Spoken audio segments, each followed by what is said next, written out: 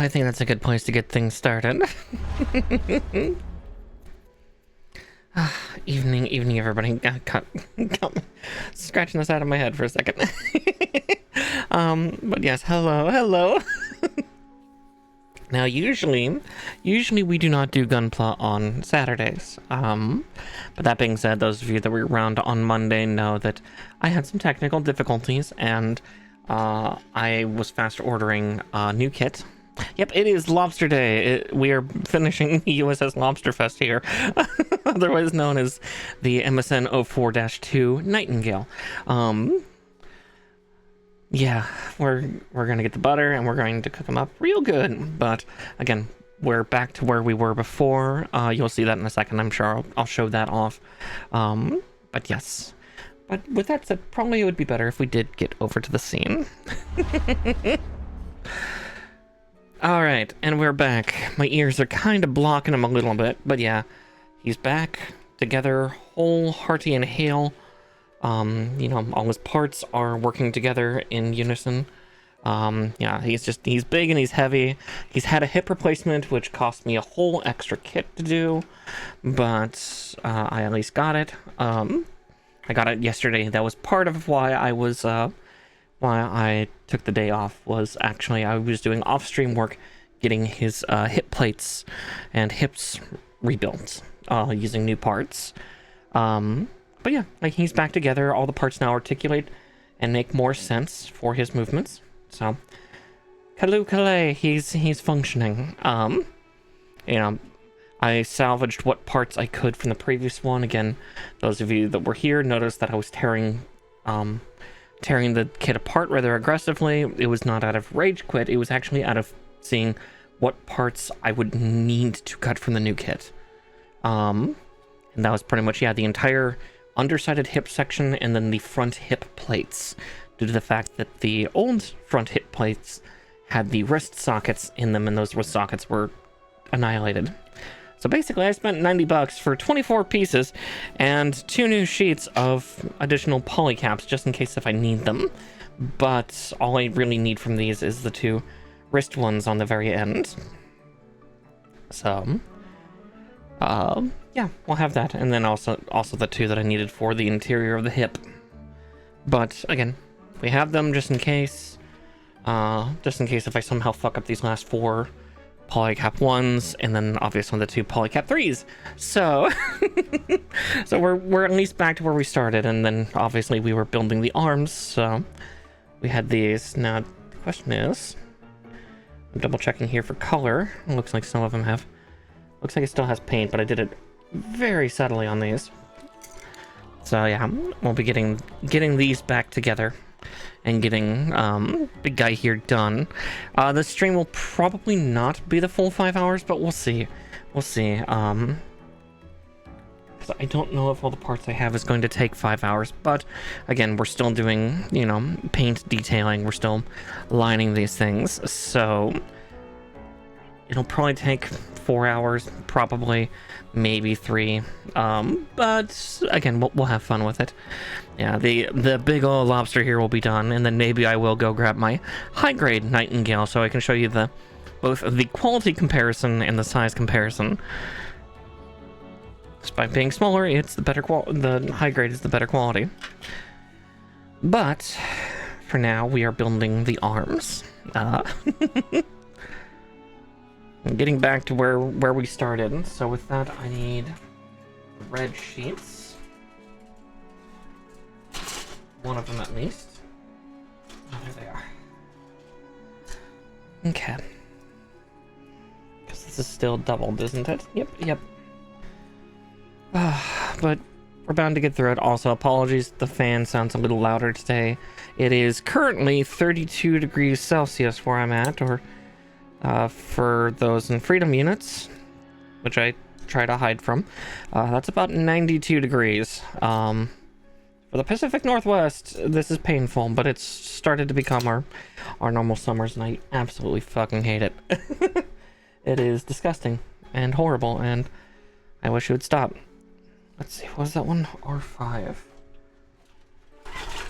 Oh, those are the last things for the R runners, isn't it?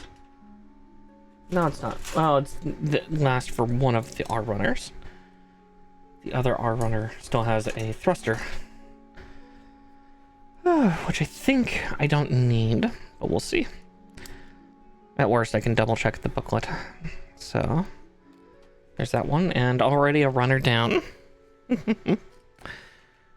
Okay, but before we get further, I am going to double check that, because that's always the question.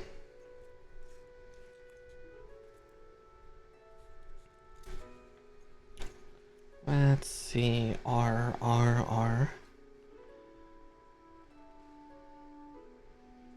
SR.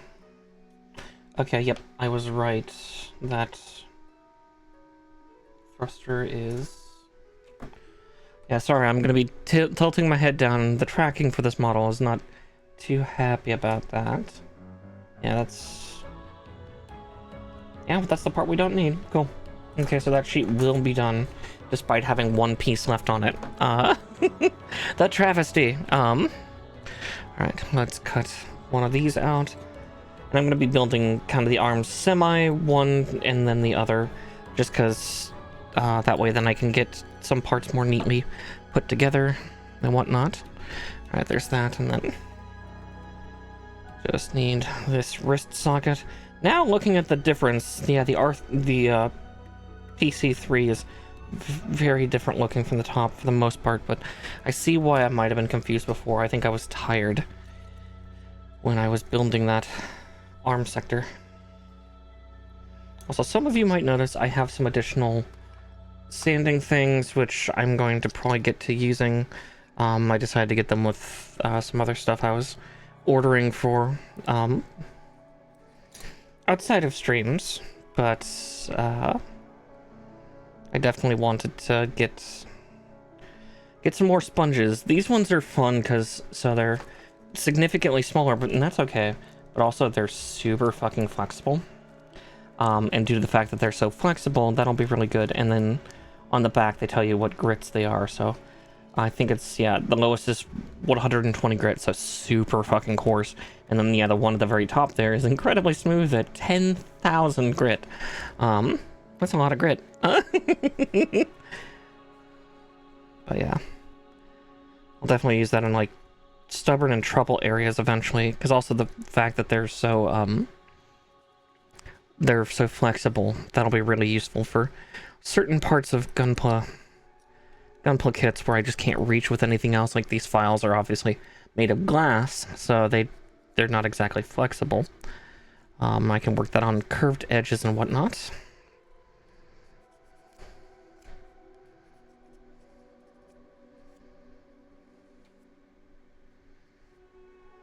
Okay.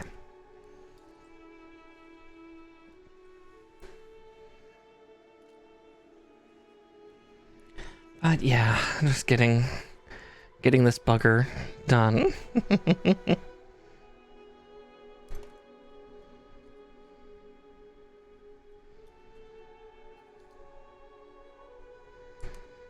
It's a shame there's not like a Gunpla or plastic model tag. I think that would be a nice bonus thing that we could have.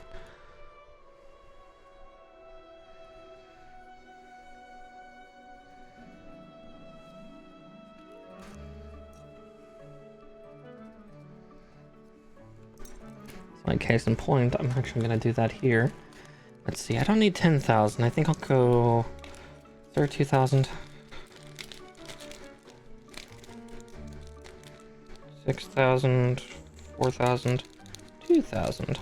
Cool.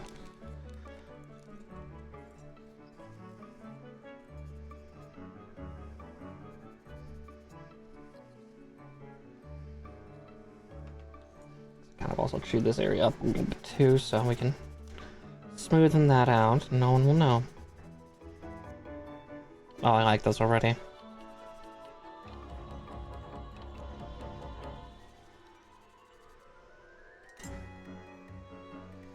That's cool. I really like those already. I mean, we already have the lobster. He's right here. That's what this dude is. At least that's what I like to call the Nightingale, because he's very lobster coated. Again, it's that Zeonic style of curved armor. And just that kind of silly style. Oh, I'm being yelled at by a cat. Sherlock, get in the cat tree. Go be cute. Instead of yelling at me.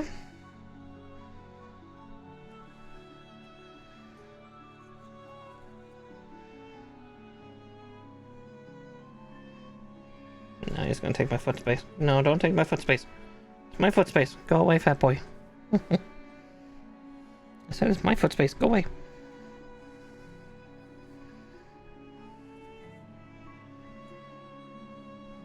I'm playing footsie against him because it's like, no, Sherlock, let me have this.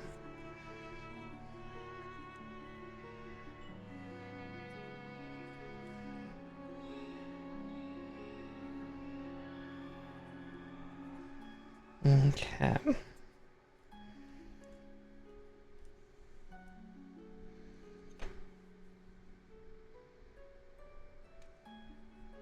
Yeah, unfortunately there are no aliens really in Gundam. But again, once you realize the sheer scope of their galactic scale, it makes sense. Which I still take it kind of funny compared to, like, because Destiny is a similar way. You think with all their tech and everything that they should, you know, that this is an intergalactic thing. No. Both Gundam and Destiny only take place in the solar system. They only take place around the sun and its planets. Going as far out as the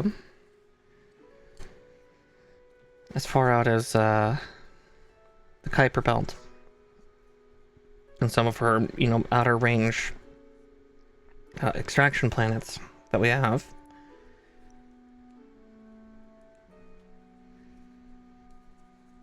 Yeah, I think the furthest that we've seen Gundams go out to in Universal Century of Gundam is Jupiter. Because that's Gundam Crossbone.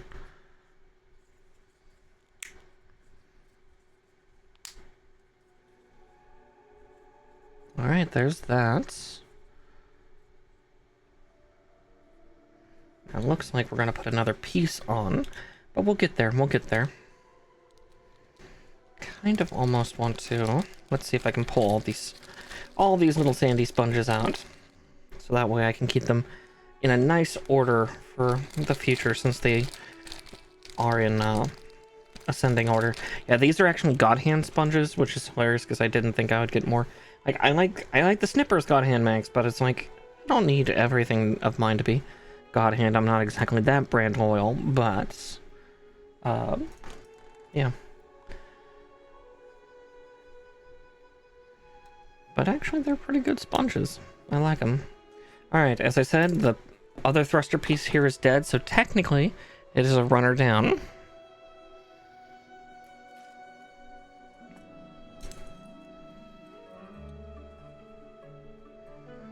Well, that one already snapped off, but still, we'll still snippy it. Well, that one snapped off too. Goodness. And 3. Alright. I can go back at least for now. God, it's been so warm. I'm sweating like a hog in heat.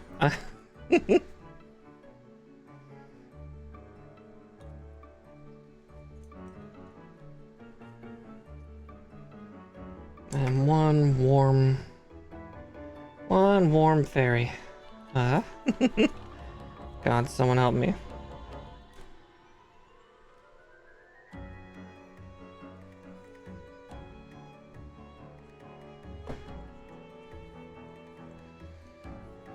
Ooh, hi, Allison.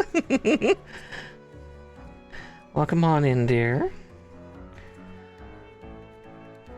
Careful, you do that too much, might make a couple noises.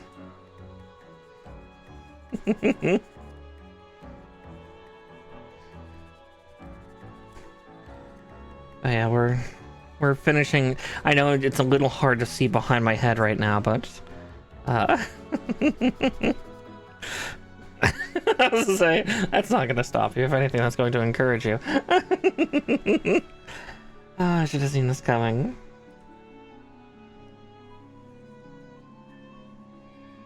You little gremlin. Oh yeah. You caught me doing a makeup stream for this poor kid. I broke his hips a couple weeks ago, but only found out on Monday. So I replaced his hips expensively, but this big old lobster boy will get done soon. I know how you are. It's how I am too. Again, that's why I have the LOBSTER tag. You know, I did forget to do something on this. Shit. And worse, if I break any parts, I have a spare kit in the other room I can go grab the runners from. There's something missing from here.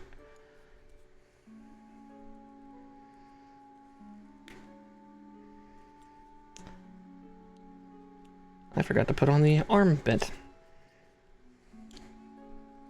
Yeah, I broke his hips. I was just going to town on him.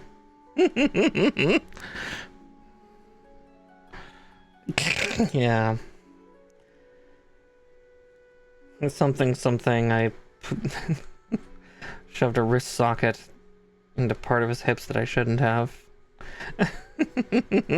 He was not prepared. There we go. Now that's that arm more appropriately together. That was a little aggressive. Yeah, it would traumatize me too. I'm there with you, like thinking practically, like same for like someone passing away while you're having that kind of fun. I would, God, my heart would break, and I'd be so scared afterwards. Yeah, I'd be worried as much as, you know, joking of snoo. I would feel so bad if I broke somebody's hips doing fun stuff.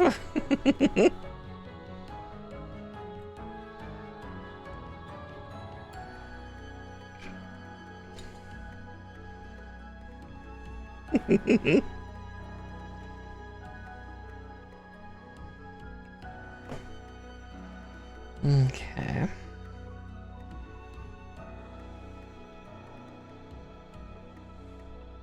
Oh, exactly, yeah, it's like their hips are broken, the bed frame's annihilated. A lot of things broke that day.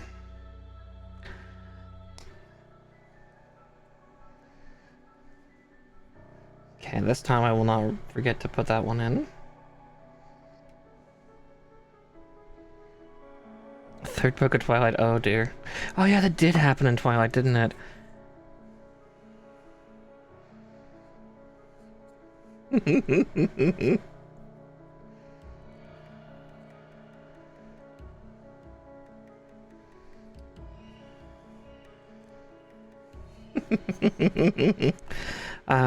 See, that would just be fun if like both people could physically endure it.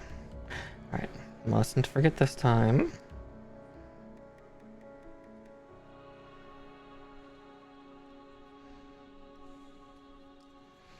More than fair, more than fair. Yeah, I'll be building away, probably talking about all sorts of nerdisms and shit, you know, talking about my robots. And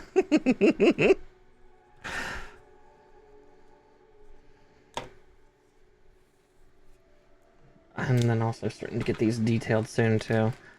Hence why I had the makeup Q-tips and the pens in the corner, but we've got to turn a page.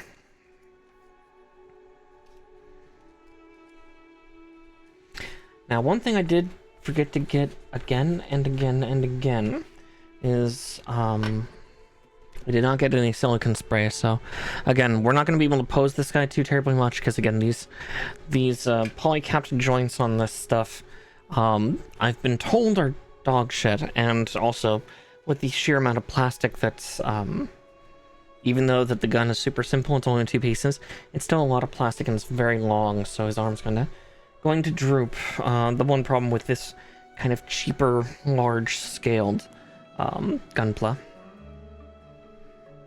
in The weirdest grade you'll ever find. But I think before we put on the plates, I'm gonna do the detail work on these two. Oh, right, then the booklet here folds out into a third.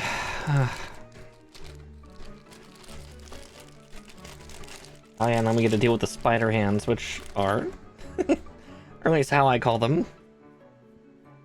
They're not actually spiders, they're just weird and unfolded and whatnot. Let's see. Luckily, it doesn't look like there's too many details on at least this sector of the arms.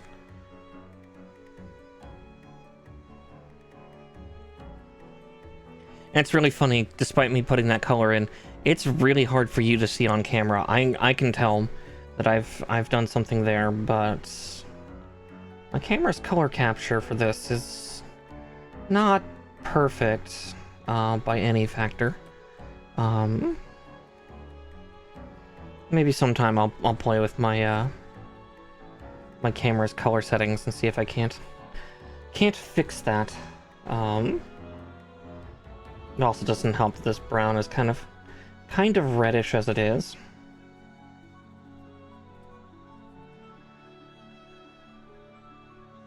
But I'll make sure when I do my completion photo later to do some stuff in my phone's camera to really allow that to shine.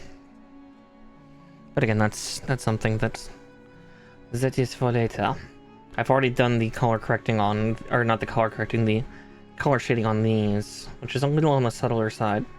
That's okay, it just needed to accentuate the kind of the space cladding that it's imitating. Especially the fact that it's doing it without, you know, plastic bags. No crinkly condoms this time. Which I'm kind of glad for, because those two previous kits that did have that, it's a big oof. Let's see. Actually.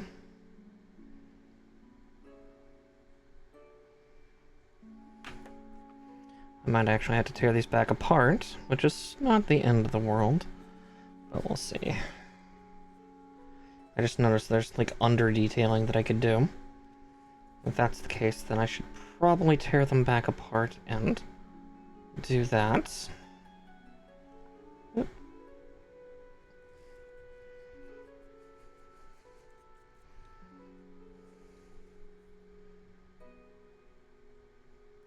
Because I've been super duper anal retentive with this entire kit, as well as its previous one. Oh wow.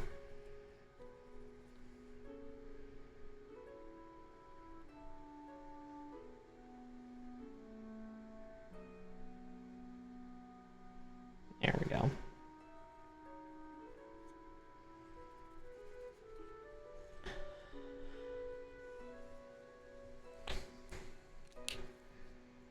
Yeah, may as well. Because, yeah, I just suddenly noticed there's like a bunch of texture on the inside there. So, we'll just gently pry from this side and this. Where's my splitter? Do it in a spot no one will be able to see from.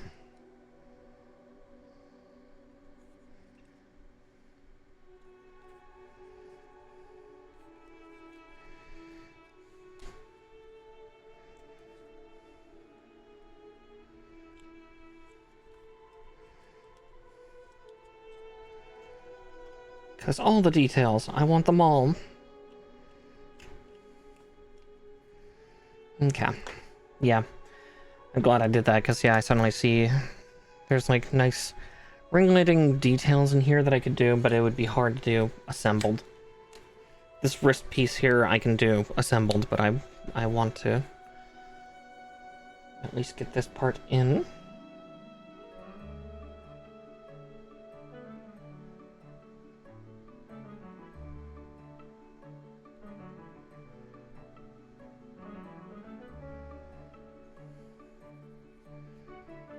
Oh yeah, that's actually making it pop. Like, again, it's a shame that it doesn't pick up on the camera, but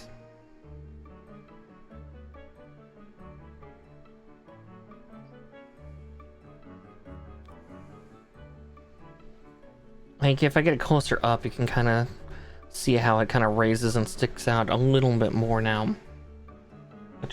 Which is the intended effect that I'm looking for, so...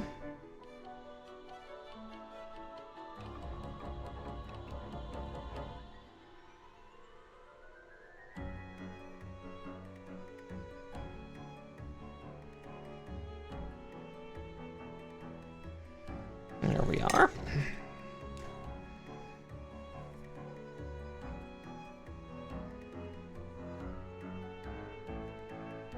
Good thing I've also got replacement pens for these lining pens. I still need to get some Tamiya liquid liner sometime, just because a lot of people swear by it, but I kind of like the process of the pen, just because,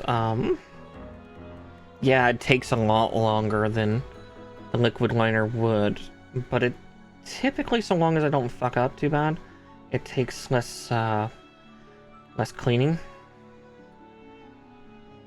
Because with Tamiya liquid liner, you have to clean afterwards. Like, it's not an if. It's... You absolutely have to. Because there is going to be at least one spot on the entirety of the thing that, has, like, a little splotch. I mustn't forget I didn't do the other side of that one, but... I just also noticed a zone here that I failed to touch.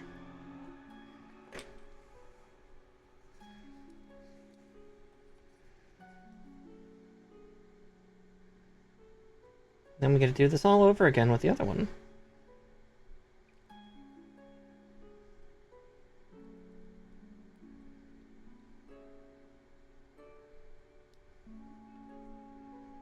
There we go. Alright, now we can put this one back together. So let's...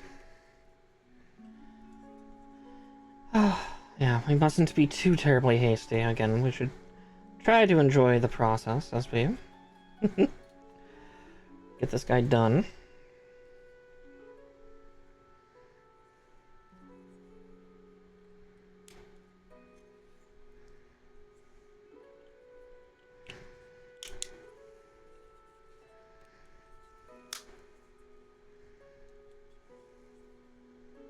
Oh yeah, that looks a lot better on my side. Hopefully you'll be able to see it later yourselves, but again, it'll be on a different camera.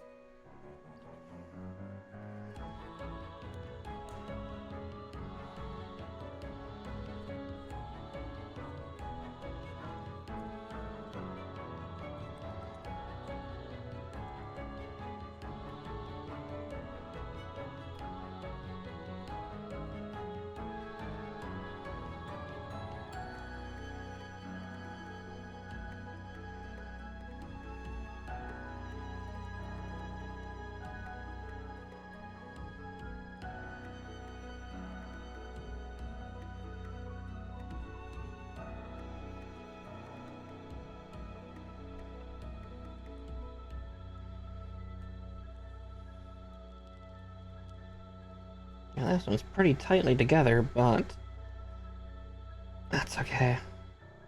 I can make it open up again. Just gotta, say certain sweet nothings. Not do it like just right on the side of the neck. Just under the ear. There we go. Alright, let's pull the two parts I need to pull out real quick.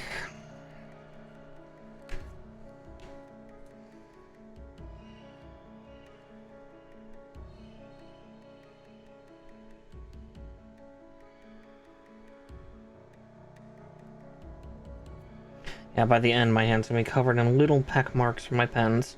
But that's okay. Like, I'm not stabbing myself super hard, thankfully. I'm just,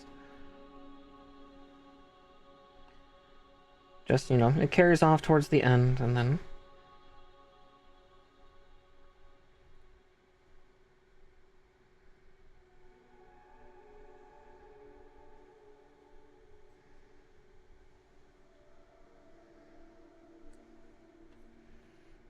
we go.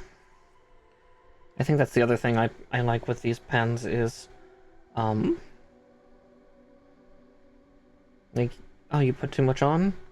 Yeah, just take a Q-tip and smudge it off. It also creates a nice little weathering look when you do so too, which is a nice bonus.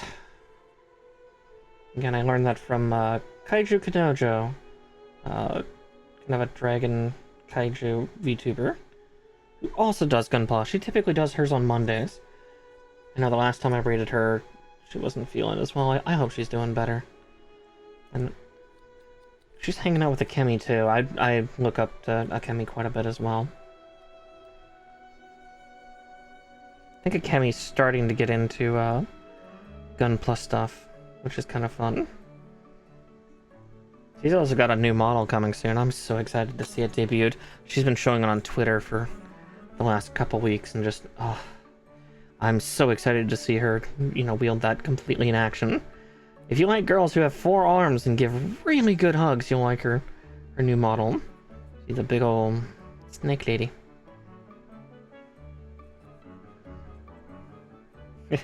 And the only people bigger than most of the bunny girls are, yeah, the snake ladies. There's quite a few of them that are actually quite tall.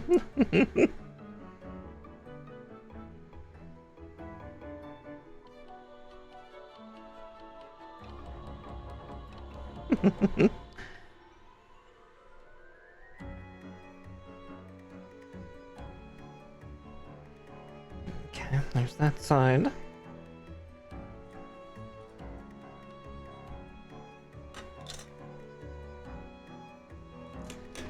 Okay, good. I nearly forgot a line on this side.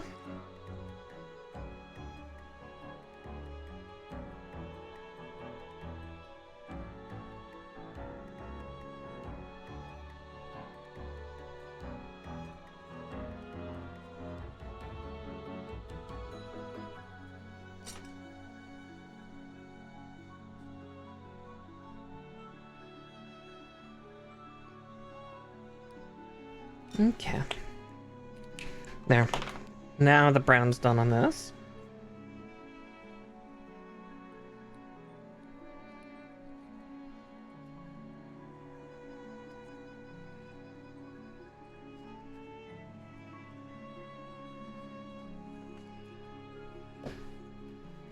And then we'll get the other parts out for the rest of this arm. Luckily the arms constructions are pretty simple on this one, but... Okay, yeah, I did put it on correctly. And that one needs to be like... that, right? Yeah. Okay, and then we get a panel line, the dark gray part, the wrist mounting. Okay, good. I'm also kind of chuffed and tickled that, despite the fact I had to pry both of them apart a couple times, I don't see pry damage, which is good. Because that is something that can happen fairly often and fairly easily.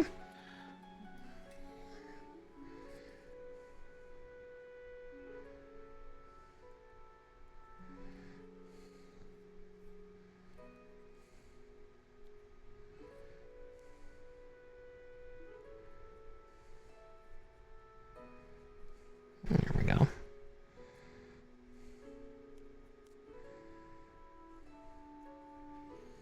There's that one done.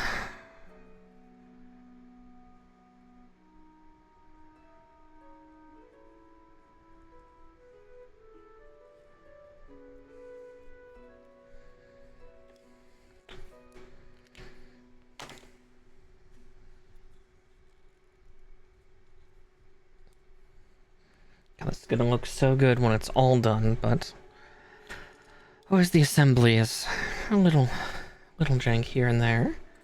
Let's see. K7s. I think I might have to panel line those first before we K6 and 8.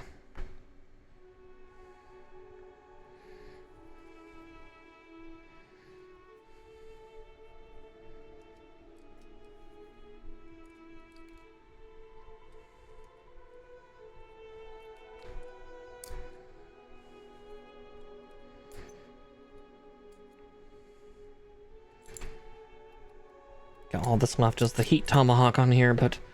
Well, actually his is not even a heat tomahawk, his is a beam tomahawk. Compared to the Zaku's that it tends to be surrounded with.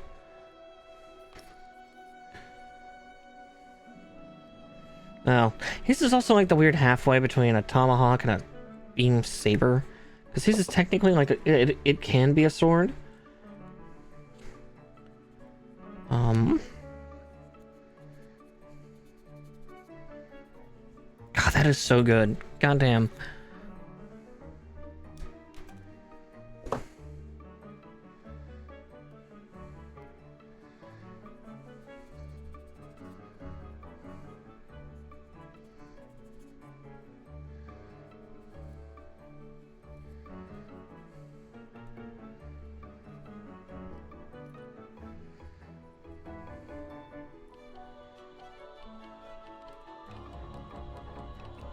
Because there's a bunch of curved edges here, so it's really fortuitous that I got that stuff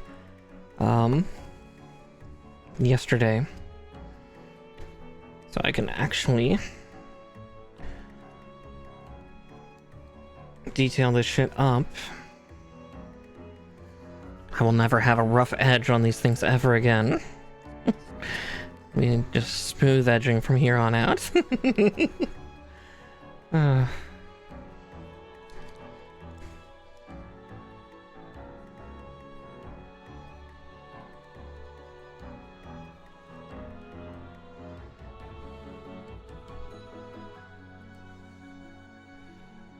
I'm gonna have to pop one of these out on one of the arms, I think, for the shields. These little tiny pieces.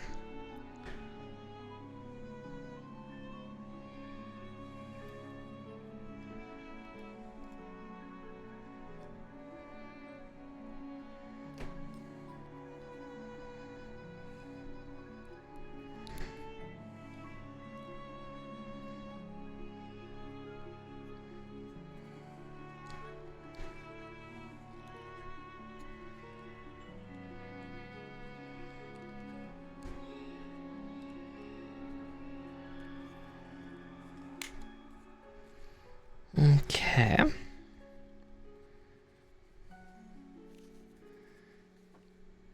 Now I'm going to keep it in that state just because I'm going to detail this part before I assemble, just because of how high up this goes. Basically, it'll be harder for me to access the detail points if I assemble. So we'll at least get the other one freed up and put together, I get, and then we'll pull out the brown marker again. You know, once more the feeling and all that.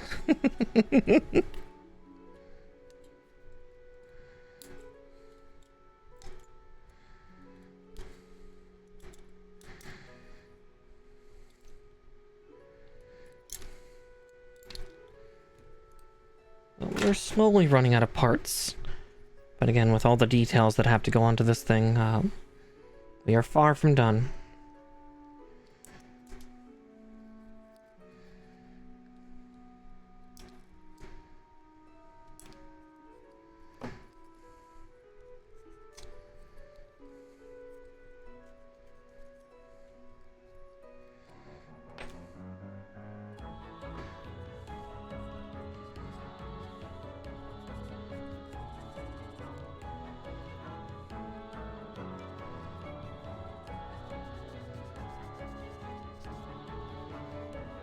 So good.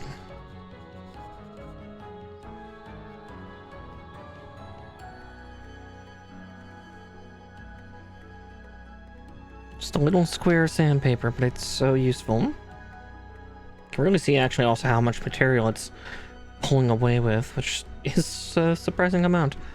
I definitely need to put that on my shopping list because I feel like I'm going to go through those pretty fast. Admittedly, they come in 3 shapes of all grit types, so it's like, it's not like I'm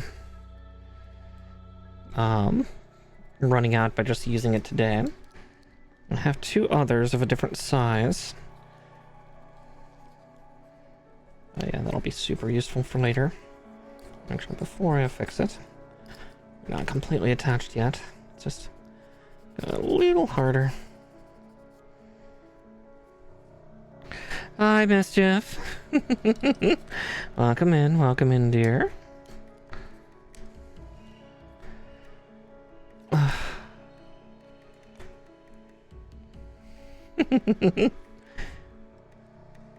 We're getting my robot ready.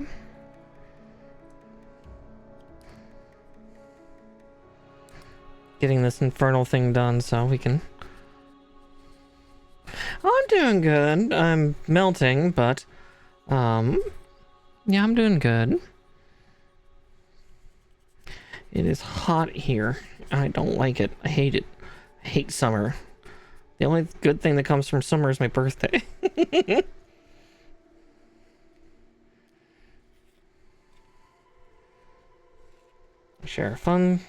I have a fun birthday that is shared with one of my favorite, I guess you could call him a celebrity, but yeah, aside from that, ugh, I hate this time of year. It's too damn hot.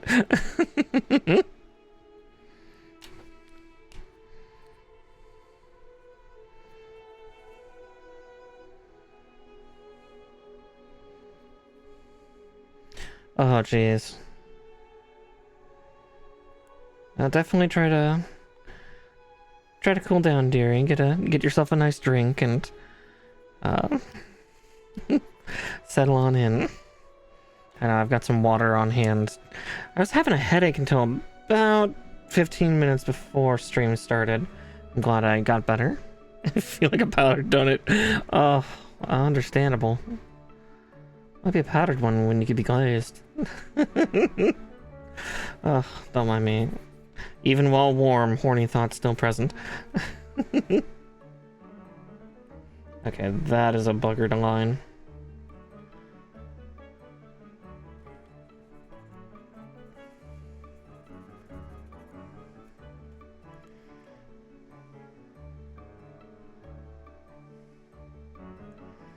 Oh, yeah, I'm gonna have to clean that up pretty extensively.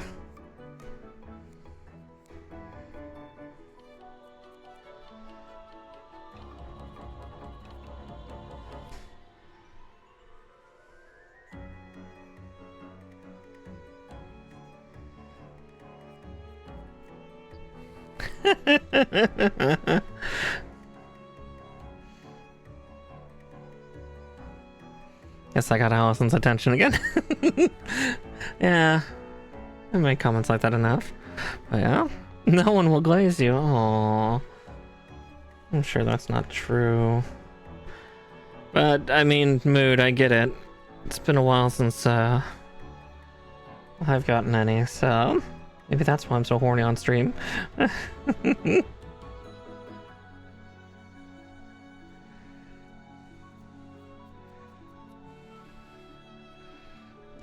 Yes, they do. This side will be super easy, because it's literally just...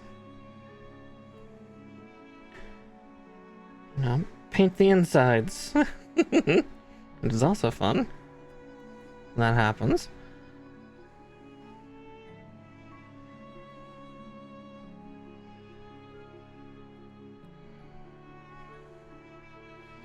Okay, there's that one done.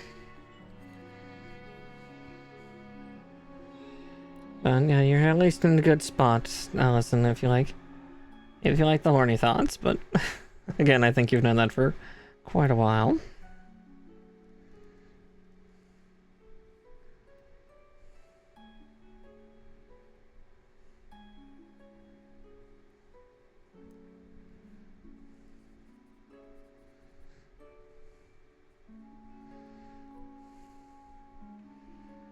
Okay, then when this is done, I'll just have the hands. I don't have to do any of the detailing on the hands, thankfully. That would be too much work, but you'll see that in a second when I do break them out to take a look. Yeah, horny brings more horny. Exactly. The horny, they are my people.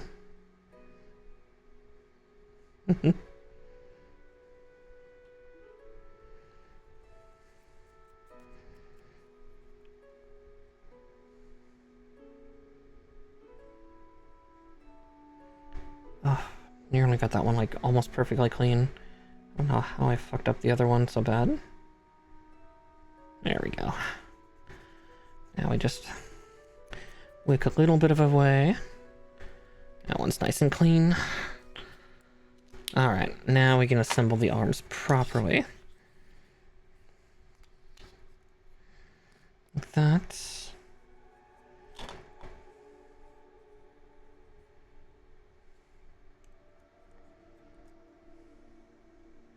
Just seeing how exactly this part fits in.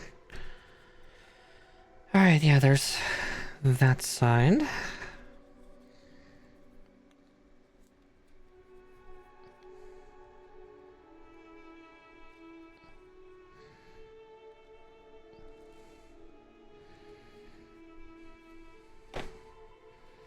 Okay. Oh, but I've not done the detailing on the lower parts of the arm here. Okay. We're not quite done with the arms yet. Because, let's see, there's just a little hatch thingy, like, right here. On this side.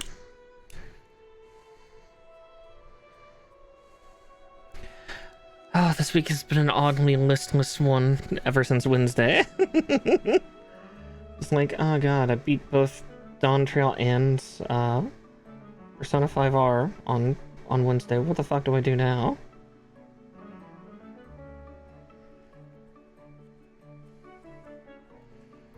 So many emotions had in like a 12-hour, 13-hour window. Just, ugh. My feelings.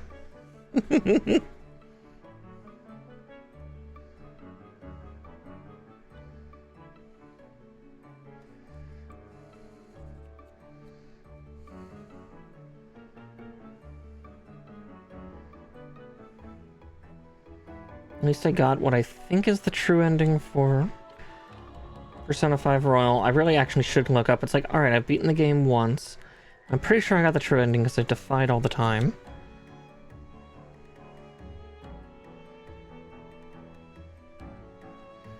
Didn't give in to the Grail, didn't give in to Maruki.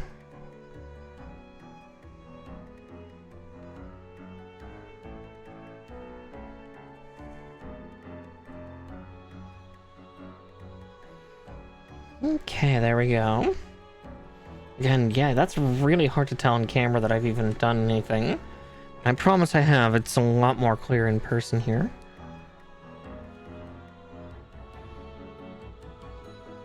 Just had to get close and see.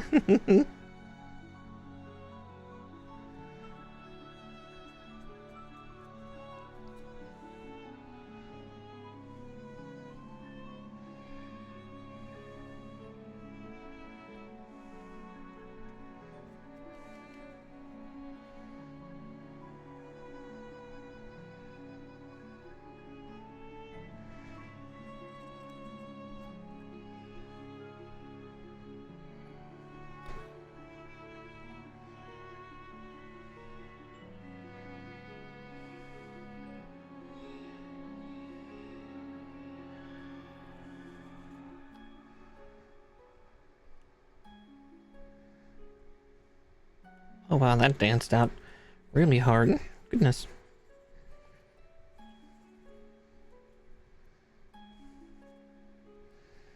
There we go, though. Alright, now we get to play with spider hands. Spider hands. But first, I'm gonna chop out the 2 pieces I will need. Yeah, there's like 2 untouched sheets still in the... Actually, there's 3, 4, 5 untouched sheets in the entirety of this still. As I said, we've got a long way to go before we're truly done, because, you know, after the arms is the wings, and then the funnels. Got another runner down.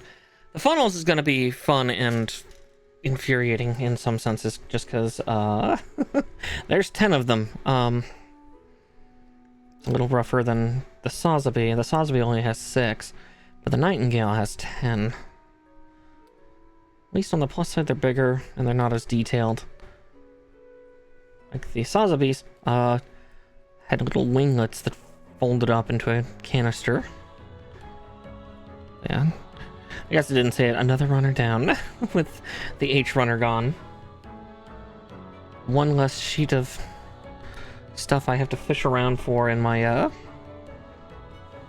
little bin of tricks over here.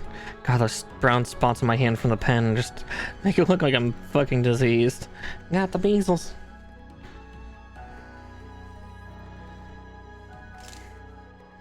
You gave the fairy measles. But with that, why are they sticky? Oh, they're not sticky. Tricky, maybe.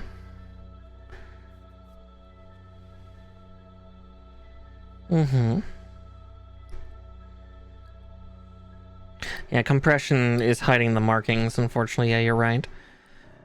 Even on my side, the uncompressed window that I'm looking at just is hiding it a little bit. Here, I will see, which one did I cut out first? I cut out one. Yeah, I'll bring one of these parts further up. But yeah, it doesn't help that the brown is actually kind of a reddish color. Let's see.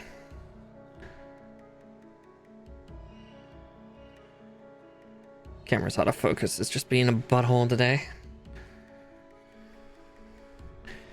Yeah, that too.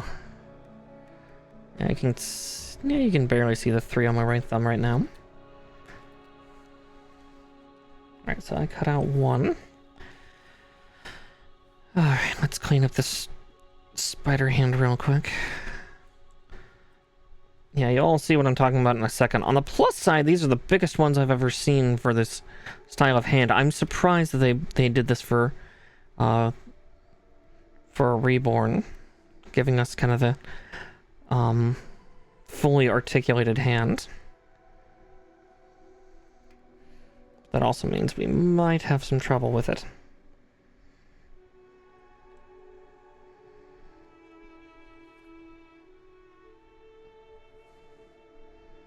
But we'll see about that.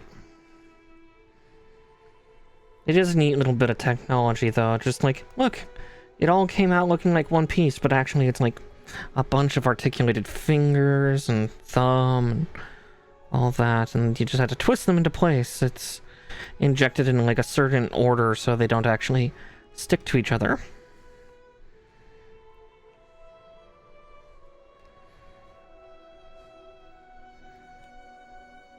For a video game, I'd say fully articulated fingers with bones, but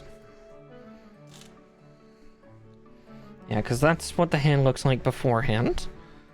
Pardon the pun. Because yeah, even the instructions here show you what you need to do is first bring those two together. Like down like that. Let's see, what's the interior of the hand? Should probably be this, because that's where the little tab's going to go, the lock-in tab. Which means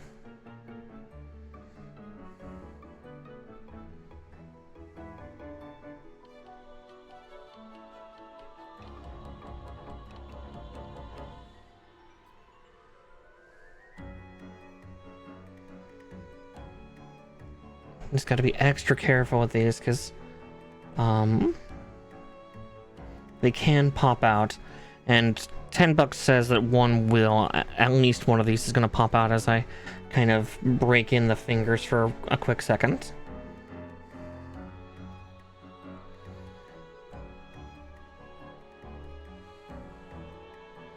Again, it's fixable.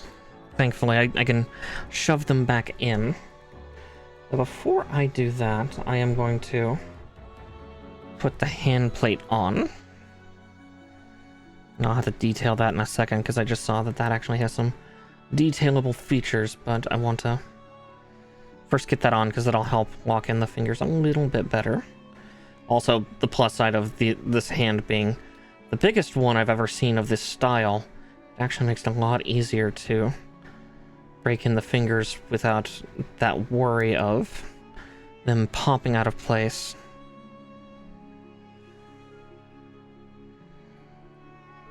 There we go. Yeah. That's about as far as I'm going to push them for now, just because I do like that finger actually did not get its second digit broken in. There we go. There we go. Because I kind of want to keep them kind of open like this, because once I put the gun in, then I can wrap the fingers around and like put the finger in the trigger selection. Same with the thumb. So, and since that's the right hand, and most of these mobile suits wield their gun with their right hand, we'll do that. Come on, Bandai, don't be cowards. Of course, I would say the same to Nintendo. Give me back my left-handed warrior. Come on. I at least have Samus. Nah, her cannon's on her right arm, but her articulation hand is then her left.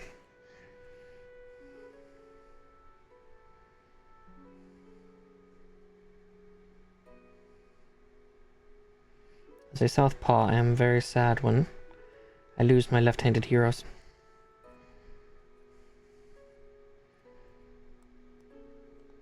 Still excited to see how that'll be in my 2.0 model. Really hope that that's going well. Okay, yeah, there's that one. Alright, and then the other.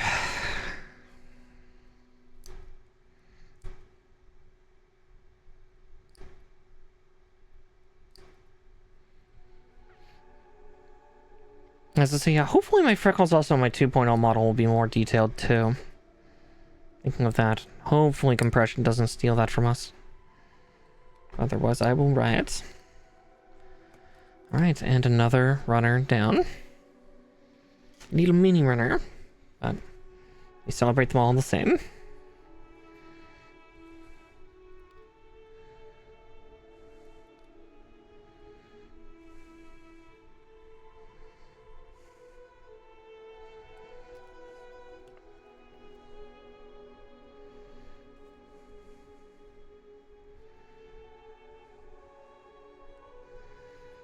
And just gonna get in and get aggressive for a quick second.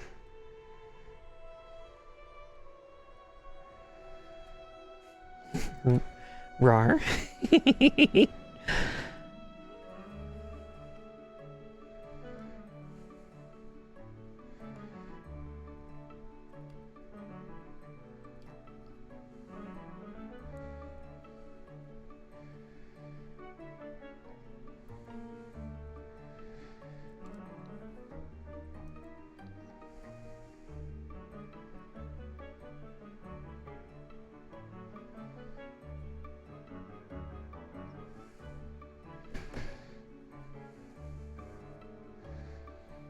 Hi, Talon. Welcome in, dear. Come to see this monstrosity get together. See the upgraded version of your, well, I won't exactly say upgraded, but the other style of the mobile suit you built.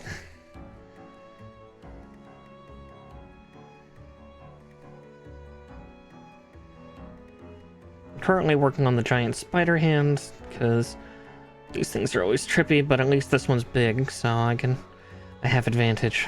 I'm good with big things. Or so I tell myself.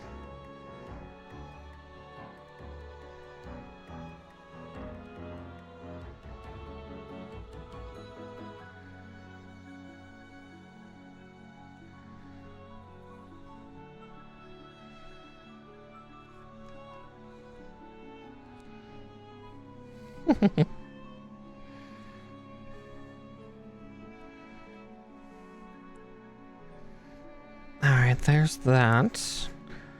Now it's time to break in the digits. Which has thankfully been a painless process for the most part.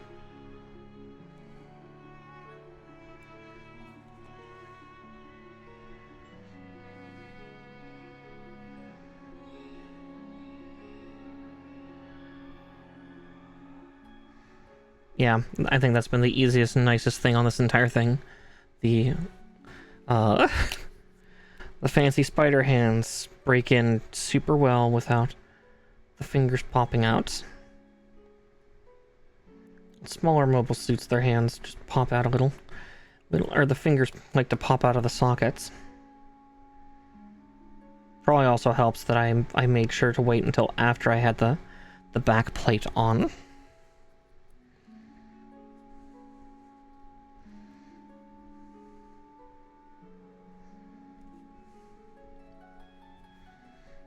Okay.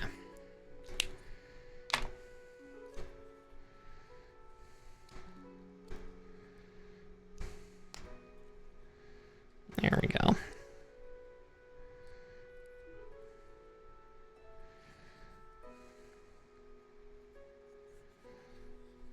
Then from here... Alright, now the booklet's going to do the dumb thing.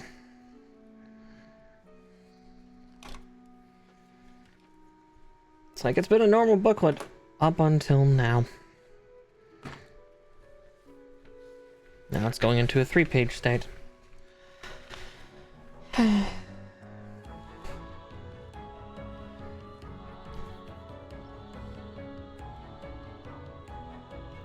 Yep, next up is going to be the thrusters, or the wings of this monstrosity. But first, let's get the big old robot with his fancy hip replacement in. Sorry, my model's going to wig out a little bit as I shove these arms in. Because I have to tilt my head down to see exactly where that goes in. Mine feel pretty stiff. Maybe Mechagoikotsu had some issues with his. I don't know. Alright. But yeah, there's his arms done. Ugh, big old thing. But he's far from done. The next part that also adds to his square meterage is his wings. Because this is one of them. This is one of the winglets. There are 2 of these. God's preserve me. But we'll be back to that one shortly.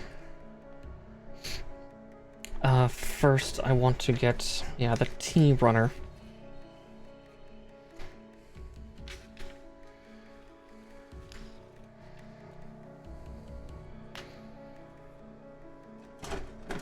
I believe are these 2.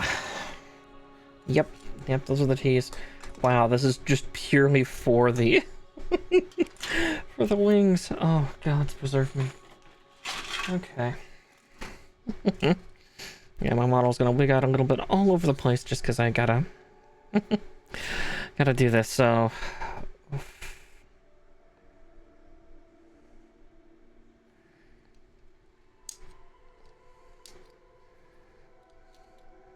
I'll probably also panel line this one as we go. Like, we can get this one thruster in for both of them, and then I should cut that out while I was there too. T1.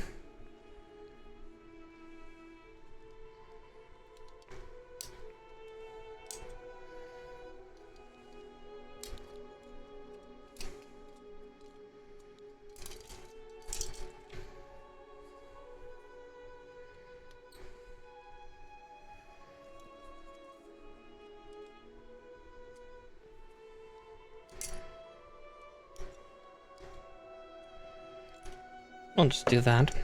Since they're both T1s, I may as well just do that. Okay. Oof.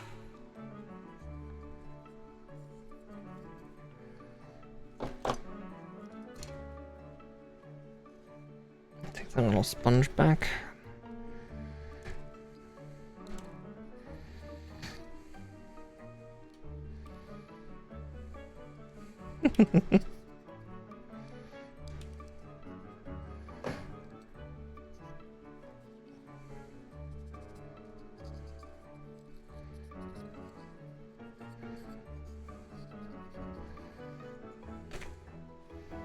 There's one.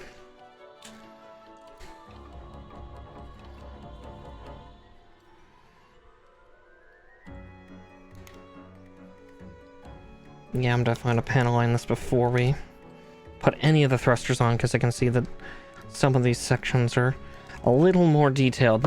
Not that you'll probably see them in the end result, just because this is under the giant mantle that is the wing.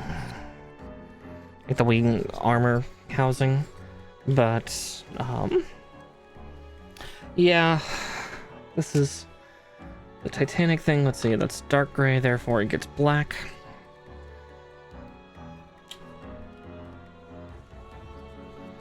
Because, like, the black will show up a lot better than the brown does. Because, yeah, compression hates us. Likes to steal things from us.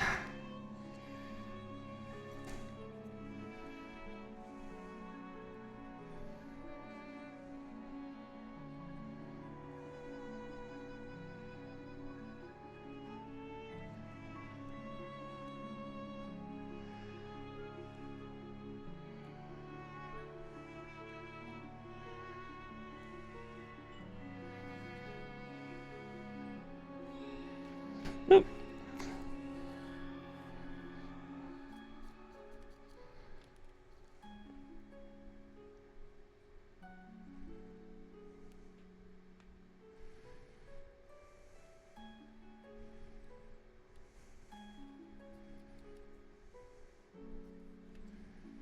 Now 1 down, 4 to go on this one.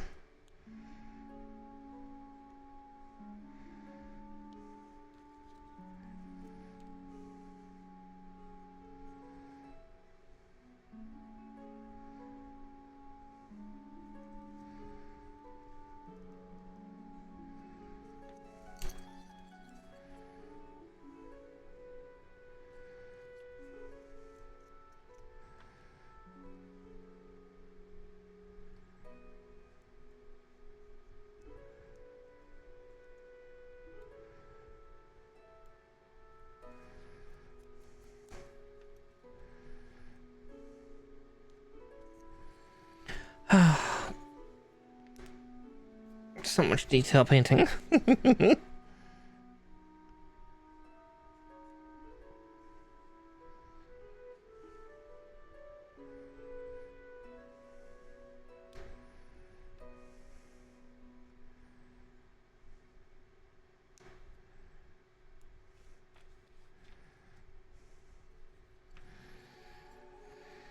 I still have another one to do on the other side.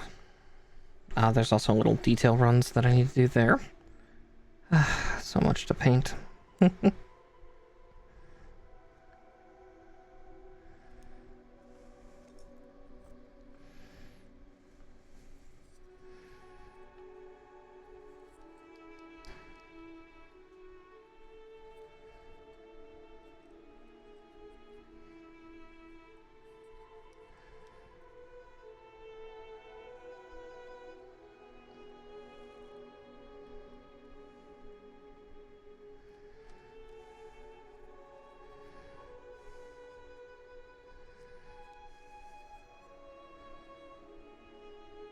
Oh, jeez. There's a lot more details in this than I thought there were. Shit.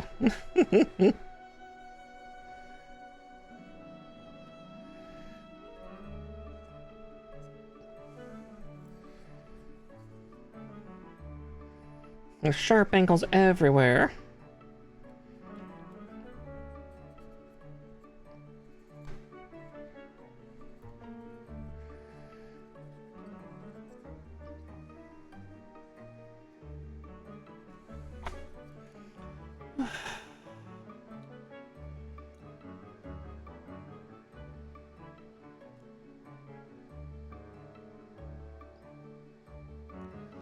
There it is.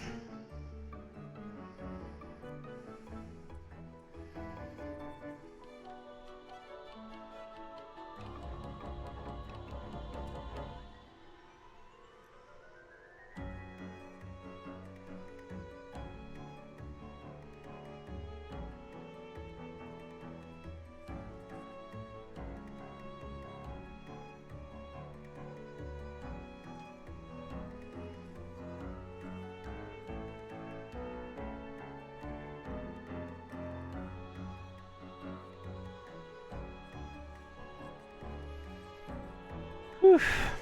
Okay.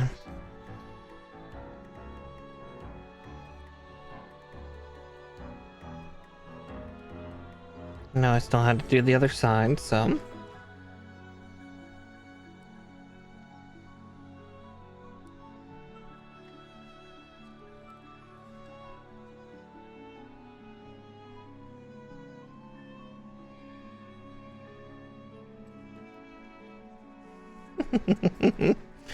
Alright, if you want to get into Gunpla, careful about thinking you want to panel line things.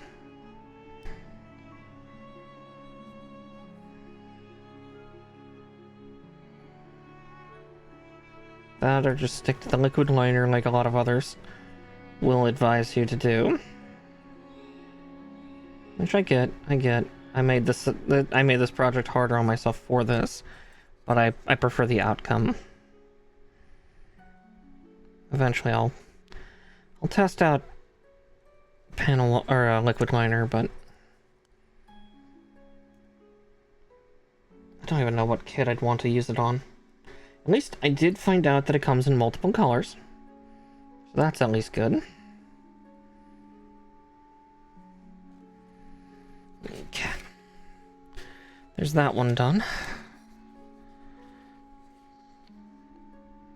I think I have the 3 that I want wishlisted. I just need to get them.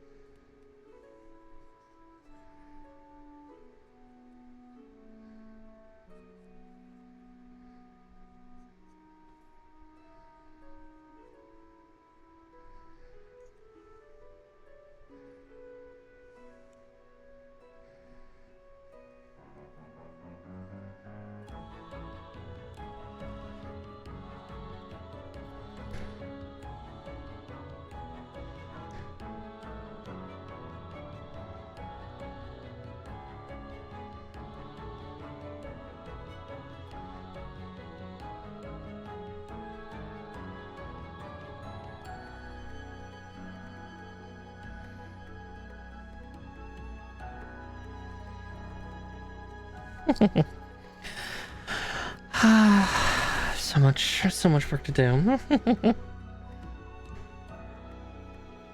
It'll all be worth it. So if anybody ever picks this model up when they're like wanting to check all the details I put in, I might just cut them. Lovingly, of course, but don't touch the Nightingale. He's a fragile baby.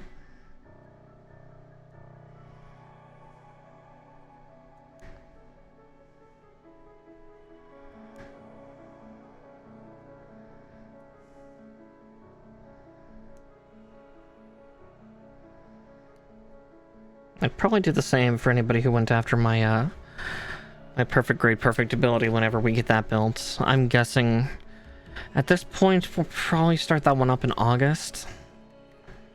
Just due to my timetable slowing down due to the detail work slowing down that schedule. But at the same time, I don't mind the slowdown. Means I'm taking more care into my kits, which I think is a nice thing.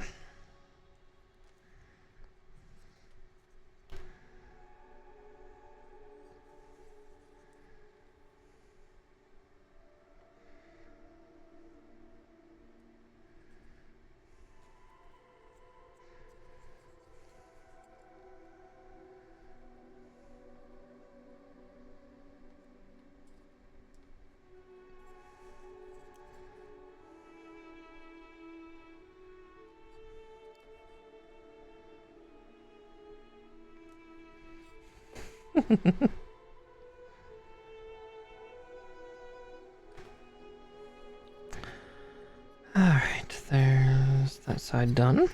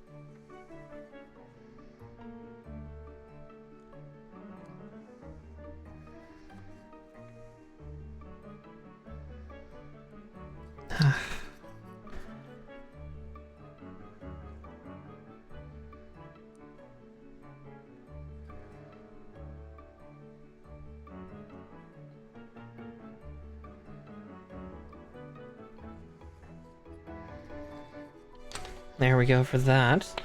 But I do see... Oh, God. Do all the thrusters... Oh, they do. Oh. Alright, this is going to be the part that's going to be the most agitating, because... Yeah, how many fucking things are on here?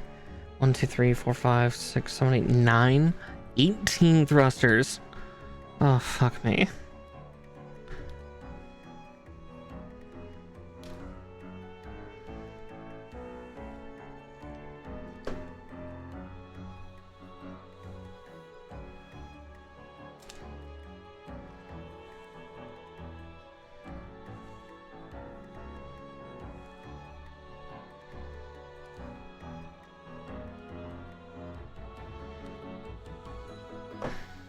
They're not all the same type, but it's just like, what, it's 5 of one type and 4 of another.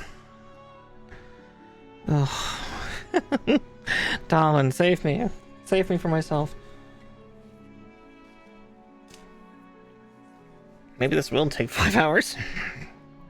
Next hour is just going to be spent detailing fucking thrusters.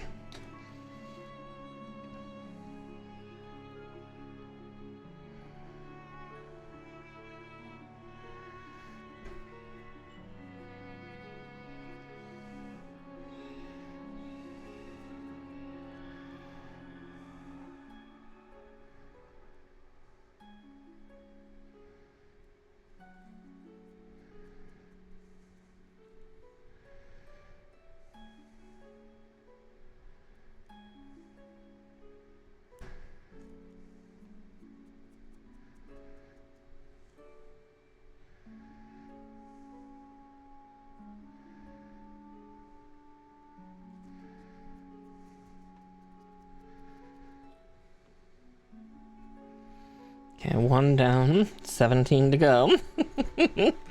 Oh, fuck.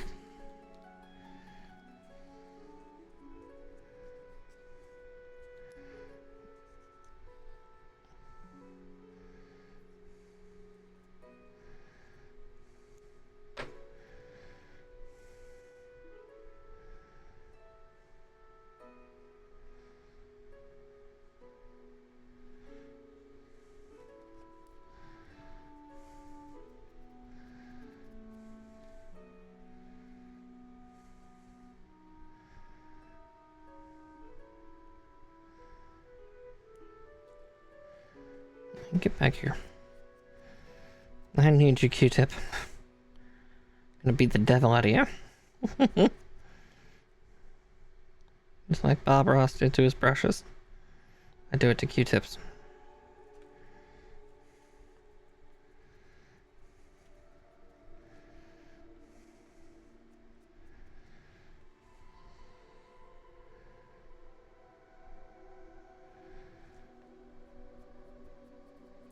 Okay. There's that. Most likely I'll do all the brown interior stuff at the end, just to save myself a little bit of sanity. A little bit.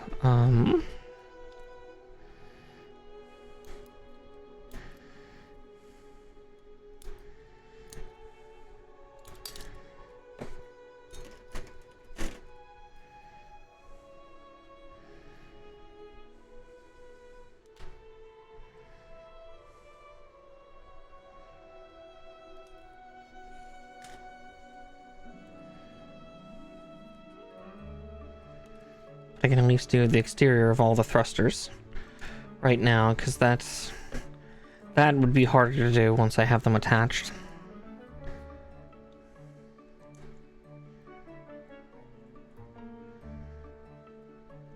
I think maybe for my sanity I might get all the yellow and thruster interiors put on first for the next ones, because then once I'm done painting them I can just snap them in.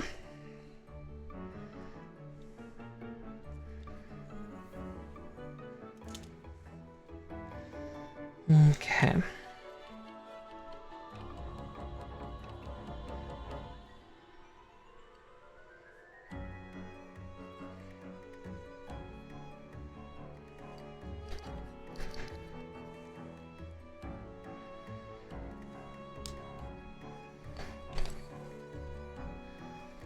Okay.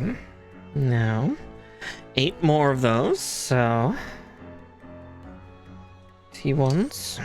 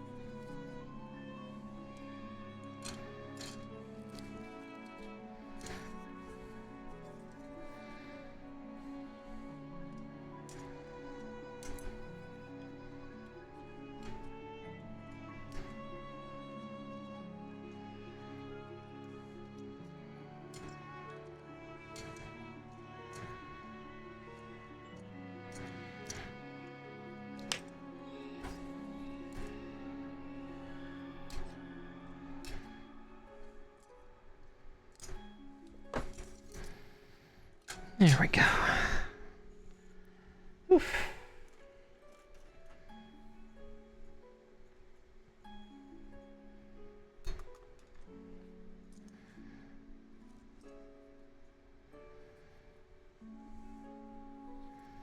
And B1s.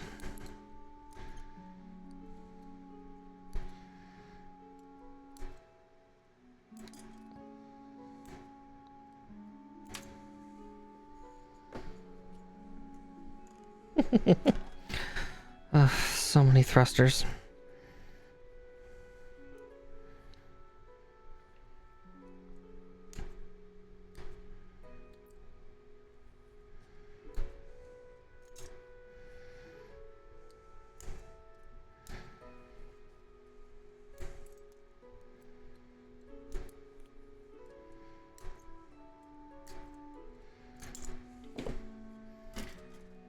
Ay, caramba. Oh. Yep, this is the madness. This is the true madness, because yep, I gotta panel line every last one of these.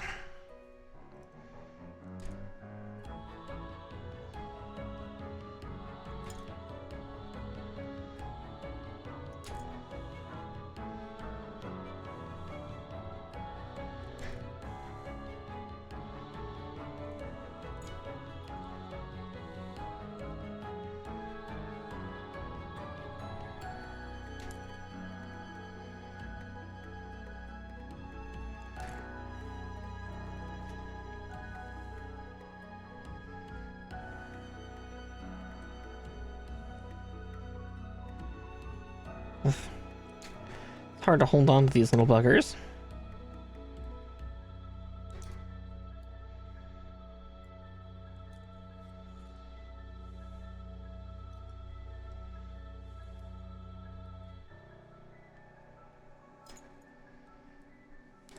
Ah. Obviously, I'll have to touch up each of these too, because some of them have little rough bits.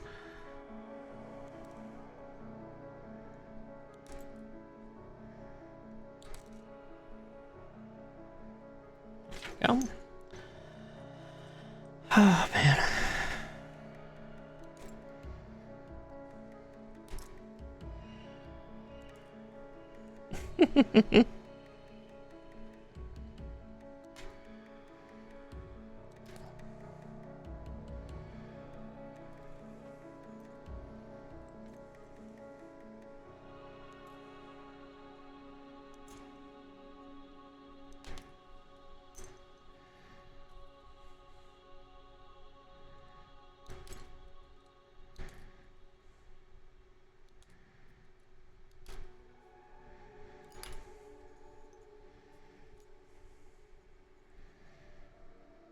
I'll at least primarily free them from all their runners first, and then... or all their nubs, and then we'll move on to installing them. Well, sanding them, installing them, all that shit. Sanding, installing, painting, detailing. It's a maddening thing, this. Why do I have to like Char Aznable's units? Why? He's got so many thrusters fucking everywhere.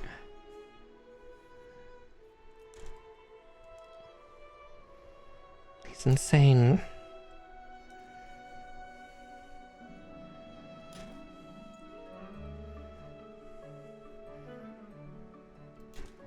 My man thinks he's Sonic or something. Gotta go fast or something like that. Ugh.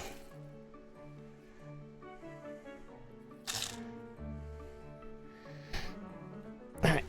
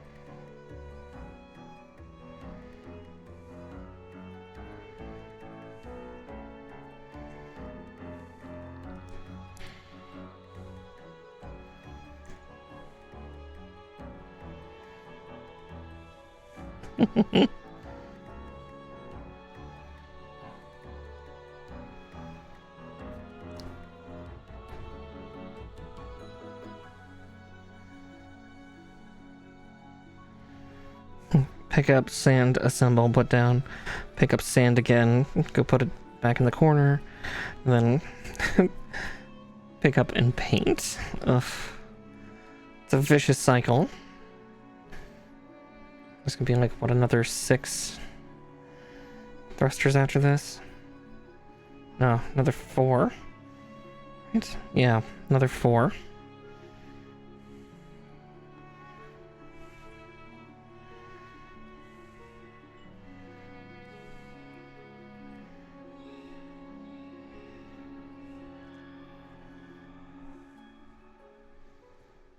But it'll all look good by the end. That is the mantra. We will go as late as we need to get this guy done tonight. That is something of a threat and a promise. Just because that way then we can have Monday open and free for a certain fun activity that a certain blue dragon who's lurking in chat right now wants to do. Oh, you're heading to bed? Oh wow, okay. Nah, sounds like you had a bit of a day, or was that mischief? Maybe both of you. Rest well, Clover. Okay, before I start painting though, I gotta file these ones. I'm unshrimping, I promise. I just can feel myself slowly hunching over as I do highly repetitive task. Because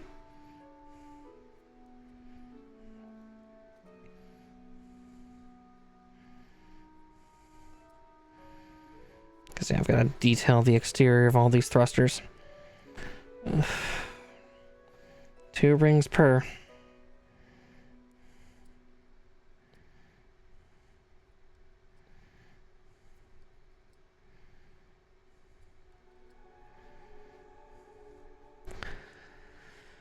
But I can't skimp on this quality. We'll also see how much I panel line for the next kit after Mondays. I might still panel line when I'm plotting to build Monday. It's going to be a little bit of a detour from what I had originally scheduled. But again, that's going to happen sometimes. Especially when friend wants to build. I just happen to have also a matching kit to go with hers, so.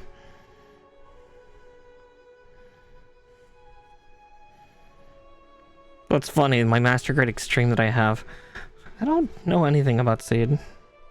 I know that, like, really the most I know about Seed is that a new movie came out, and with that, a bunch of new models. I saw those when I was at the convention, but yeah, that's about as far as my knowledge goes for them. Alright, now for the long, laborious process of getting each of these lined. Oh wow.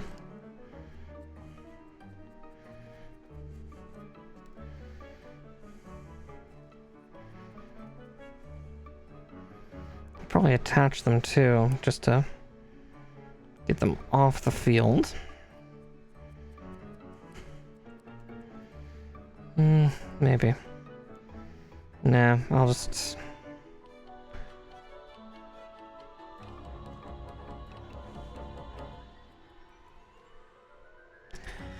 get them like this, and then I'll take a drink of water after I finish this one, though. I'm getting thirsty.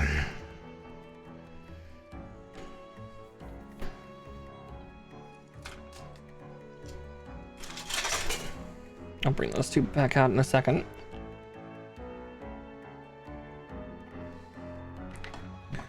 I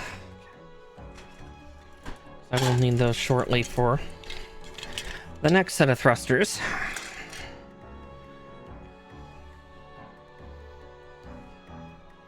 You know, another 6, and then there will be 3 big ones.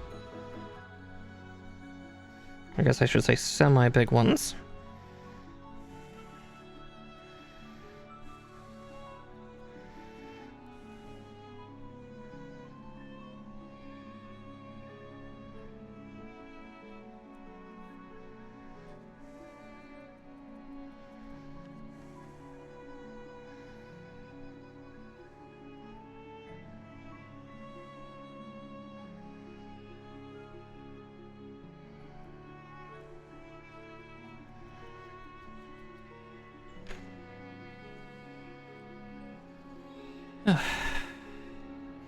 Two down, 6 to go.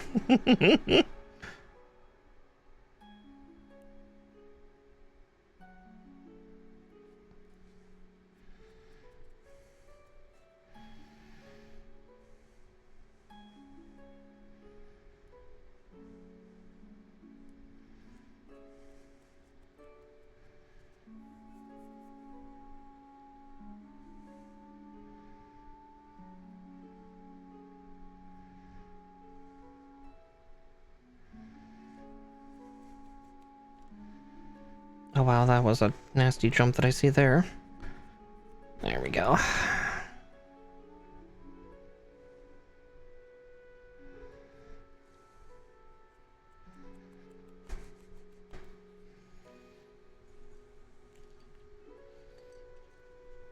Welcome to the Sisyphean effort of just detail painting everything.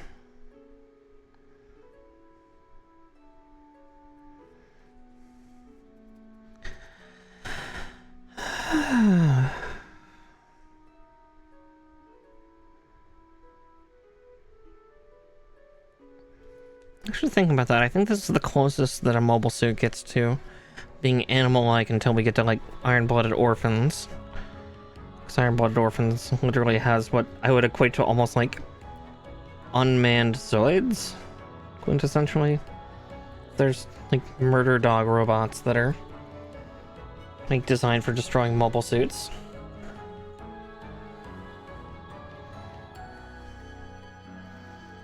I need a new pen.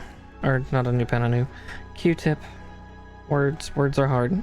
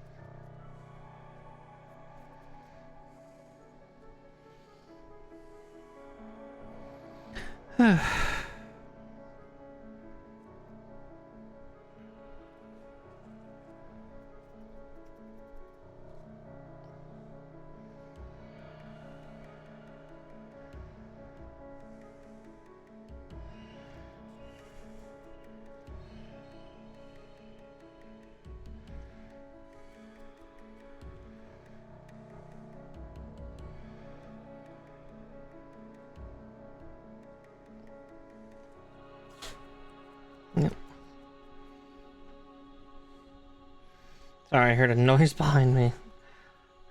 I kicked Sherlock out of the position at my feet.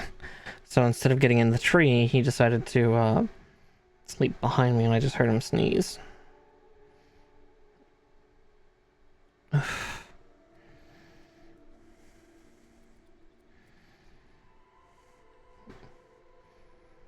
it'll be a good moment once I can get all these thrusters completed.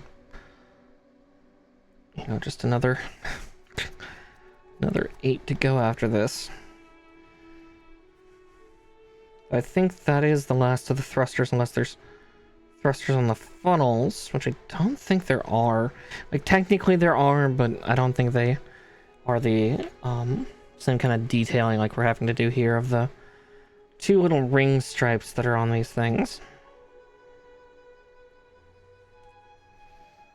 Yeah. Now I feel that right now, Mischief. Ugh. It's so warm. I would want to sleep, but I know I wouldn't be able to sleep because it's just too damn hot. Like, I would try to take a nap earlier because I was starting to feel that fatigue, but I only lasted for about like 40 minutes before it just too damn hot. I just need to be like fall already. Just give me glorious autumn. Sorry, Titania, I'm not of your court because to hell's with summer.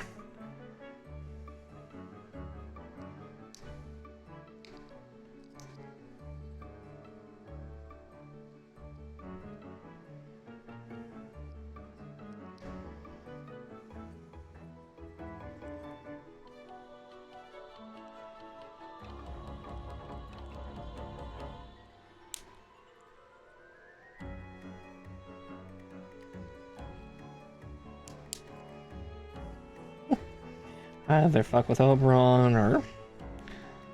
Not sure how the Gloaming Court is. Probably better just to be my own.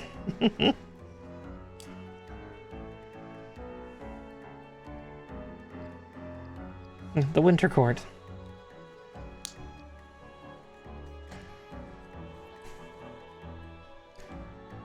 Nah, I really need to look up the Fey Courts again, because I know of like...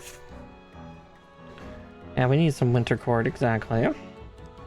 See, if I did that, then I'd be too much like Aurora, or Aurora, from League, because she is from the Freljord, which is a frozen scape. But yeah, we'll see. Alright, now we do another 4, so I need the T4s.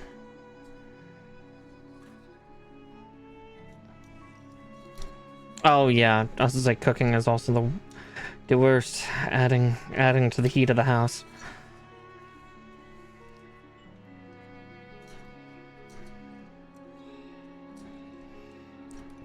Yeah, I've been having a lot of meat lately, so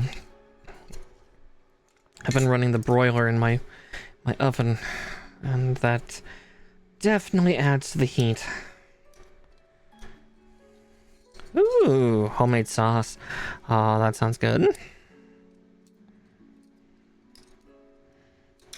I don't even make my sauces from scratch. That's impressive. Let's see. Oh wow, yeah. Actually, there's a lot of detailing I still need to do on all these. Shit. But I'm gonna do that after I get them assembled on, because that'll make it significantly easier. Double checking. Yeah, these have 2 rings on them too. Fuck. Okay.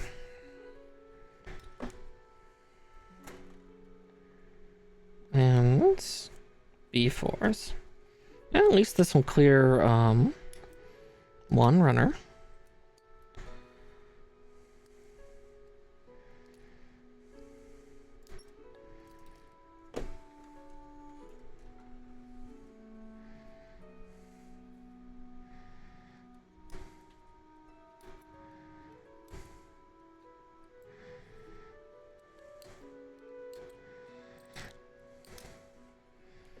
And to run her down. I think one of these is not used, because obviously if the other thruster housing wasn't used, then neither was this one.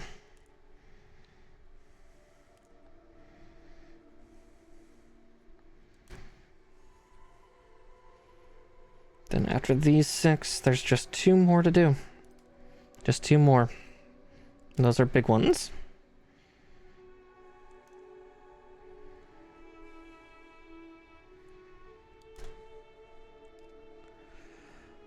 Yeah, definitely bowing my head a little low for the tracking right now. Sometime I really need to like calibrate and see what I need to do to make that really work. At worst, that camera might have to come down further. I then just have to be careful about blocking my model, which is hard on play days like this.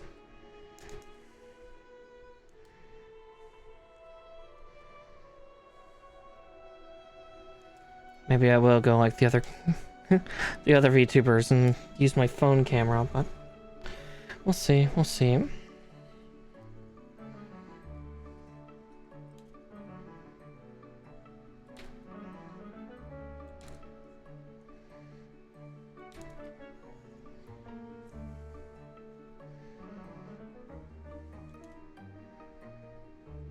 Which then would probably mean that I would take my Elgato face cam and that would become the new cat cam. But we'll see. It's a lot of ifs. It's a lot of ifs.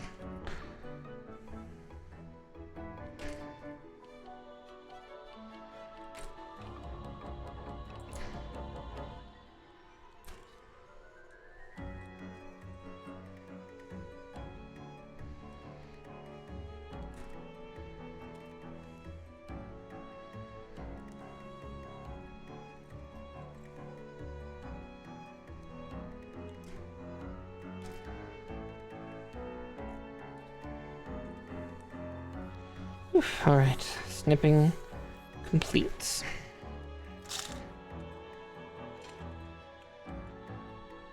Now it is filing and assembly, and filing and painting.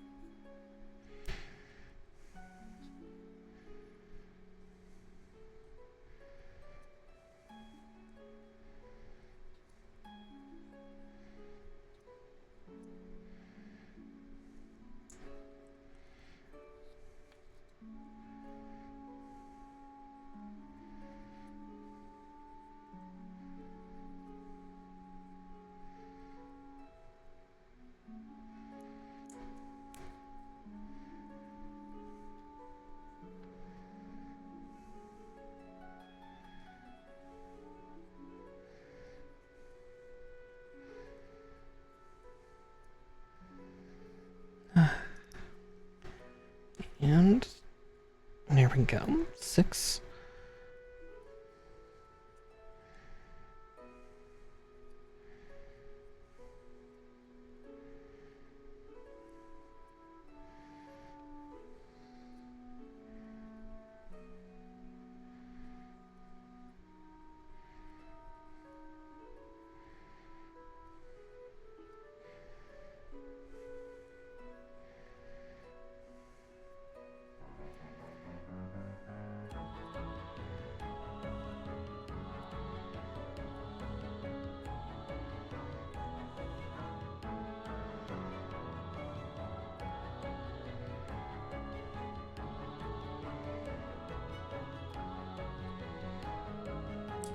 Nope.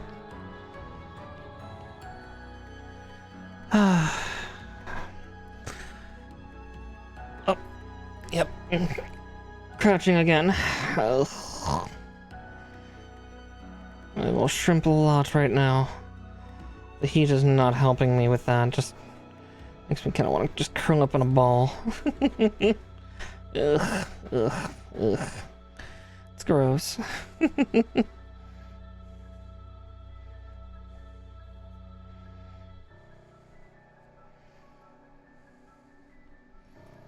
Okay.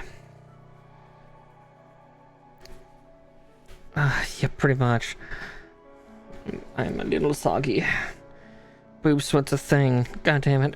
I think that's the most intense part right now, is just the boob sweat is really going.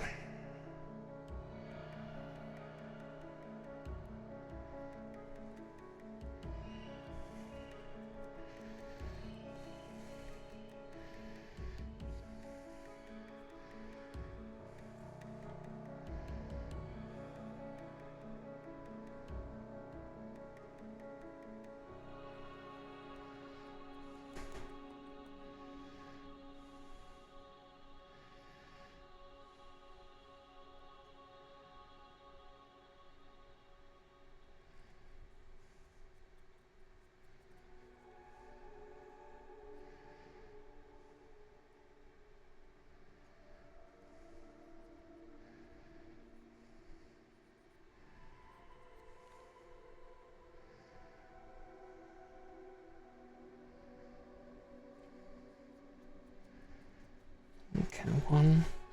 These ones are a little harder. Their middle line ridges aren't super deep, so the pen's not gliding on it like the previous ones. But I can see them. So the diffusion method here actually is very helpful because it helps kind of break up that kind of stuff.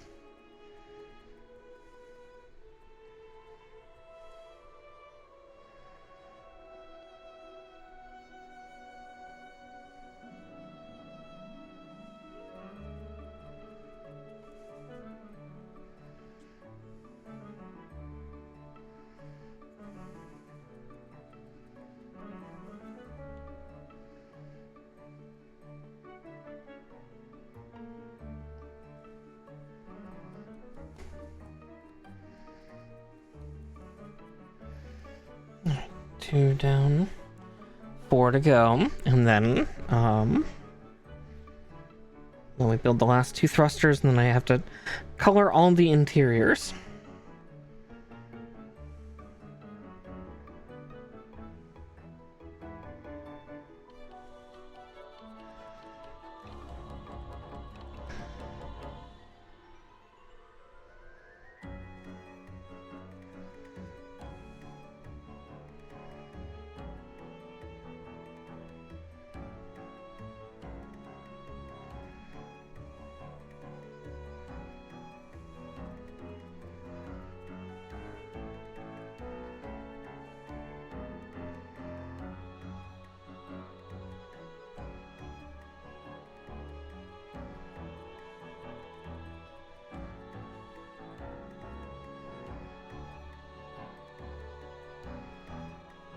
Yeah, the pen is just not staying on the...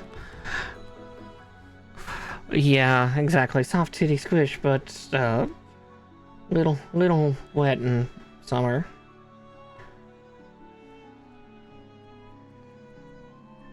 Ugh.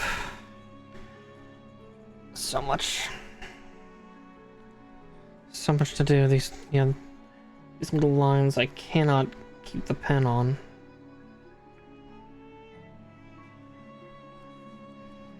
As I nearly get it on point for those 2. Maybe if I nag myself hard enough, I'll get good. Nah. Don't need to test the fates too terribly much.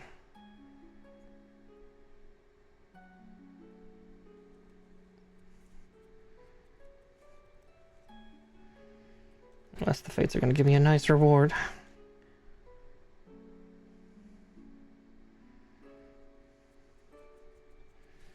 Okay, 2 more of these to go, and then we'll get those big old thrusters.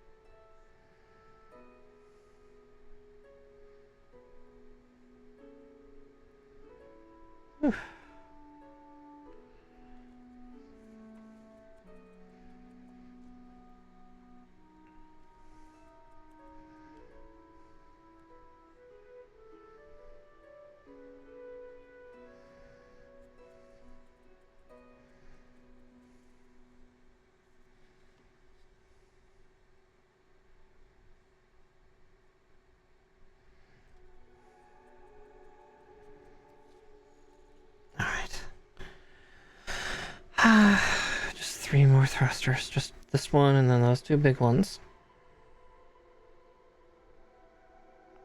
At least the interior part's going to be much easier to do. The interior of the thrusters here is going to be much nicer. Because literally that's a lot simpler to do, but the fact I'll have to do it, what, 16 times, 17 or 18 times? Yeah. Probably do the black pen first before I do the brown pen interiors. Because the black pens is at least a little less detailed.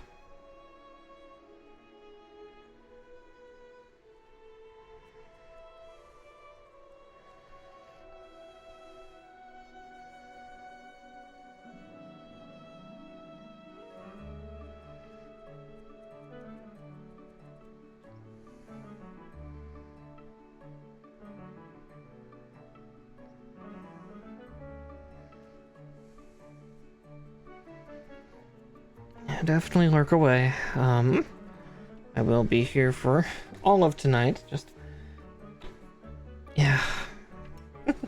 Yeah, we've been here nearly an hour already. Just doing thrusters. Oh, God's preserve me.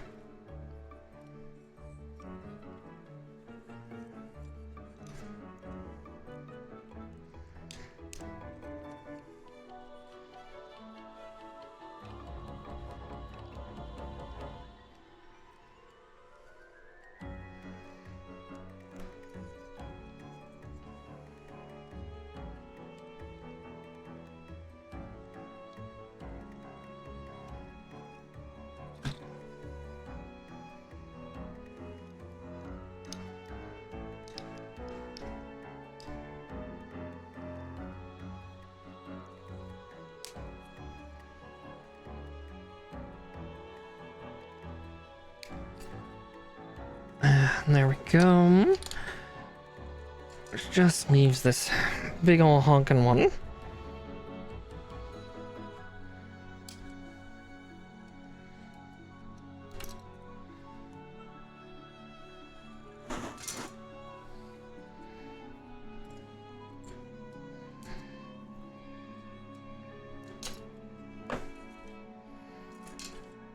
And then this runner will be done, despite the fact that there will still be 1 piece left on it, but that's just because one of these thrusters is not needed throughout the entire process, so technically another one down and out of my way.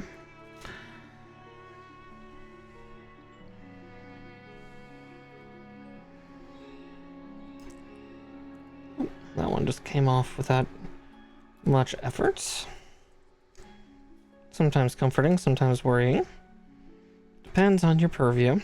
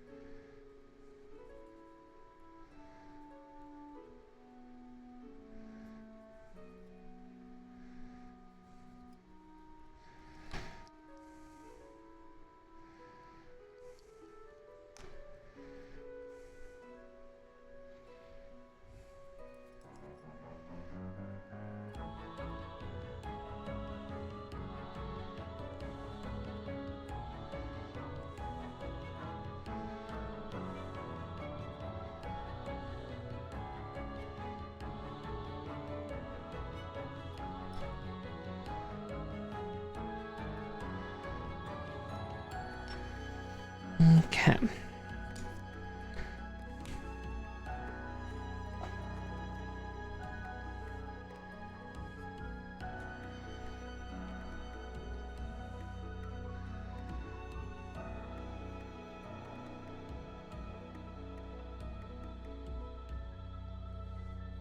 Yeah, stay mostly in the grooves on this one.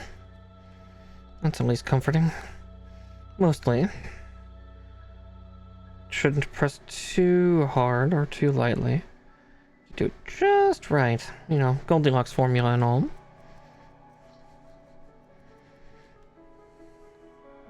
Yeah, too light, you dance.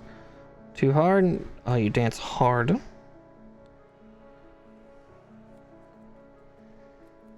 Okay, there's one. Oh, at least the exterior of the Thruster Madness is nearly complete.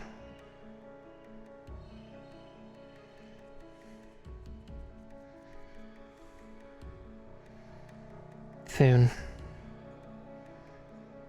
Now we can get to the interior Thruster Madness, but that's a little more merciful.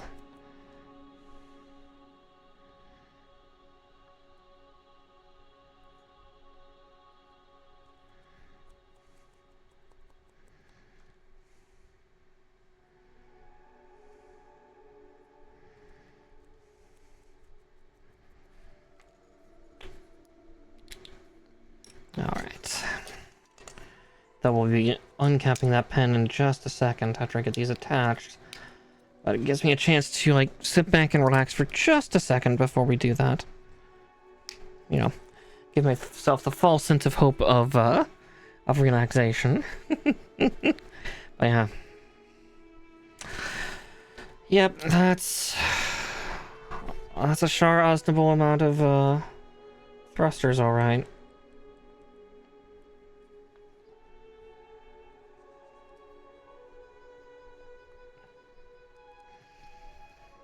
Okay, the black for this is actually fairly easy words.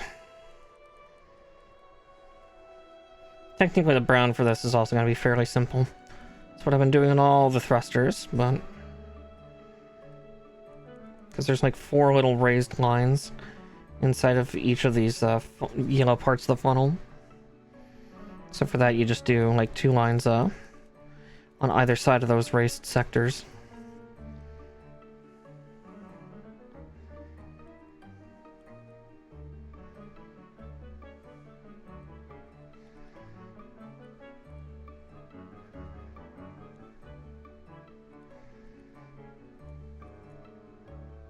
Yep.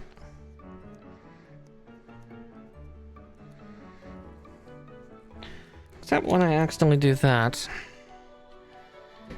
Just get too excited and swing the pin up into the sidewall.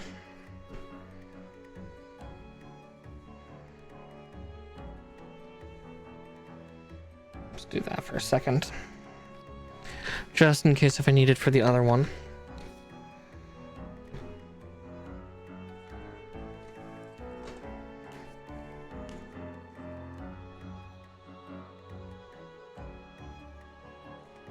There we go.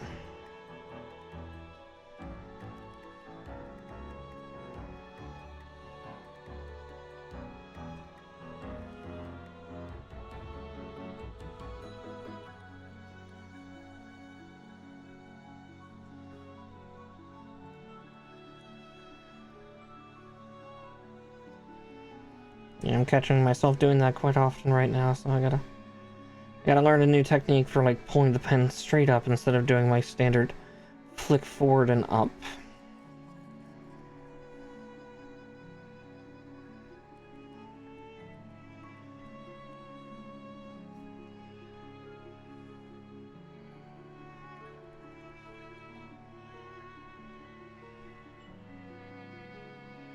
Okay.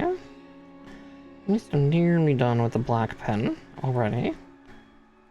I'll just then need a couple Q-tips because I'm gonna unfortunately beat the devil out of them to do this. Alright, black one down. I need the brown pen. And throw away that Q-tip because it's covered in alcohol.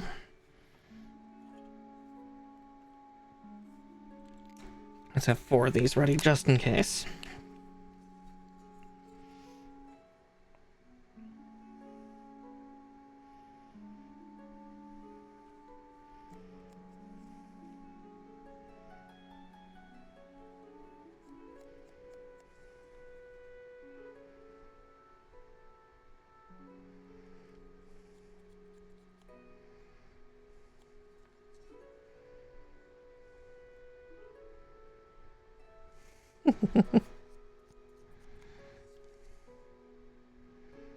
This really makes the thrusters pop.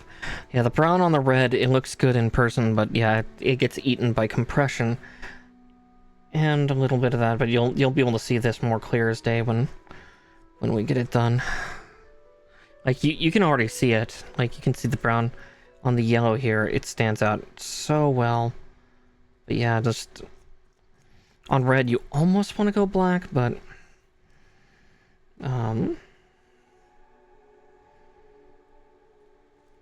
yeah, I'm glad I chose the red, though. It kind of gives it more of a... or a brown on the red, because... it gives it more of, like, a dust-touched look. Which is kind of what I'm aiming for here.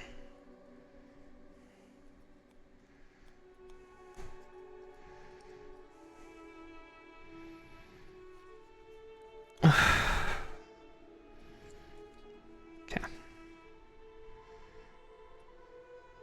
And luckily the wiping method I'm doing here is very simple because again I'm just wanting it to diffuse just a little bit so it looks more like almost like dirt or soot accumulation.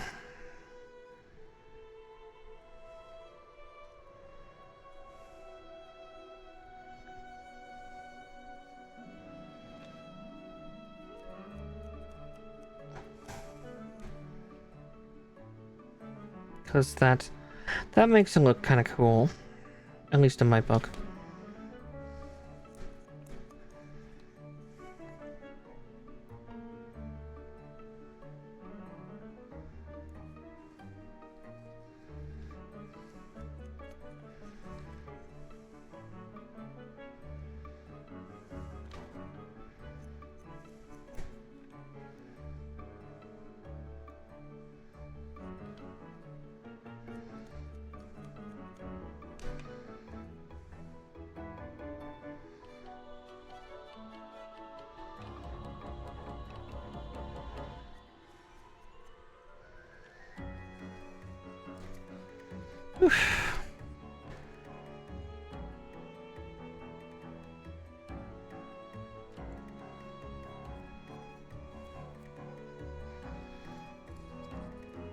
Alright, halfway done on the first one.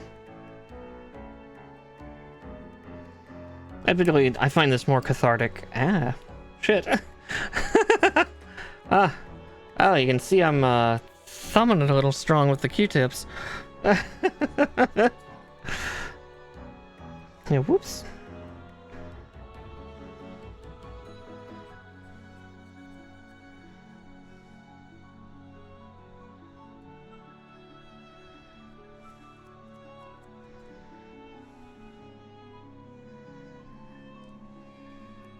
But yeah, this is much more like simple and cathartic because it just, you know, it's 2 lines and then some diffusion.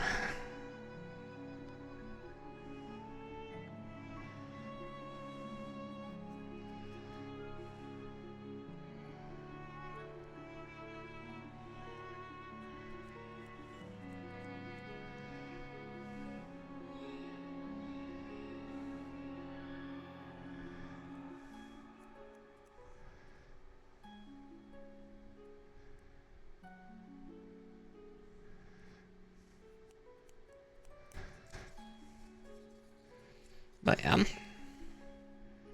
you'll get a fun side-by-side comparison in just a couple minutes here once I finish detailing this one's insides.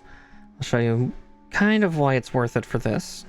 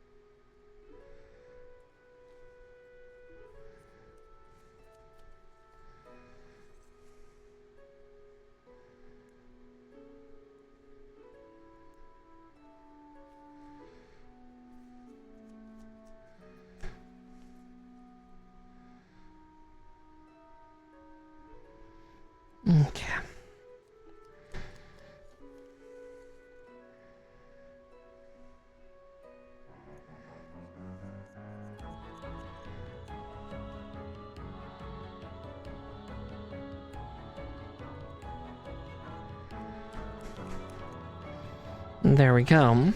So again, this is why. Again, it shows a much better detail of those raised edges inside, and just in general, it's very nice looking for detail. Ugh, but one down, one to go. The madness continues.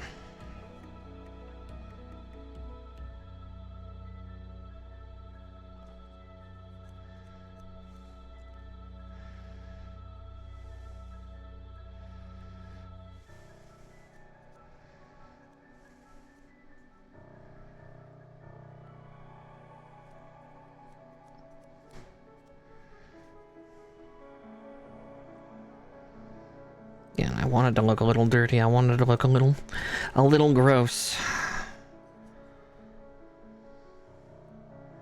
That's the whole point. Because if you've ever seen, like, the thruster of any type of jet or rocket, especially after it's fired, yeah, it ain't clean. Even if the thrusters are nuclear power, they should probably have some, like, patina burn and like, shit like that. God, I've already beaten the crap out of that poor tip.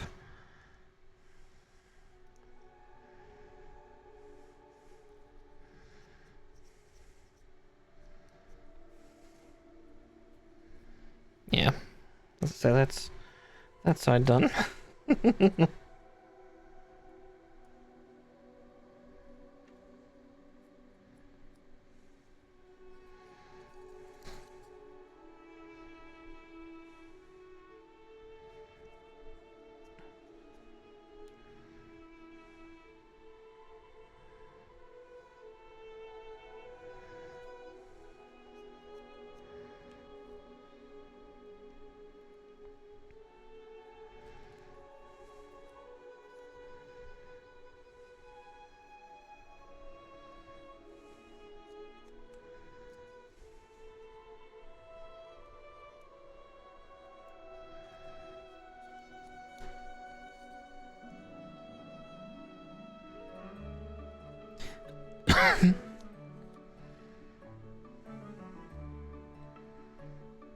My throat's drying out. Don't worry, I'll get something to drink after I finish these last two little ones on this side, and then I'll drink. I don't need to get violent, I promise.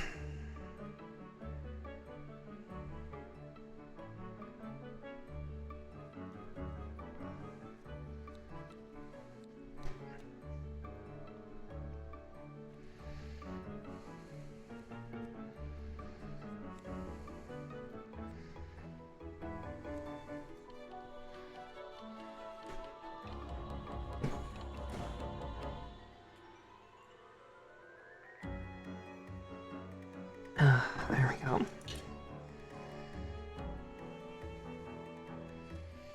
Okay, halfway down, halfway to go. Just making sure those went in the trash.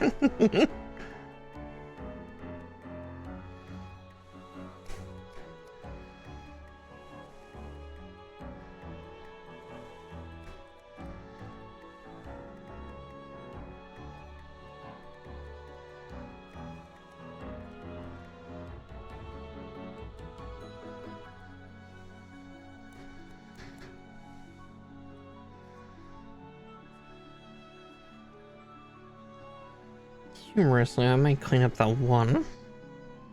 We'll see. 'Cause I sure did make it messy. Messier than I intended. Such messiness. This was not my intention.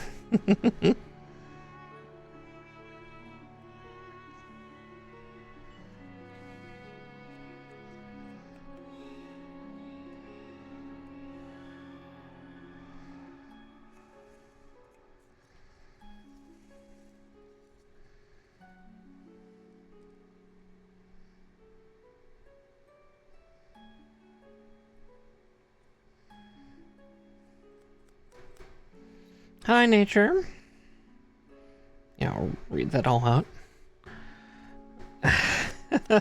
Yeah, since his hip replacement, he's mostly been doing okay. Oh, do we have a kitty? Oh, that's a marsh. No, that's a fluff. That is a fluffykin. Oh, she's running away. Yeah, no. The MSN Red Lobster here has been good.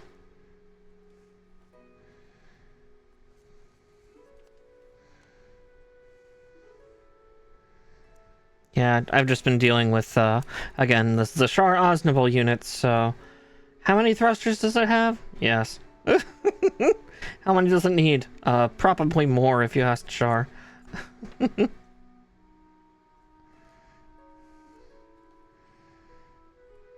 Boy, cannot get enough thrusters apparently.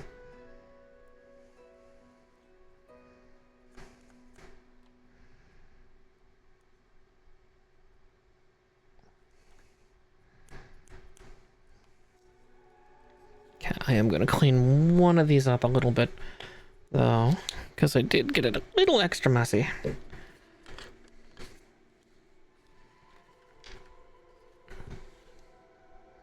Let's see if I can do this the right way. Oh wow. That's just like the perfect amount of rubbing alcohol too.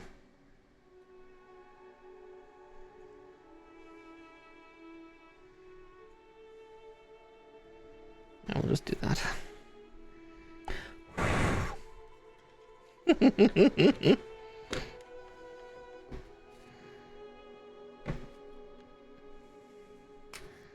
Which means I just gotta repaint that one side. Like that. And boom. Alright, nice and clean. I will need the red pen shortly. Or the brown pen here again shortly, because I gotta do it on the big red plates, but we'll get there. First T3 and 6. We can go back to assemblage.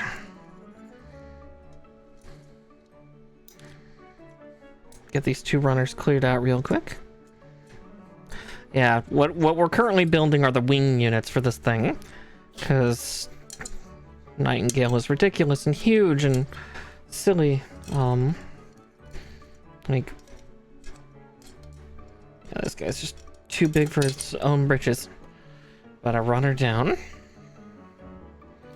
The other will join shortly.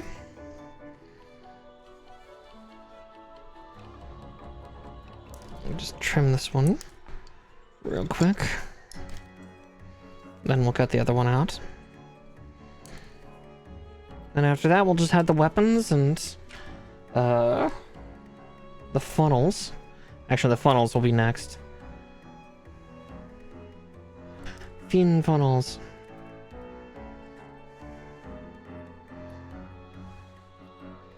I already see a lot of detailing I have to do on these parts. Oh boy. If that's the case, then I'll pull out the rest of these. Because I feel I'm going to use this entire bag today. Yeah, I'll just throw that away because I have a feeling I'm going to use all of those up.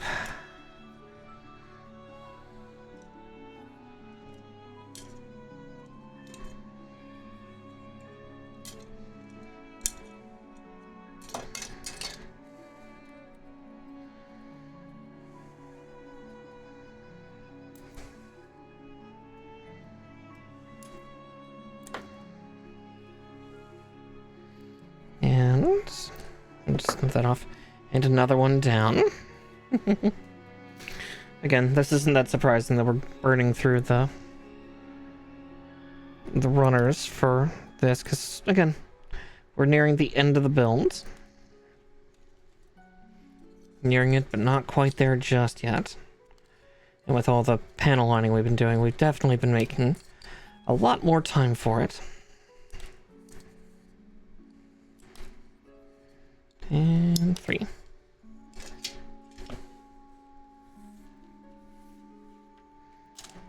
And there we go.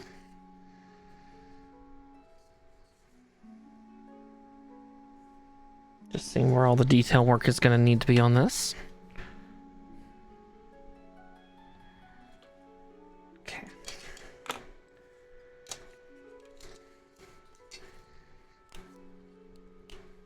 It's actually quite a bit.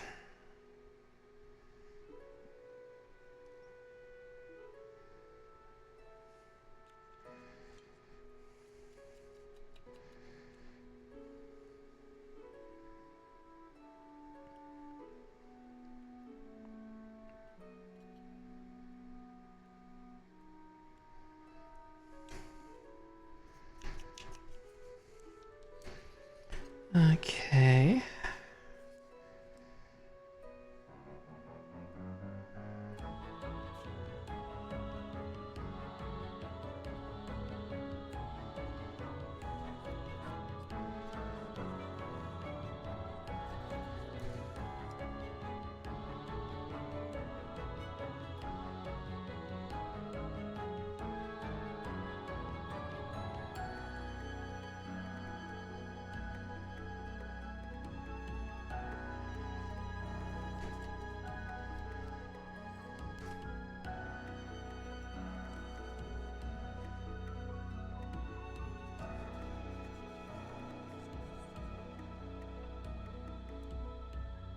And two. Poked myself again with the pen, but that's going to happen just 'cause.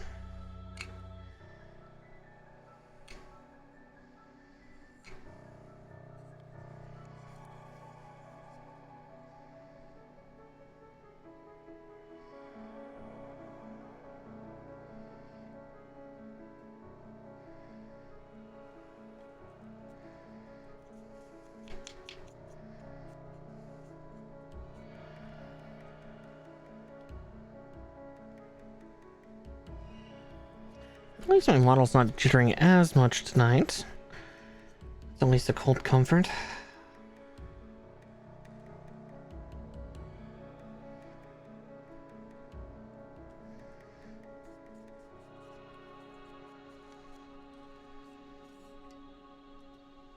Yeah, that's really making those parts pop out. Black pen is really good for popping the details out, even with compression trying to fight it.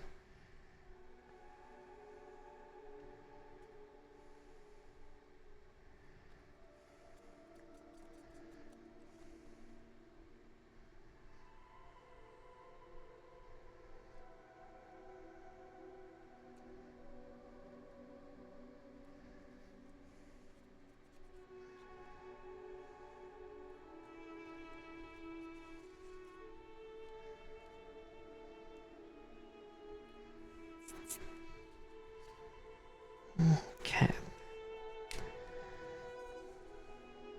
Oh, geez.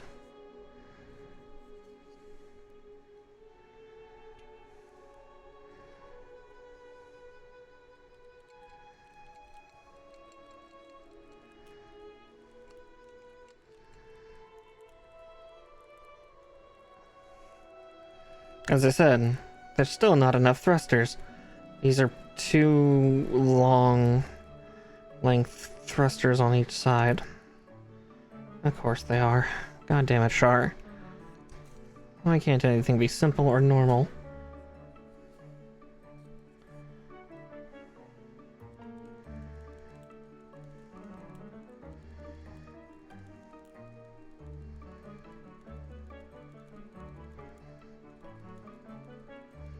Basically, there's like little ridges all down the length of this.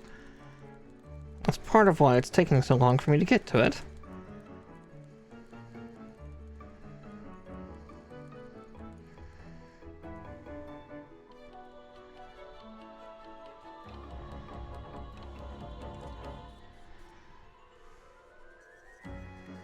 There we go for that.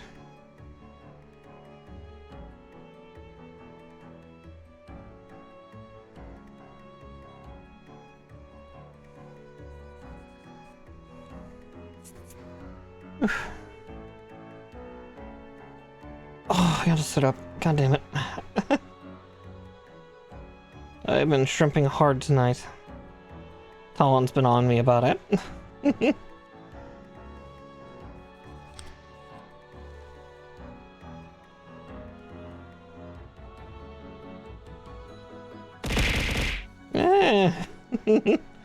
Trying to work on it, I swear. Ah, okay. I'll hydrate too in a second.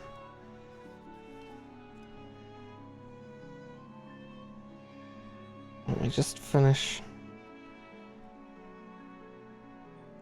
the lining on this one real quick. Here. Not quite finished, but that could be a good enough excuse in time.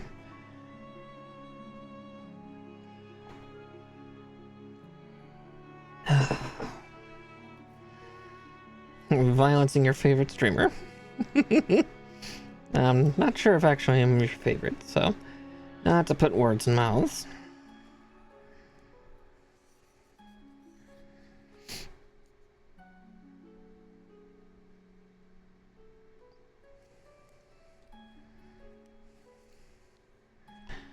And blink. There we go.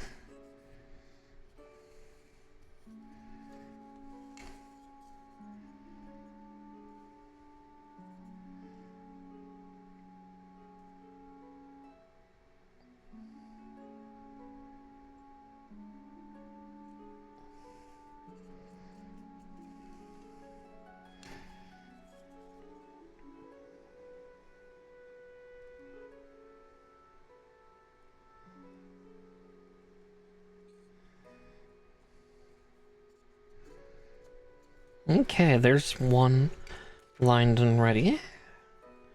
Let's get its connector done. Try to see all that I need to do on this. A surprising amount. Ugh, that's a lot of little details. So obviously, around the little circles.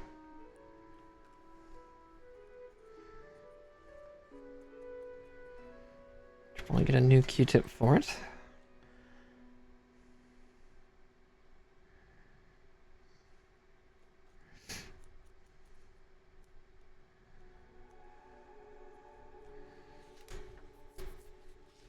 Yeah, the paper's definitely trying to stick to my skin too.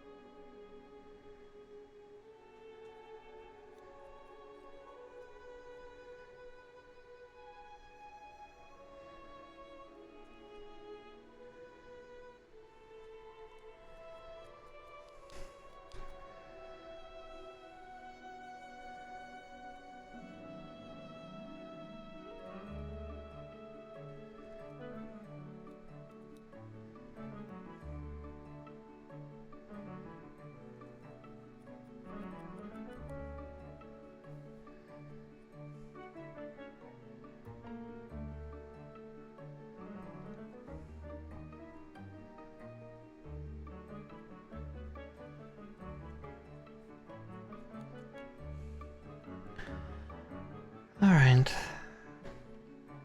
Almost halfway done on this one.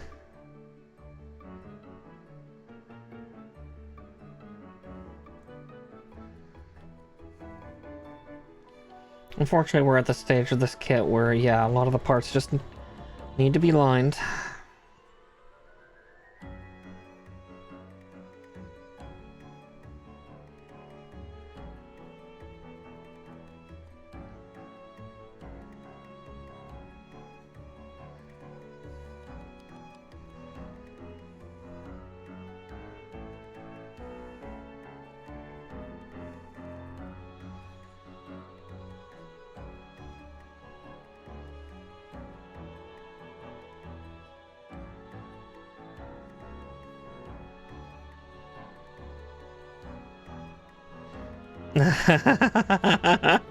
Yes, Yatsuyu is trouble at best.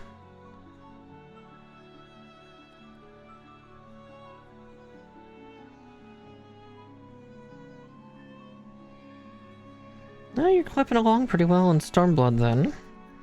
But yeah, she's She's something.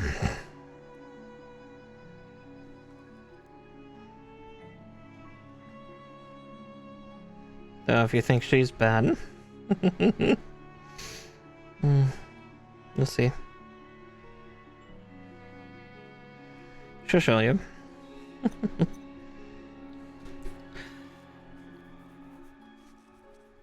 Yes.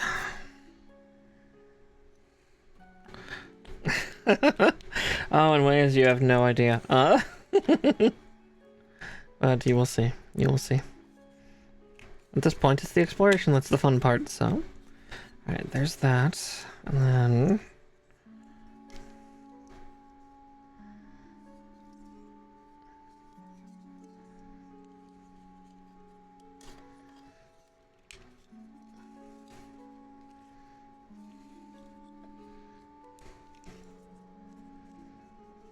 Is that all the way on? Yes, it is. Okay.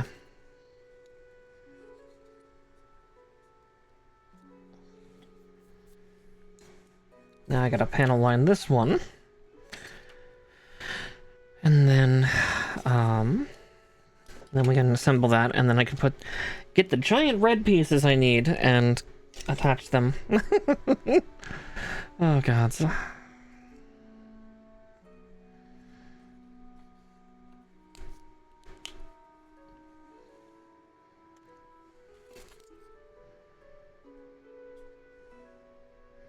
Because aside from the shield, I think these are the shield and the tail bustle.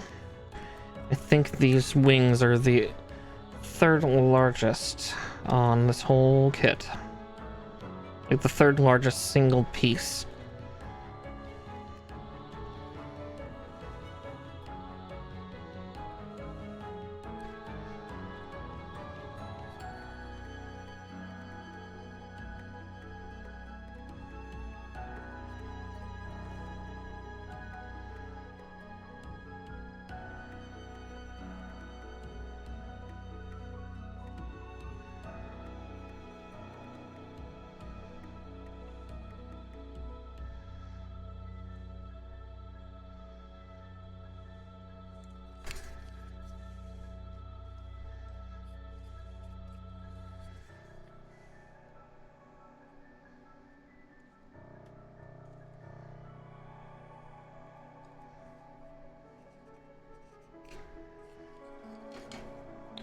Though, I need a cleaning Q-tip because I have a weird mark that I must have let dry on here.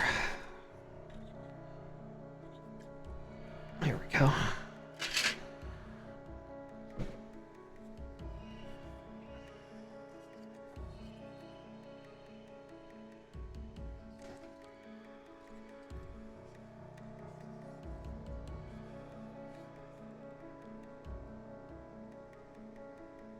There we go. All right. Back to getting this interior handled.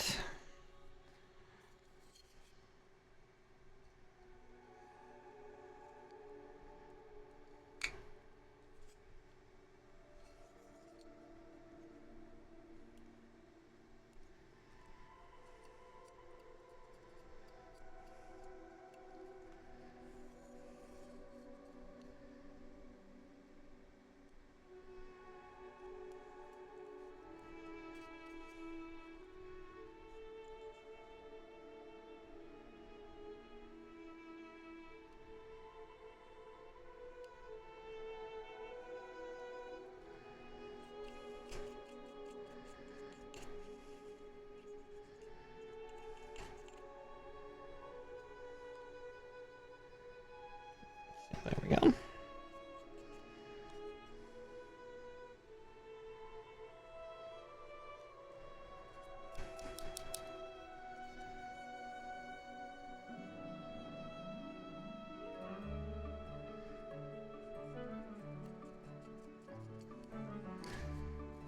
Okay. So much to detail on this.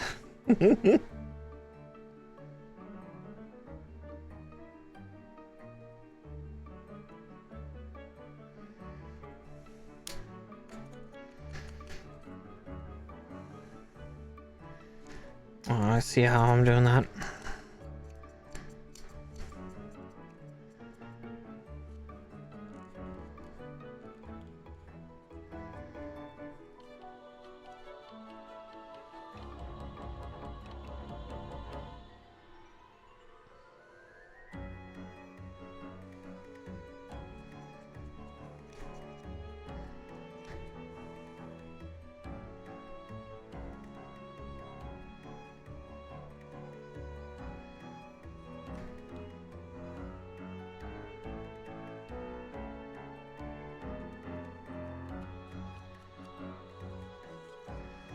Okay.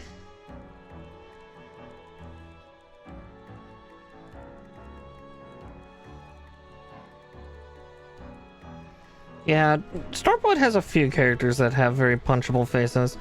Yotsuya is definitely one for me, though I know plenty of people that also thirst after her.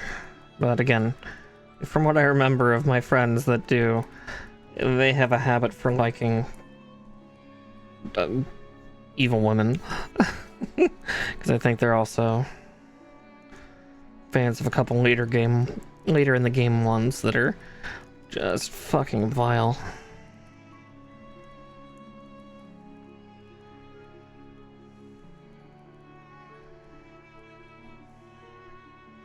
Final Fantasy XIV is good for making evil women that are also hot, at least to some. Bitch, nah. Surprise, surprise. I'm like, yeah. Are you sexually attracted to this woman? Not enough. Not enough to excuse her crimes. Now, if Leia comes in, she will excuse their crimes.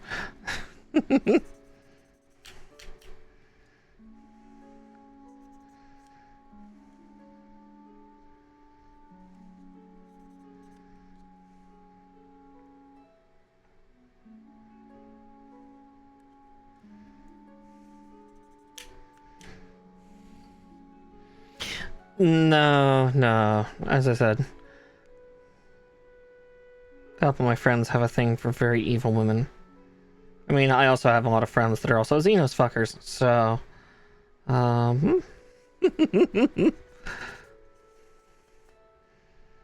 Some people just like evil for some reason. I guess I can kind of relate a little bit. There's a couple villains from certain movies and stuff that I find hot too, but...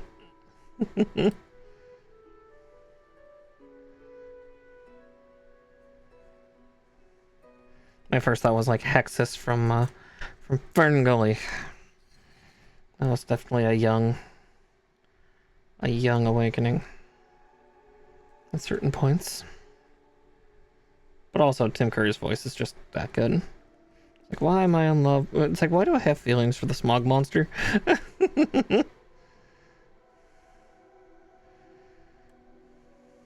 Why is he singing such a sultry song? Yeah, no, that's exactly it. It's not about fixing. It's about making her worse. Alright, that part's lined. And this part just needs to get aligned.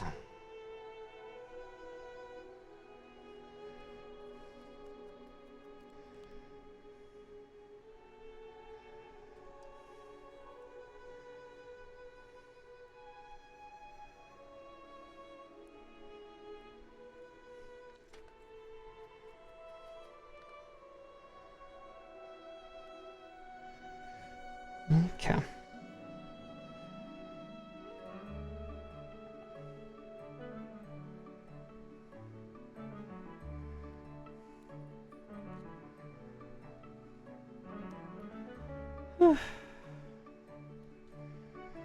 I'm nearly done with these parts for lining, and then I have to do, yeah, those big old pieces, which hopefully won't be too much, but we'll see.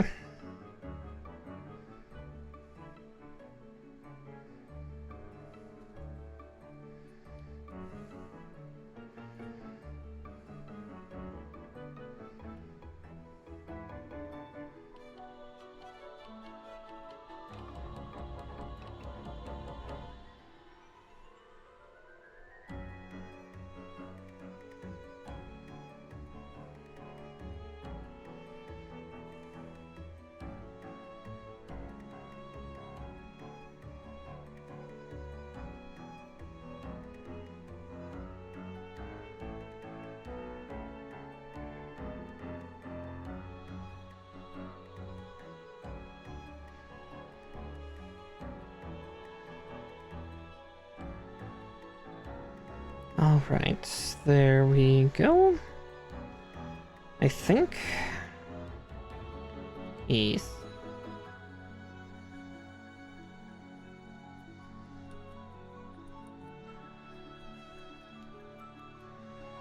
Okay.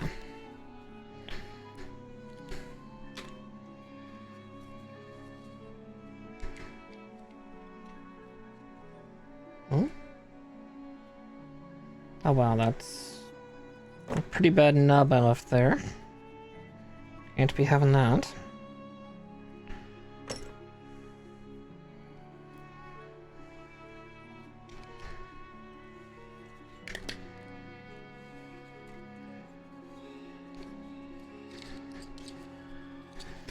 Alright, now to get the giant red piece off of its runner. You ready for him?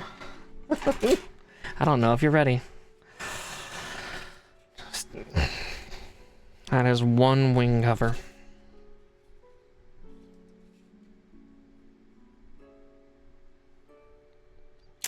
Yeah. Yeah, because definitely, Hexus from Ferngully was definitely that. Just the song Toxic Love. It's just like, again, Curry fucking sold it in that, but it's just like, oh no, am I attracted to the smog monster?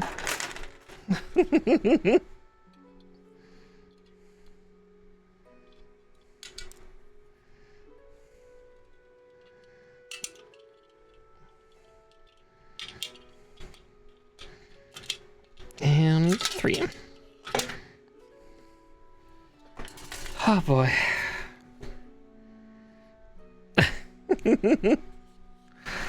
Oh, giant pieces.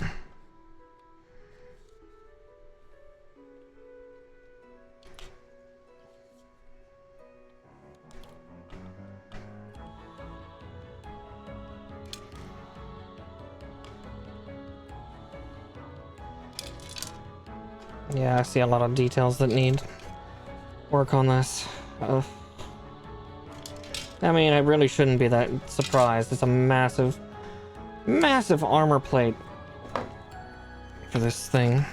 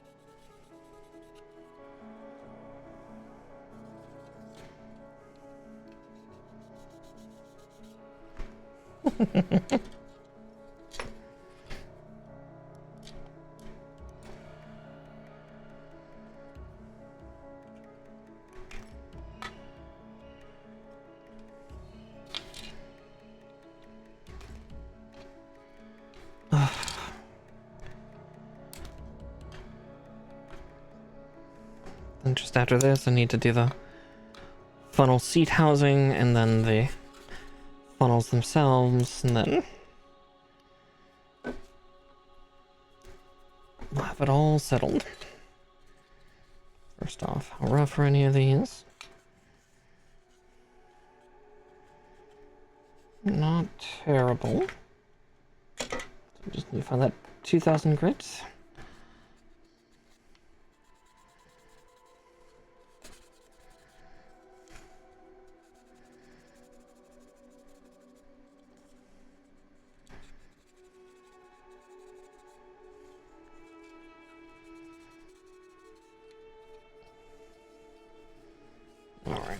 Now, before we install those onto their frames,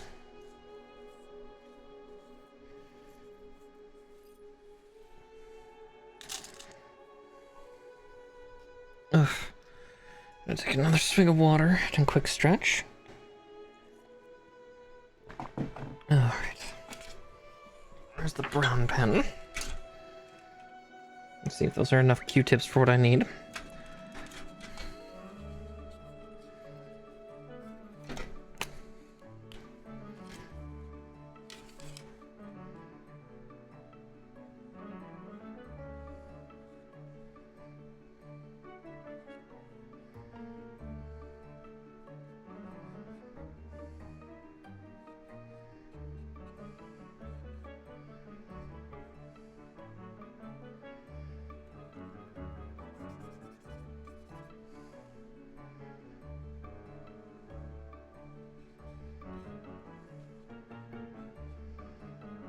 Yeah, a lot of lines to do underneath it, and a lot of lines to do on the outside of this thing, too. We'll start with the inside of this one, then we'll pop to the outside. At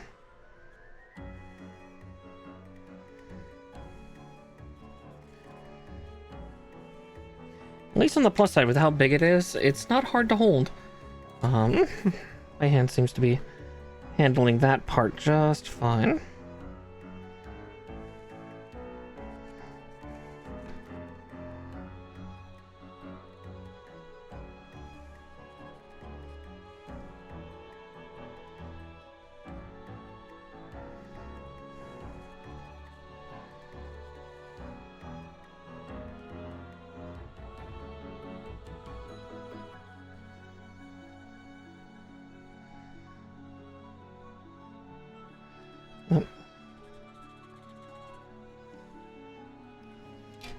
Interesting.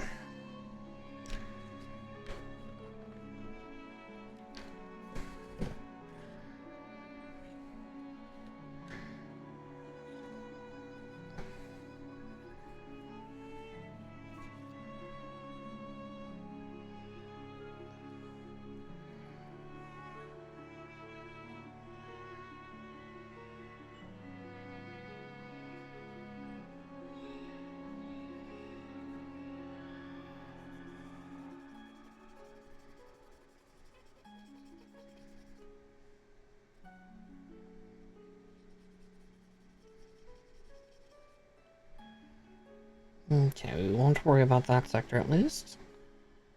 But definitely here.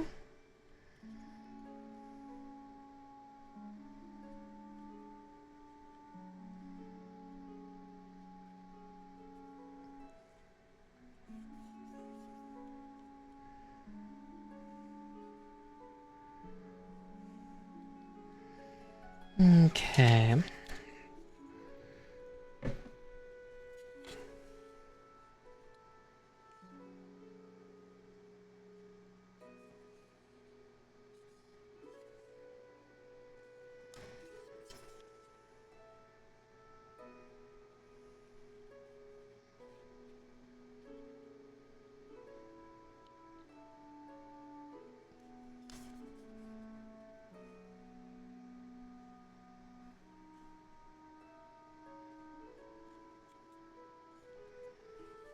At least almost halfway done with the interior. You can just barely see the effect because, yeah. Compression does not like the brown on red here.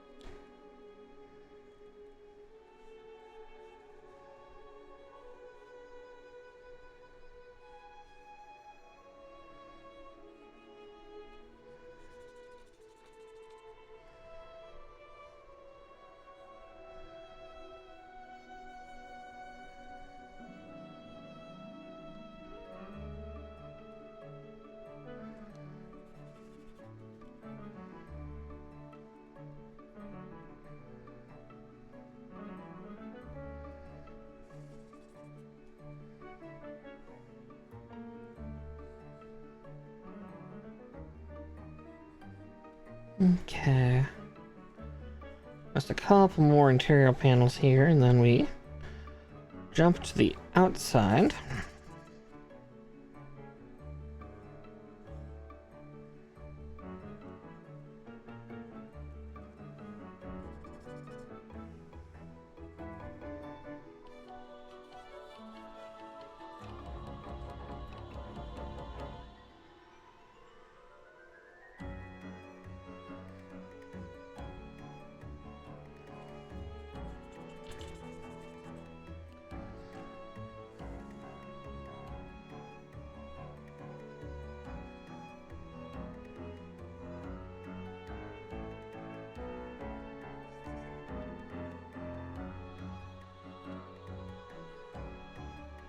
There we go.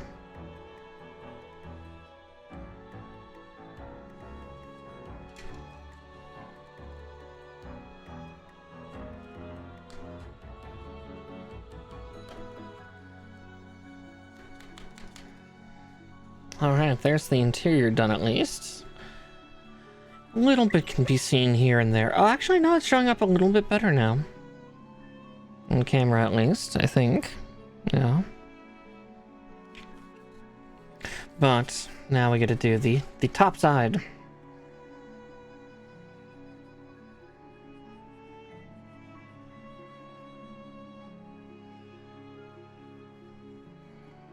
I've also beaten this poor pen half to death.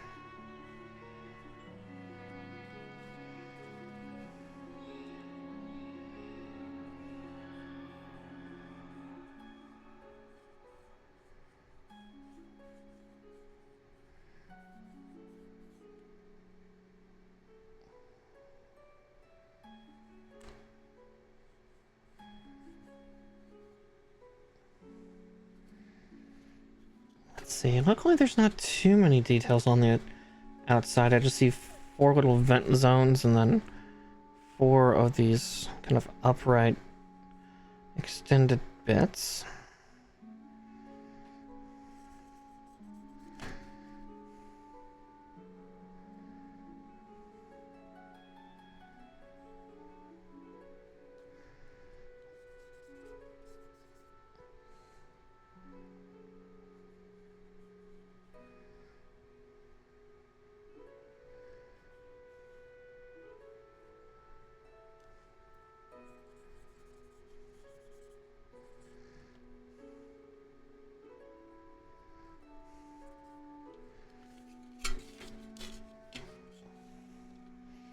We can move on to the other wing very shortly, which is comforting. Yeah, just see 7 more points I really need to line on this thing.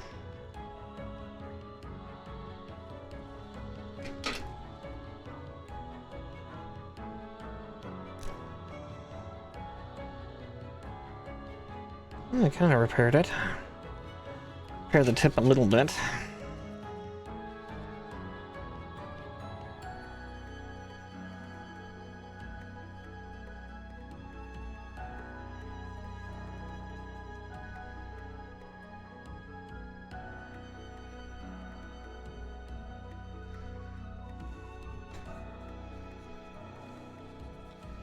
Okay.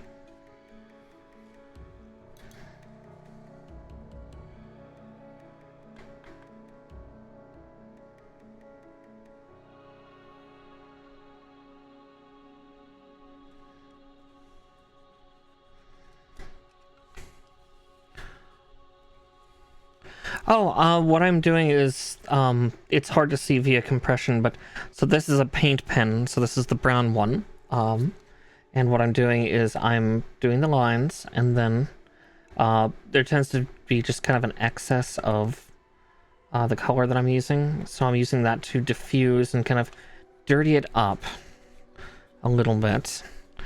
Yeah, it's a little harder to show up on camera, but you can kind of see that those little vents and everything have just a little bit of color texture. It shows up a little bit more off camera because compression and a little bit of like light washout kind of ruins it. But yeah, like the inside, you can definitely see it a little more here. You can see those brown lines showing up all the interior of that ribbing. And yeah, the Q-tip is just to diffuse it a little bit, make it look a little more muddy. It really shows up here on the yellow, though. You can see each of the thrusters kind of having that kind of dirty look to it. Which is what I'm aiming for.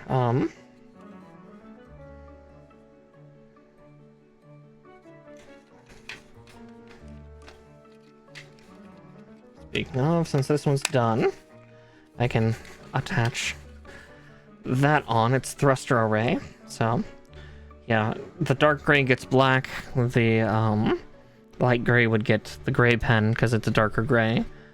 And then, yeah, red and yellow get brown. Hopefully it'll show up better on my picture camera later when I take a photo.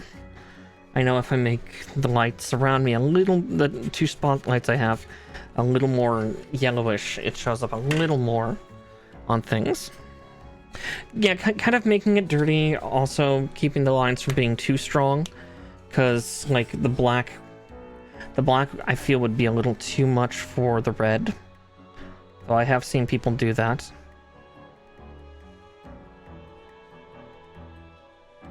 Yeah, basically what we're doing here is called panel lining, and that is some people use stuff called liquid liner, which not to be confused with the makeup product liquid liner.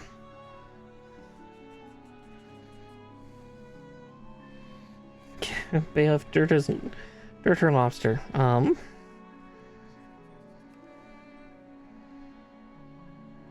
But yeah, this is something I've been starting to do. The particular method I'm doing with the scratching stuff with the Q-tip is actually Kaiju Kanojo's technique. She prefers using the pens like this and then diffusing, and I like that process too. I think she's kind of onto something with that. My fucking shoulder. Actually, just my fucking body in general. It is a warm day, I'm tired and just... Ugh. Ugh. Summer over yet? No, while this thing looks like a creature, this thing is a big mecha. Again, it's one of Char Aznable's units, and Char Aznable likes his units to go fast, no matter how big it is. Because this thing's a little over 100 feet tall, so this is one of the bigger units that he's ever piloted outside of the Neos, or not the Neo Zeong, but the Zeong, the original. But the Zeong, I think, is smaller than this thing, just because the Zeong never got its legs. It just got a thruster skirt. It was supposed to have legs eventually, but it was a prototype that was never completed. He piloted it while in a half-complete state.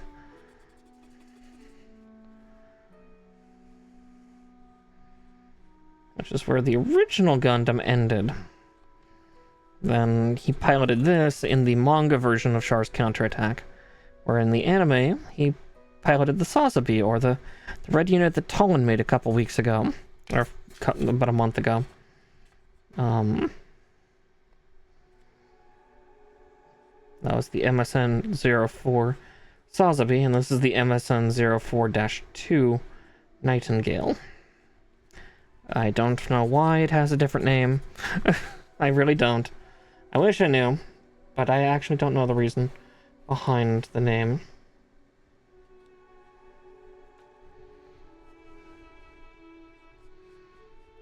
Oh yeah, well, that's the terrifying part, so...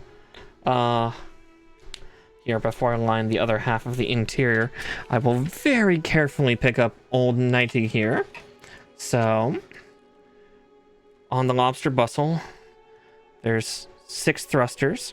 Each of the shoulders has 3 thrusters. And let's see if I can turn this guy upside down without causing too much trouble. Just gotta be careful because he's huge. And then underneath is another 12 thrusters.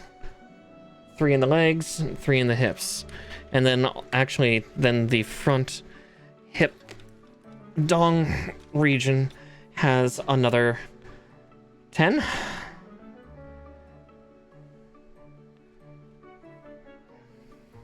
Yes. Oh yeah, then he's got the 3 booster thrusters in the back. And in his back. Yeah, Char's units tend to be like this. The Sazabi is very similar. Just a little more compact. I say a little more compact despite the fact that the Sazabi is still like 90 fucking feet tall. It's still bigger than most other mobile suits. But then the Nightingale is just that much more. Oh yeah, there's also the 2 little thrusters. It's hard to see because I'm in the way right here on his tibby. Yeah, Char liked really fast units. Yeah, counter thrusters and stuff like that. But yeah, Char liked to go fast and be maneuverable. Almost obnoxiously so.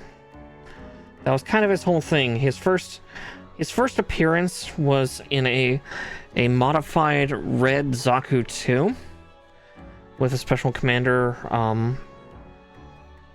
look to it, and it was known as the Red Comet by EFF forces.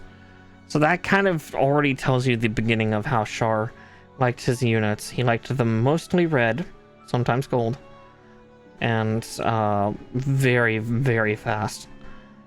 Because like one of the units he did during Gundam Zeta, when he was masquerading as Quattro Bajira, he piloted something called the Hyakushiki, which didn't have a lot of armor, because that was the way that he could sacrifice things to go fast. Yeah, reducing weight. The Hyakushiki is one of the few that did that, but for this, no, he likes having big, maneuverable things. The Zaku 2 wasn't that big, neither was his Zagok, neither... Like, he modified a bunch of ones, but yeah, when it came to getting custom-built things for himself, he made them big, brash, and terrifying.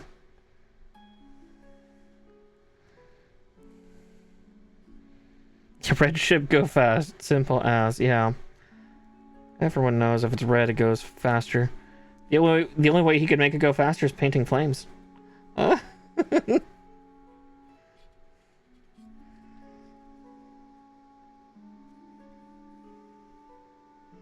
Everybody knows that flames make it go faster.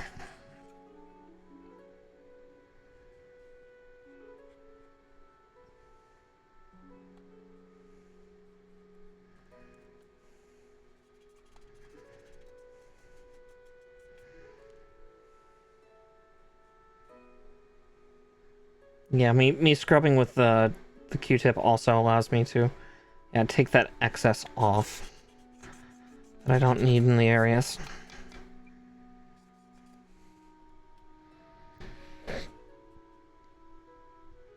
Oh yeah, no. The primary emblems that you will see on this unit and the Sazabi both is that double-headed yellow eagle.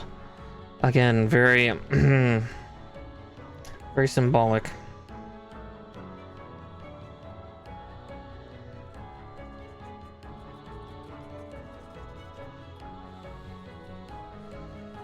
Yeah, we really don't. Depending on how many of the decals you put on some of them, you'll get like the Anaheim Electronics logo, all of the warning nuclear reactor type shit. Yeah. I prefer the more anime style of not doing that.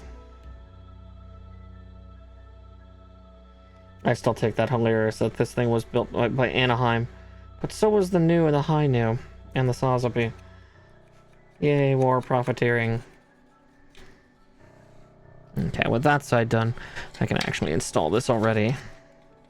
And then we can go on to detailing the outer side. I think there's even like thrusters on his shield, but we'll get to that.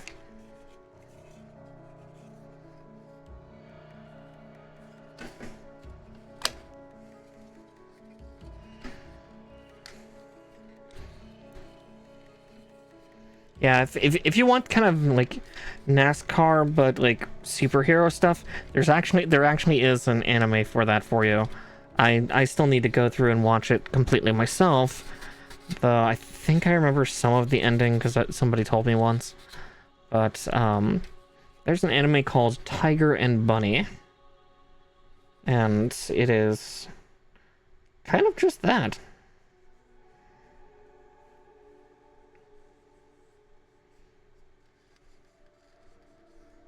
Like superheroes, but they need sponsorships to live. Like one of them I think is like literally sponsored by Pepsi. If I remember correctly, she's like an ice magic wielder or something like that.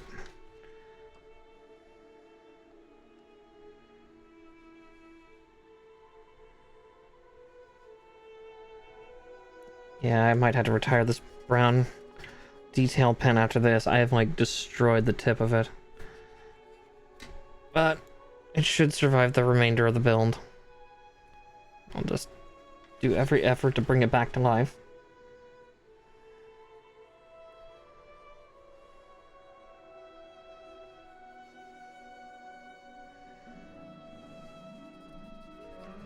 Yay, corporate dystopia. Yeah, pretty much.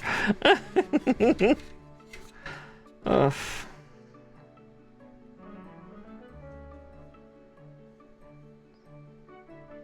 Yeah, there's a lot of anime I need to watch. A few that I want to rewatch. But okay.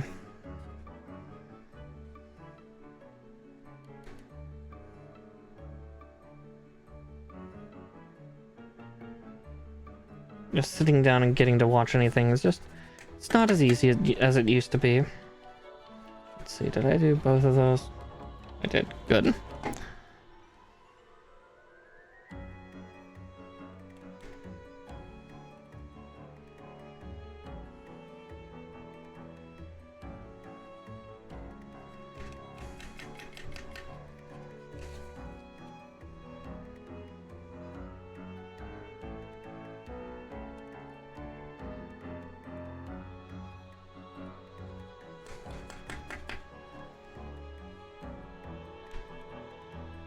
Oh, yeah, I'm seeing the tip of this pen is now starting to split. Yeah, I've destroyed it with this kit. Surprise, surprise, though.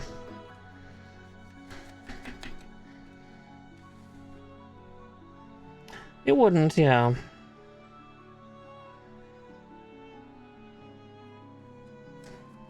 Might not torture you all with extensive Gundam stuff, just because... you know, we should do something fun and happy.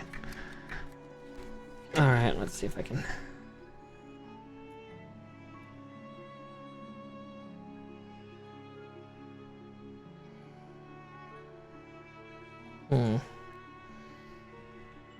Just seeing if I can fix this pen tip real quick.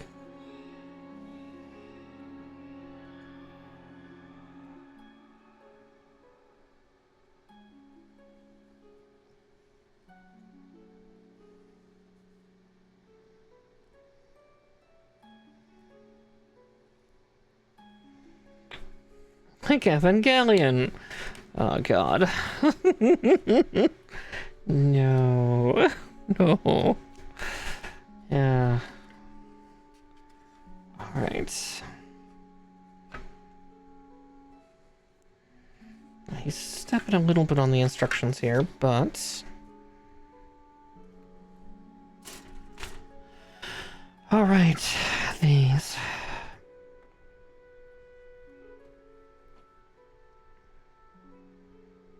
So M3.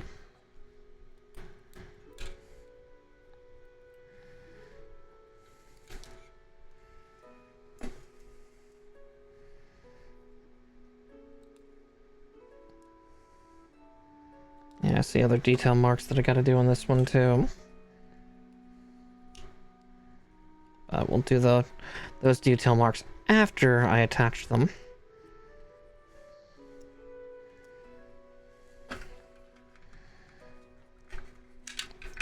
Okay, it looks like it's hard to fuck up exactly where they go, but...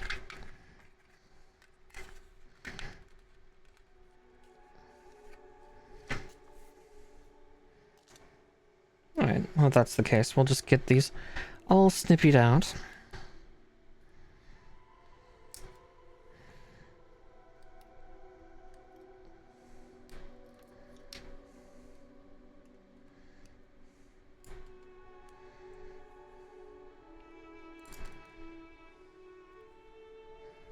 Funny enough, looks like I don't have to detail the funnels at all. So that's at least a bonus.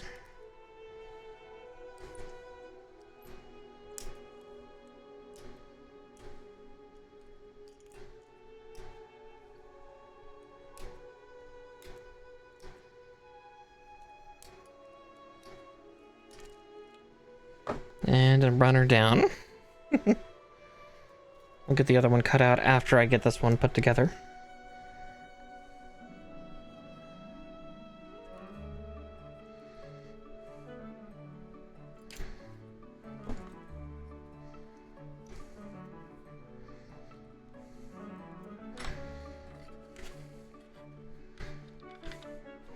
Definitely one that I would share with a lot of people. I think would definitely be like I would love to rewatch Interview with Monster Girls again. 'Cause that one's just really cute. It's silly, it's funny, but it's endearing. Kobayashi's Dragon Maid would probably be another one.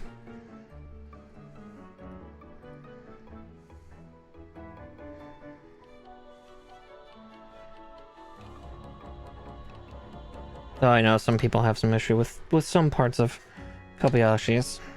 With Quetzalcoatl.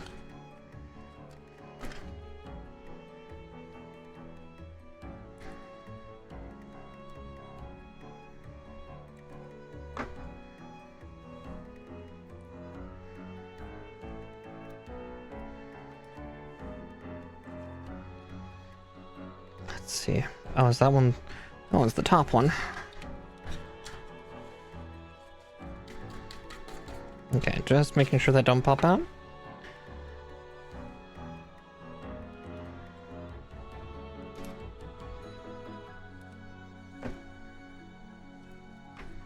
Fair.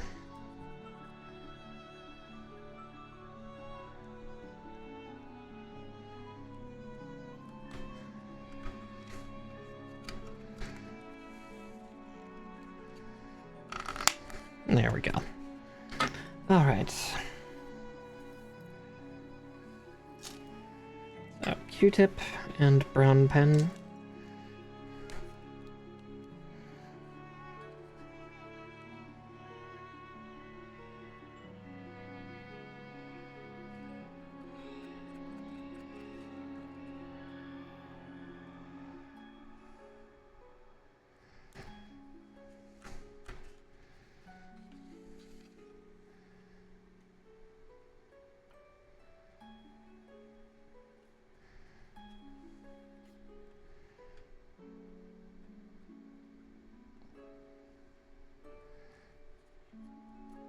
Okay.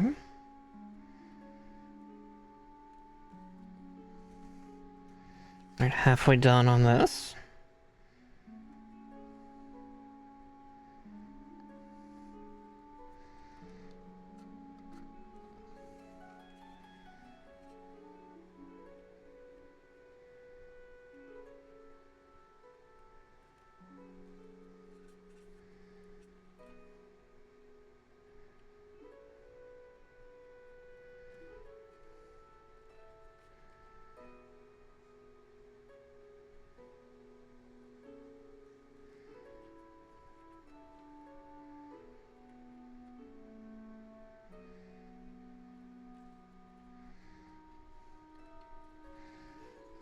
Okay. There's that. Then we'll get the funnels attached here.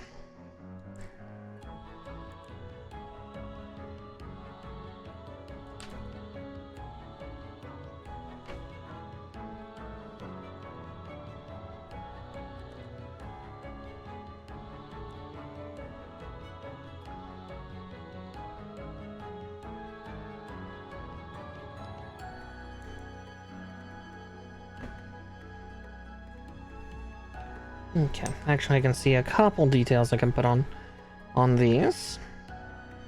If I do, I can actually swap between both brown and black pens for what I want to do. Give the poor brown pen a break before I finally retire it. Let's see. I'm also seeing how many sheets I have left. I don't have many.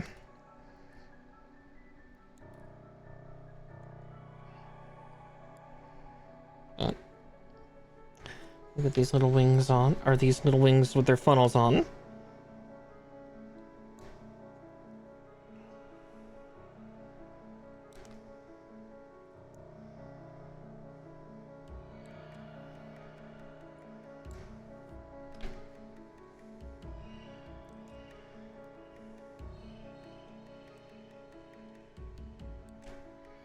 Whew.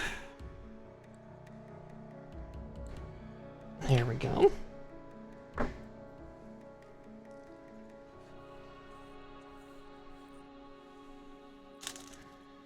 Okay.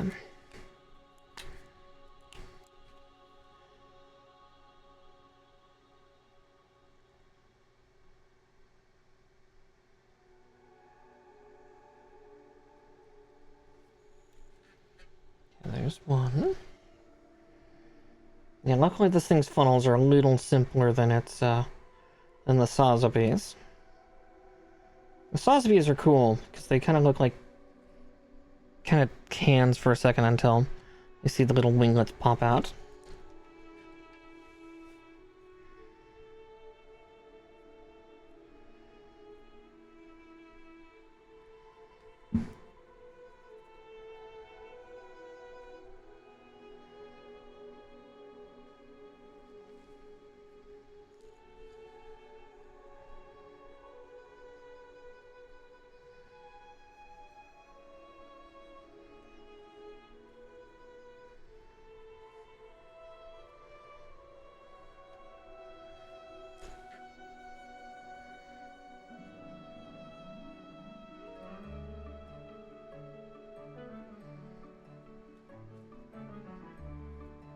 Okay. There's that done. Now let's see if I can sound this down into the barrel. Oh!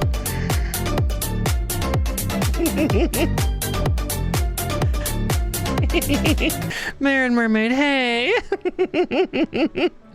Welcome on in. Yes, Crab Rave. Nature, I'll let you handle that. Thank you. Oh, you're doing Vampire Survivors. Nice. Welcome on in, everybody. If you were new to my content, hi and hello. My name is Miss Markar. I'm a Witchy Puka Bunny VTuber and a variety gaming VTuber. Now, that being said, I'm doing catch up on what I missed out on Monday. We're doing some gunpla tonight. We're finishing up my big old kit here. Yeah, big old lobster. Yeah, this is a gunpla kit for the MSN-04-2 Nightingale from the Shark's Counterattack manga. So we're getting this big bugger done. Space sea bug thing.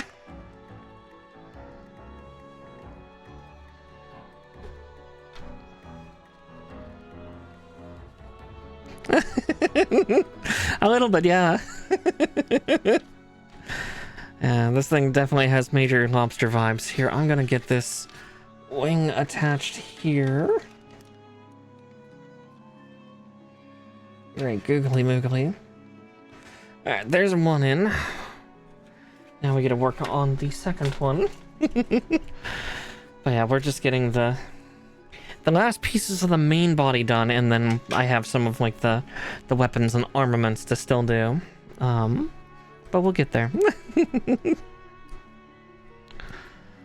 Yeah, I've been clearing runners. This has been a big box and kind of a trial of a kit for me.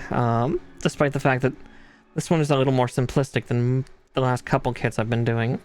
It's had its own challenges just for its sheer size. This thing is monstrously huge.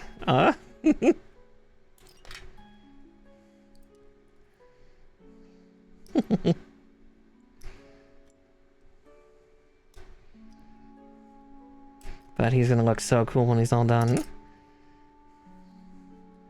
Then he'll go on the shelf with the other units that he encounters. So a slightly less lobster version of himself, and then the 2 new Gundams. But there's another runner done and dealt with. Alright, let's get all those funnels to the side for now.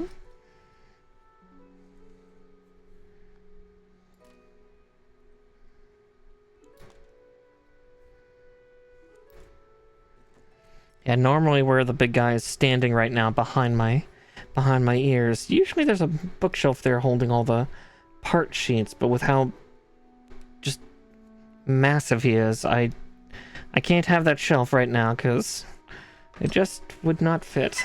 But yes, feel free if you need to raid and run, Marin. Again, there's no shame in that. I can more than understand needing to rest or get food or a drink or stretch, something like that. Considering some of the crap I've pulled this week, I can empathize with needing to raid and run. Let's see, we'll do this one because it's all alone. Let's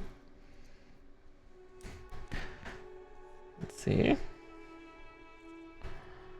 Also checking to see that my connection's doing okay. Okay, yeah, I just had a hiccup for a second. Don't mind me as my head whips around from side to side, being like, is everything good? Everything okay?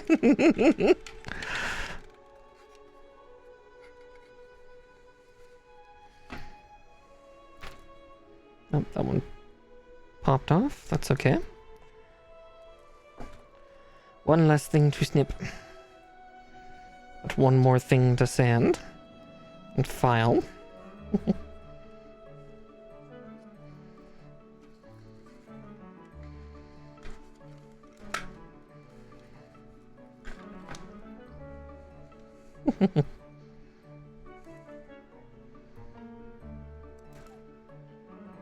Oh no. Ah!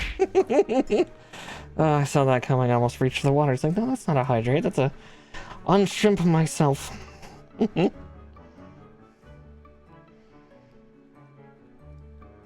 Okay.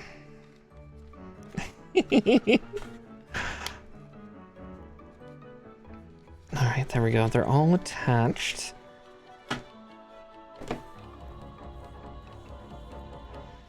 Before I work on the little funnel dudes, though, I am going to first sand that nub because I felt it.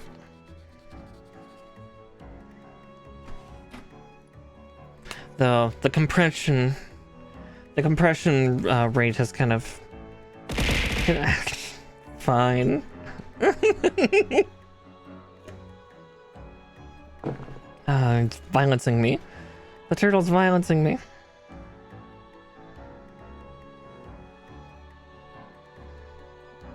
Okay. So we're just applying a little bit of color here to help it pop out. But again, it doesn't show up well on camera. At least on this camera up here. Just due to the fact that I think a mixture of the lighting and the compression is kind of making it act up.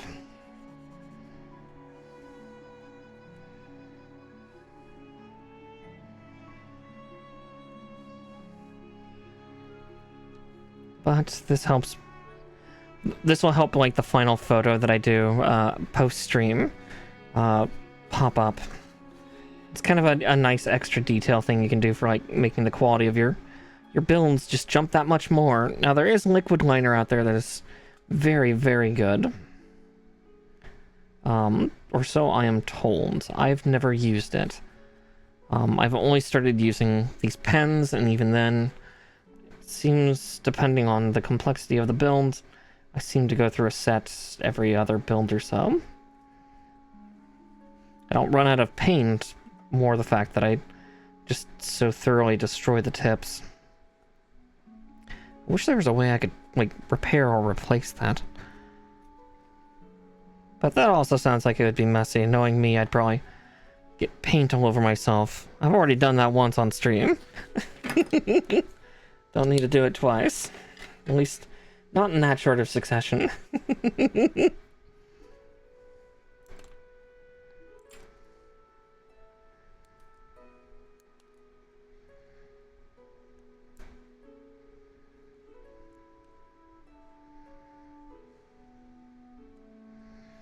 There, gotta get those little nublins off.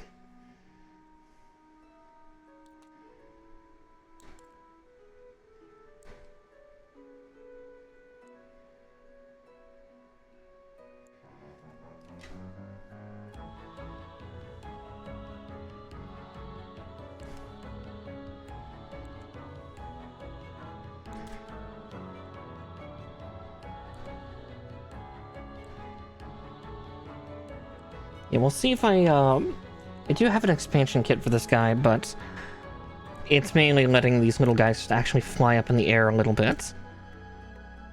But I have that for the other kits, so I might forego it, because I kind of did the same for its adversary. Again, that'll show up. I'll make sure to show that up in a photo post-stream as well.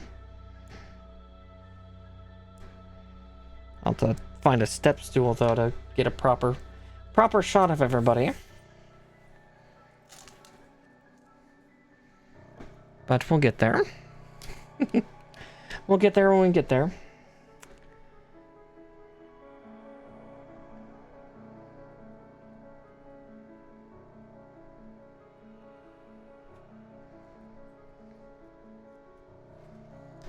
Right.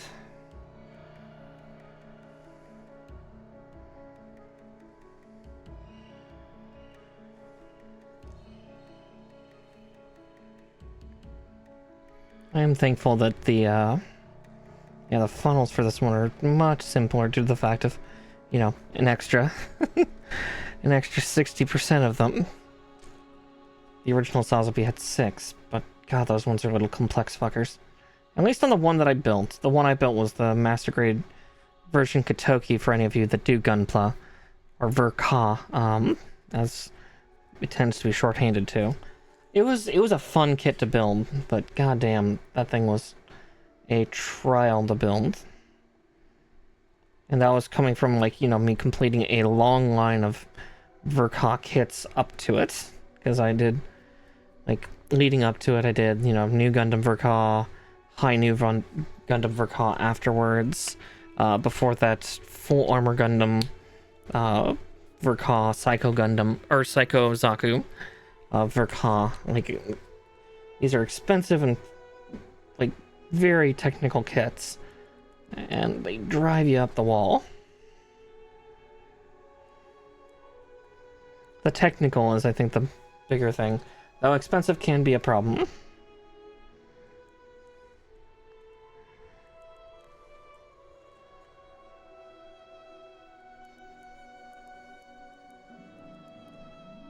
And 5. All right.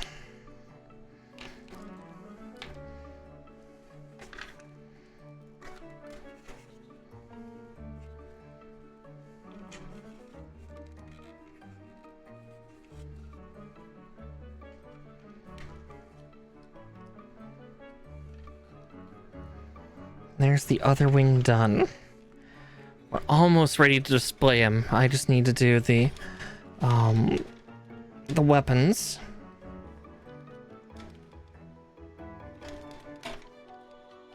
There we go. All the way in. Okay. Now for detailing the shield, it's a shame there's like black on it, but yeah, we'll get there. We'll get there. Let's see. I need the sea runner.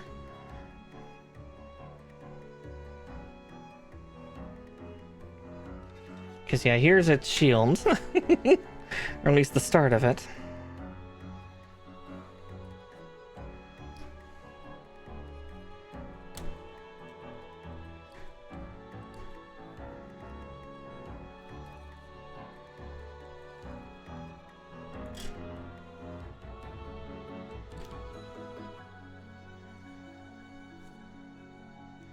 But yeah, I've been pulling all my parts from my sideboard over here just due to the size issues.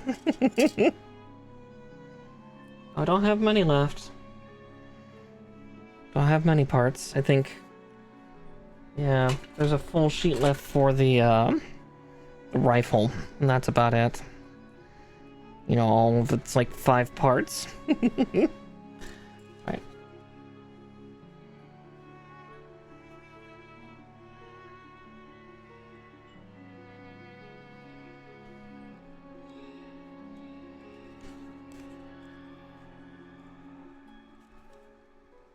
Nope.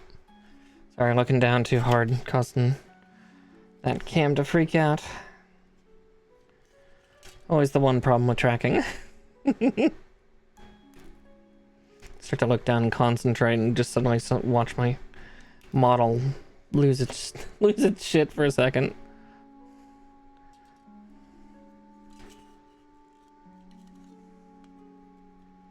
I will be painting the insides. The hyperfocus, it's real, yeah. Well, because I'm so close. I'm so close to this thing being done. It's always good when a kit finishes, but it also just... It's stressy. Okay, with that... A1, 2... Oh, right, there's 3 parts on this kit. Oh, exactly. I have to be entertaining as well while trying to... You know, panel line. Which will be interesting. For this, I don't know how I'm gonna do that. Because I don't... I'll try the gray, but I don't think the gray has, like, enough color to show up on the shield. Like, I need a panel liner that's, like, white.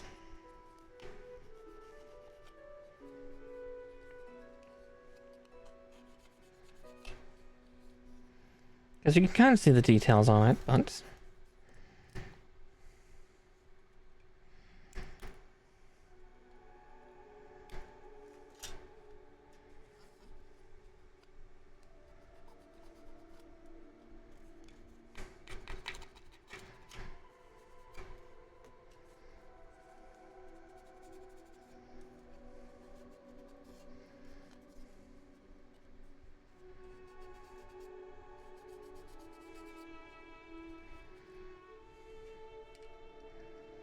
Okay, before I do that, I am going to at least hit a couple parts of this with some color. So case in point, I'm going to hit the inside of these kind of thruster pieces that I just put on.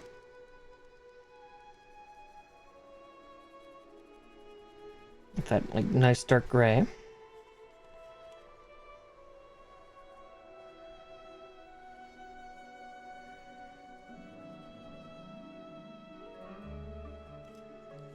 There's that. Just want to see how covering that goes. Okay, yeah.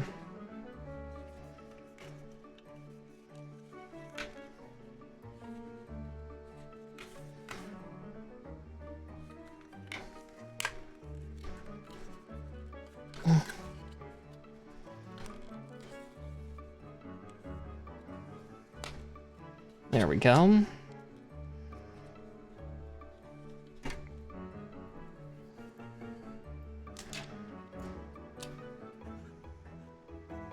Just for the sake of my own curiosity. Yeah.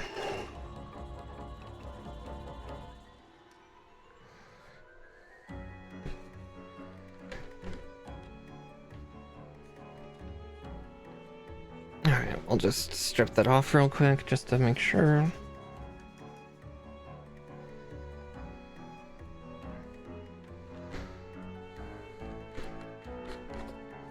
But I still see a few details I can at least do with the brown pen on the outsides.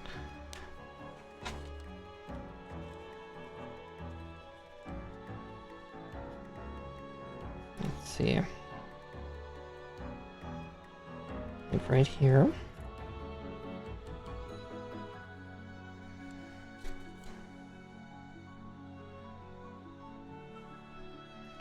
And little spots of detail.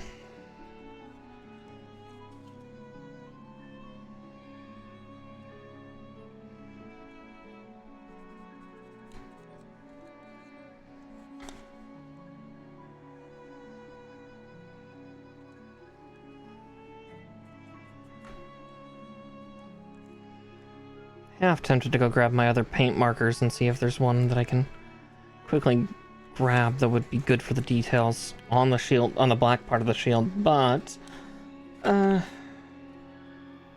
also love the fact that I jumped to doing the shield first before doing the gun, but we'll get to the gun shortly.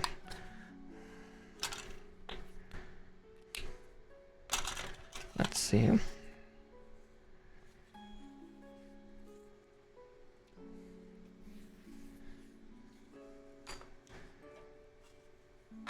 Let's see, needs a part connector, or a polycap. If I can get it freed from the other thing.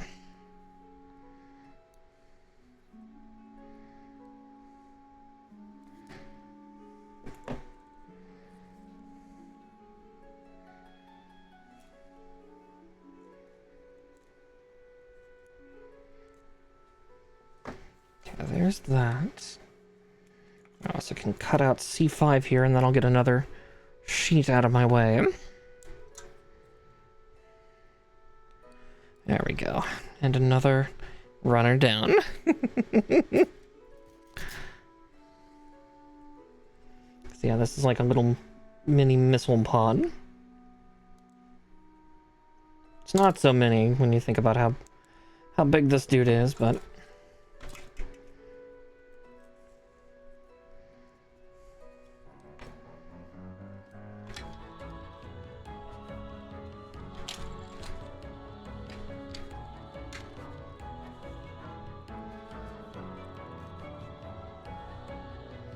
there we go for that.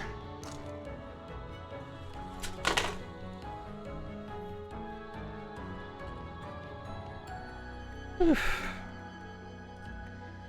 Okay.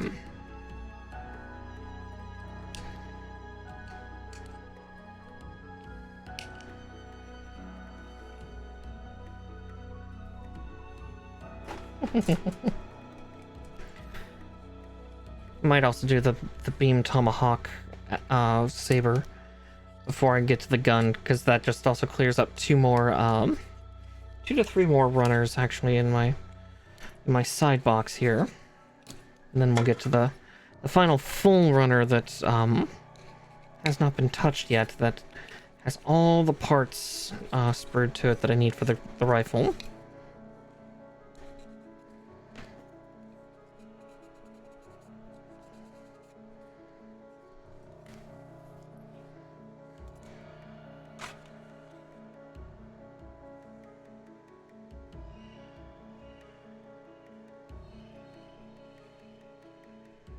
Okay.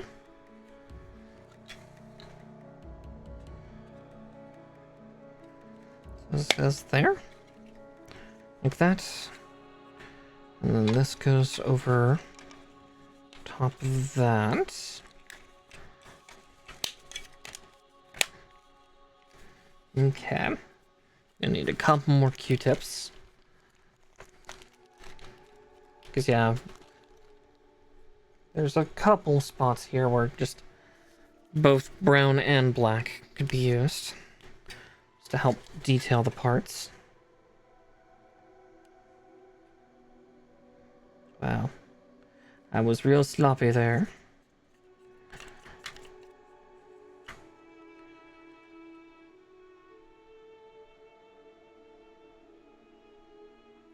There we go.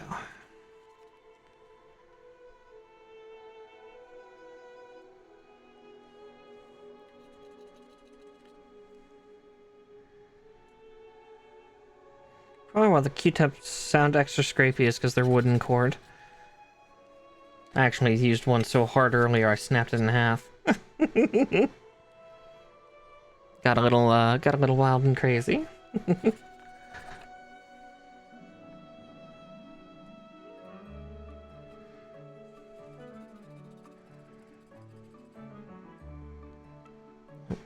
Went a little too hard there.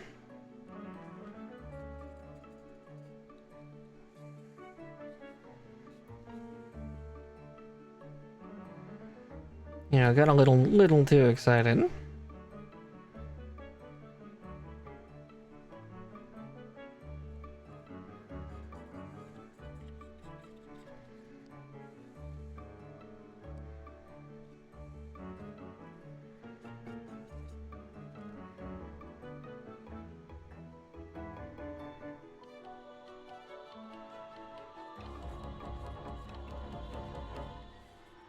Yes. Yes, we had that, what, yesterday or the day before? Yeah, Baelsar's wall. Ugh.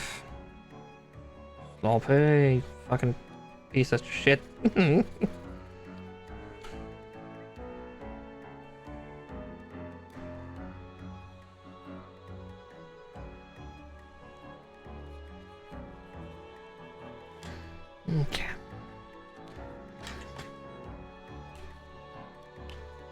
Actually, I could do gray on this a bit too for these ones here.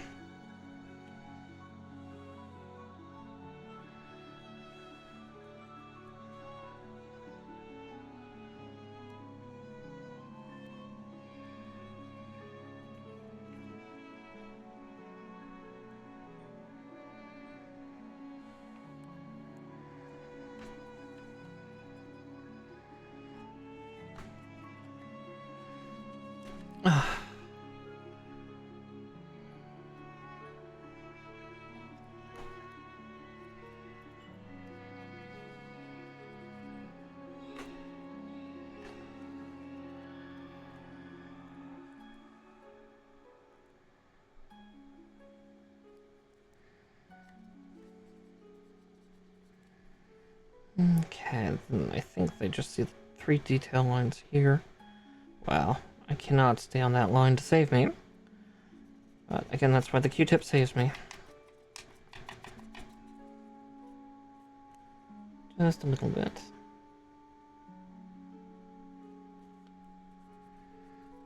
Okay, there we go. And then I can do a bit of brown still. Not that anyone's gonna see this side of the shield, but I do it all the same.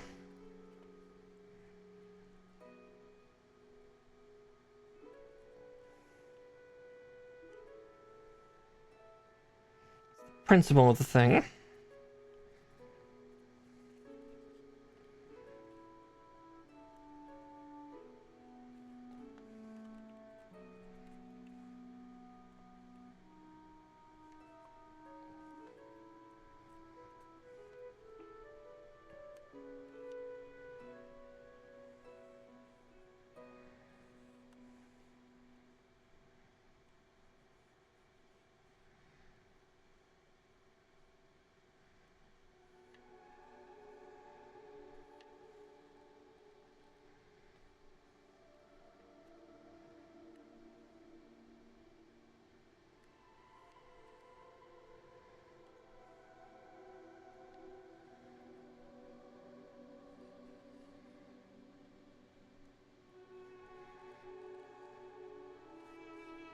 Oof.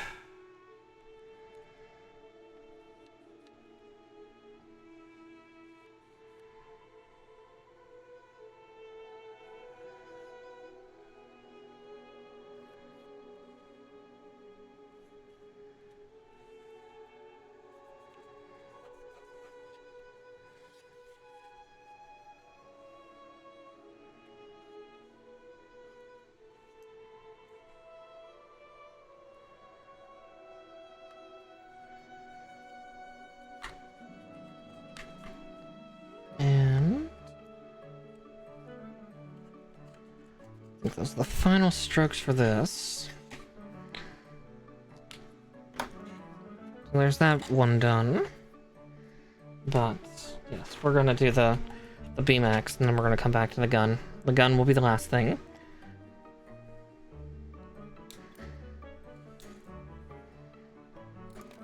Oh, I just see a bunch of details on here, so I'll run her down. This is gonna be the nice and cathartic thing.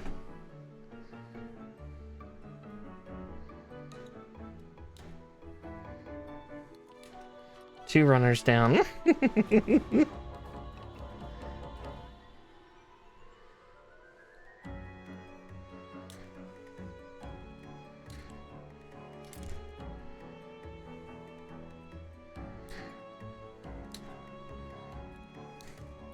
Three runners down. And the fourth one to do.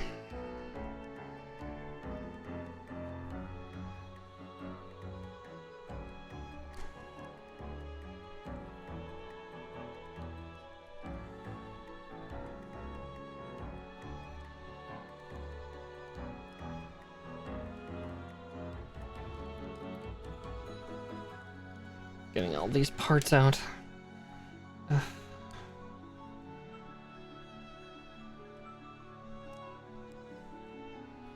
And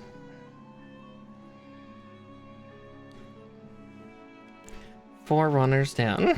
Alright, let's get all these cleaned up.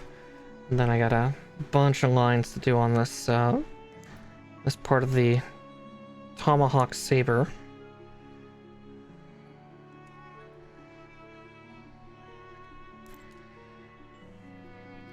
Looks like they only gave me the parts to really make this more the saber than the tomahawk. That's okay.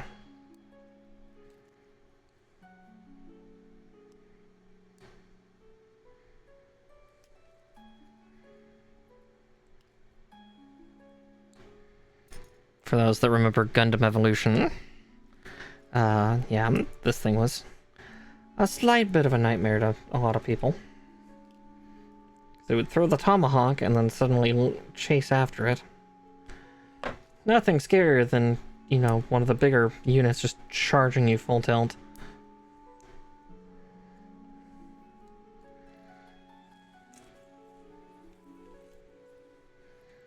Okay.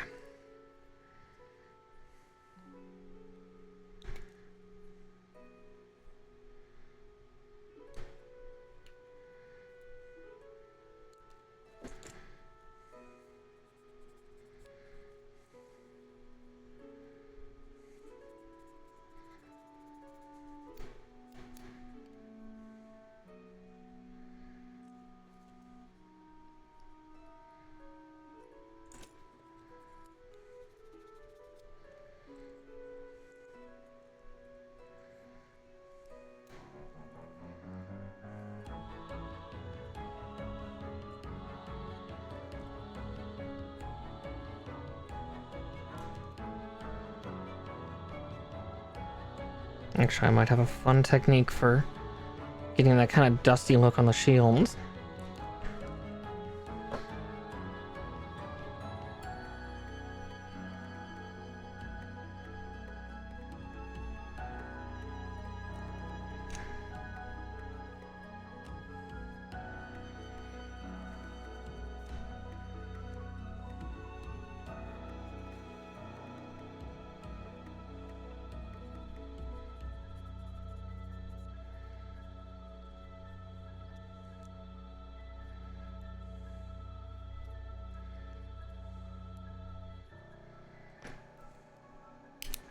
As long as it didn't break it there. That's all I care about. Fuck. Okay, I might need to glue that all together if it's gonna keep doing that.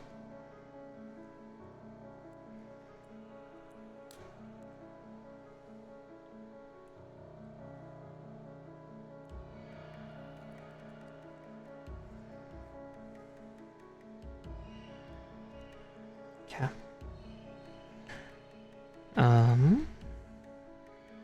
Okay, from here, Now we can do the detail work, and then we'll trim. Well, we'll trim the blade parts right now, but then we'll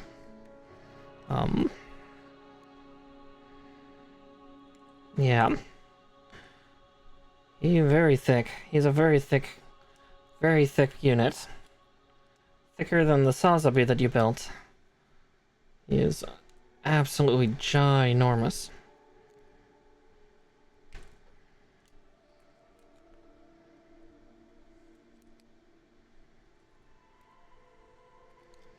Yeah, he takes up a lot of the desk space. Oh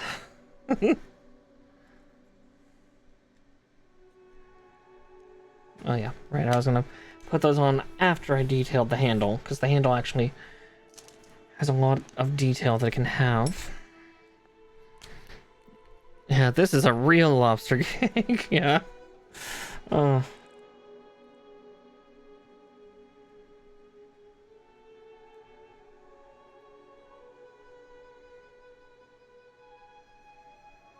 Okay, there's that side.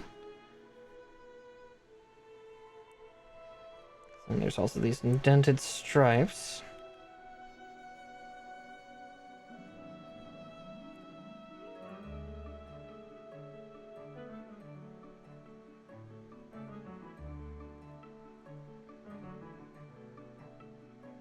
I guess I should say color bands.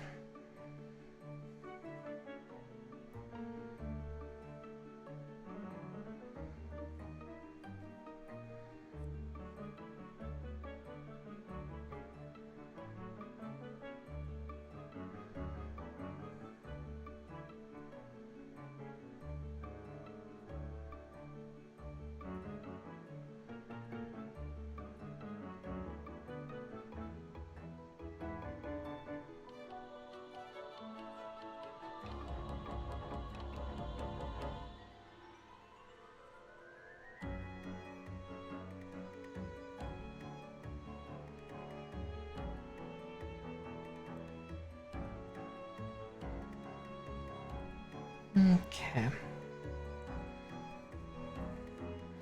And there we go. You can kind of see a little bit more of the detail.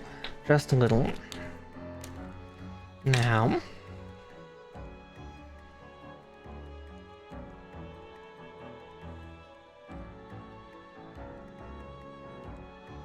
Let's see if I can get this on.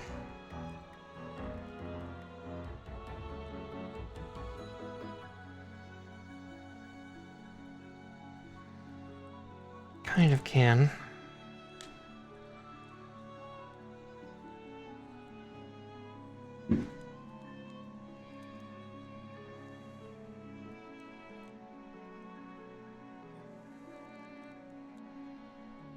Yeah, it's not going in at all.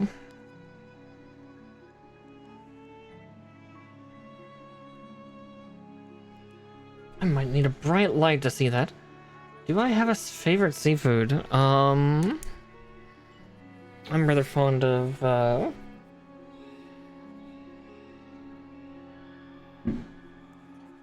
shrimp are always nice, or prawns, whatever you want to call them. I think that's the, like, when it comes to shellfish especially, I think that's the shellfish you will catch me eating the most.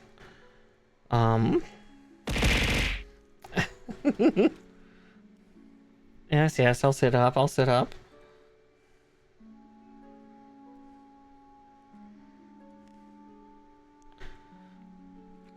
Shrimp?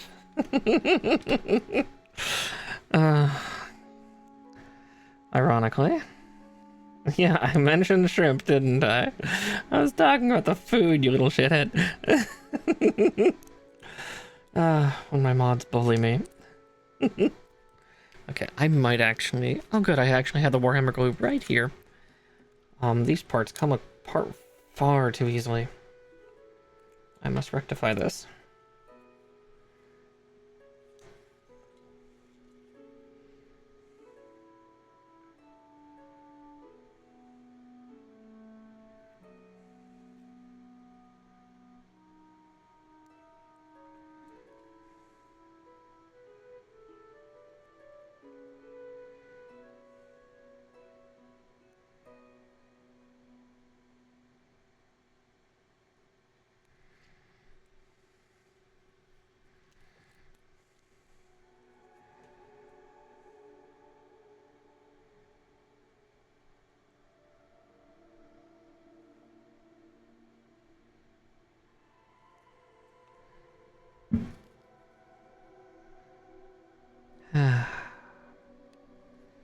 It is the 6th of July, and there are still fireworks going off.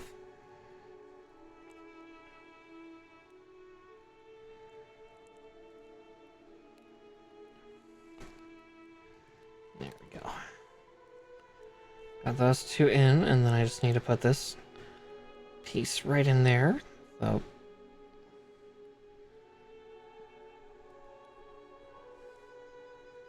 there's the saber, but I might even need to glue that in. Except no.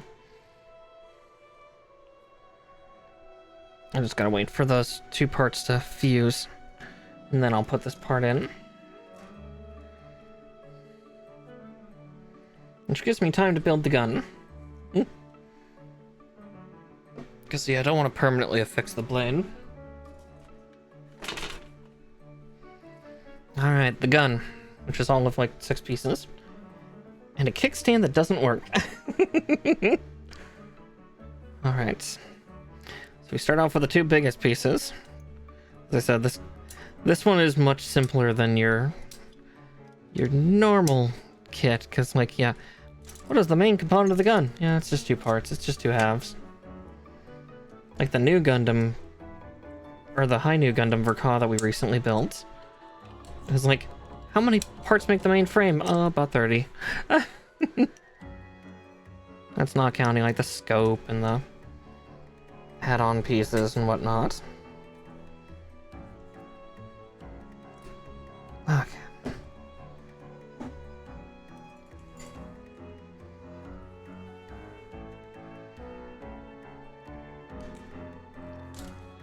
That one fell. I'll pick it up later.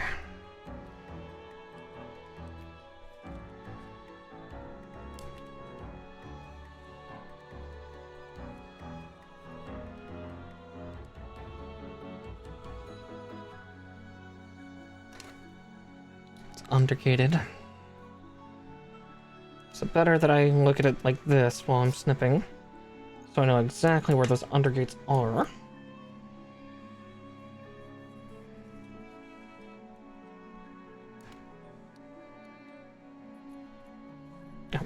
There's the final one. Now, despite how few parts this takes to build, this thing's going to be awful heavy for Nightingale here to hold. Again, I've been warned that the joints are not that strong. So this guy's going to be more or less a glorified figurine than a posable figure. Which is kind of a shame, but again, at least I had the heads up on this thing.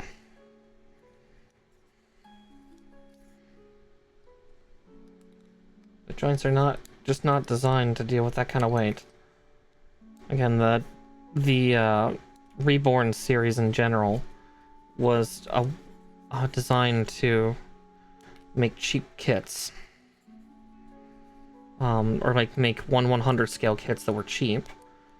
I kind of equated to them trying to replace the old high-grade 100 that did exist for, you know, only a short period of time.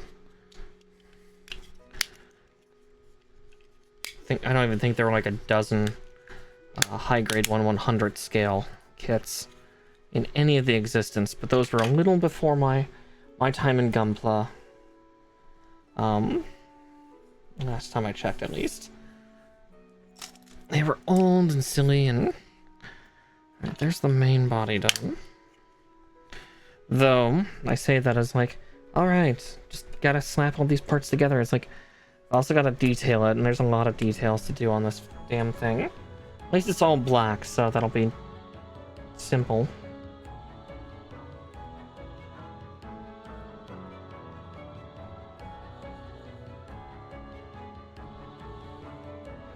Because that helps up kind of the look of the quality.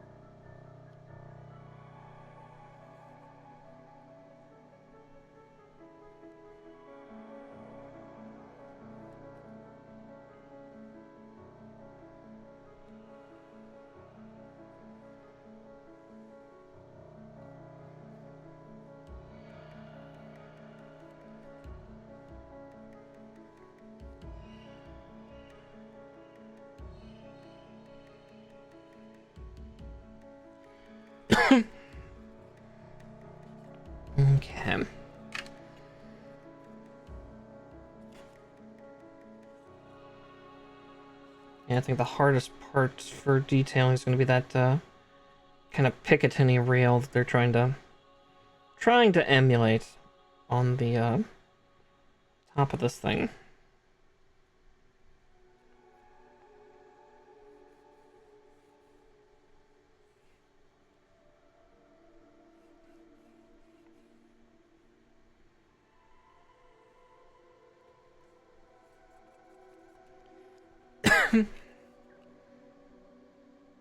Choking on air, don't mind me. This is fine, it's normal.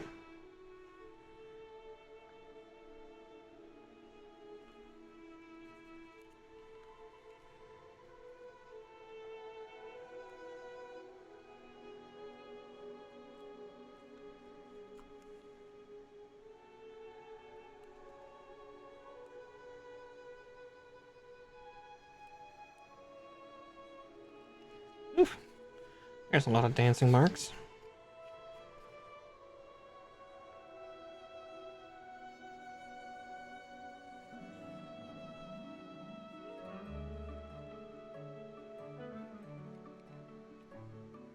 Okay.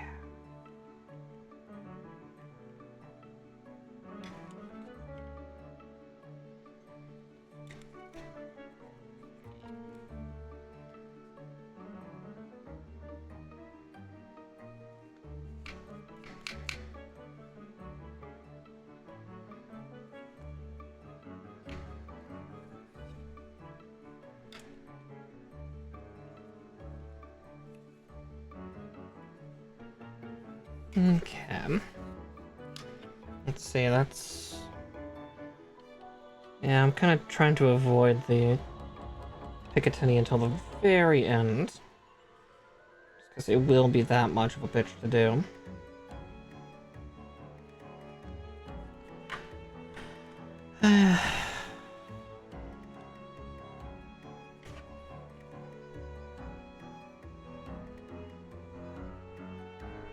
But this helps add time to the clock as well for the build, so every little bit helps.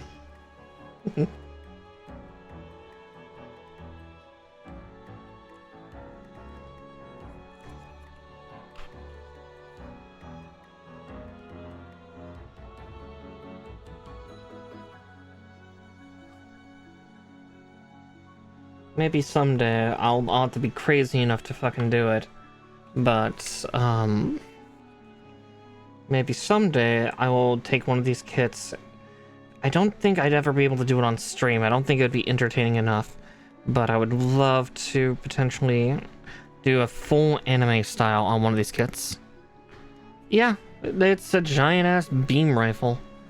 I don't think it's a scatter gun like the Saza piece is. Yeah, it's surprisingly normal. Like, again, it's strange. A lot of the armament systems for like Gundams and mobile suits in general are surprisingly like recognizable to like real world military weapons.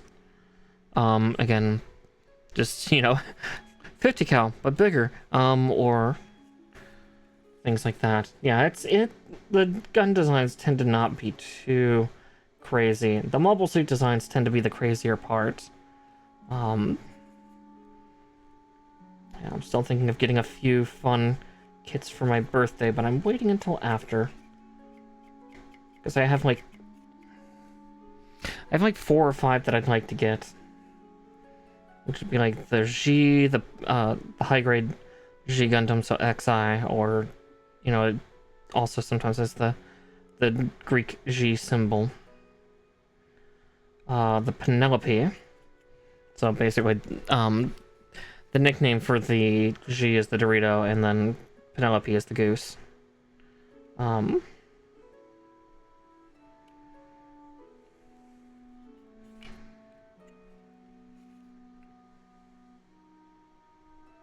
The other ones would be Hyakushiki Ray's Cane off of Premium Bandai, and the Perfect Grade Phoenix. Because gold.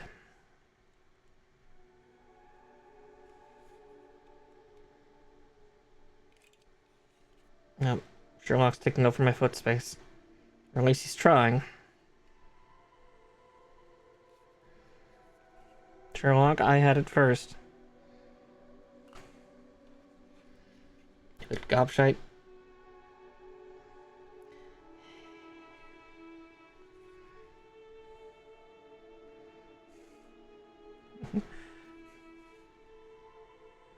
Guys, he's taking my foot space.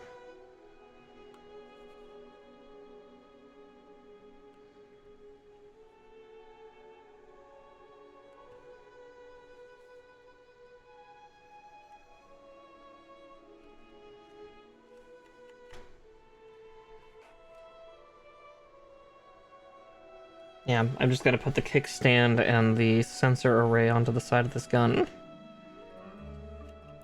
After this.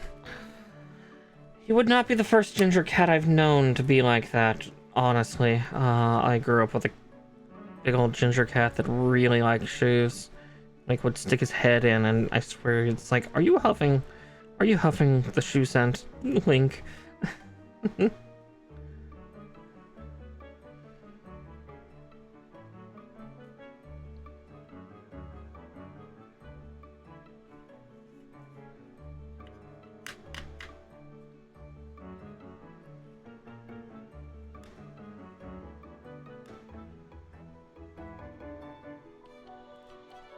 Almost done with the details for the most part.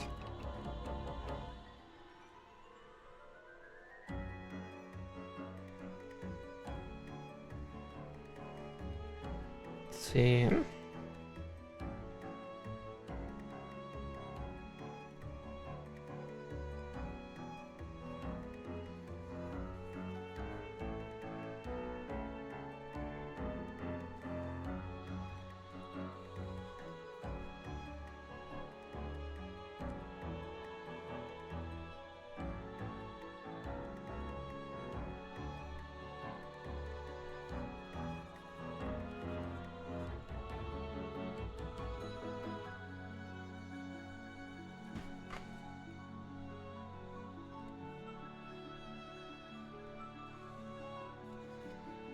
And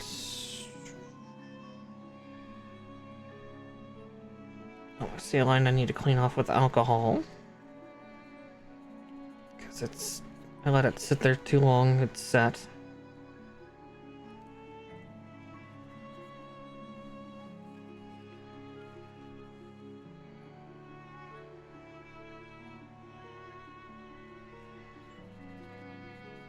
Alright, I will clean that detail off real quick. Yes, my birthday is soon.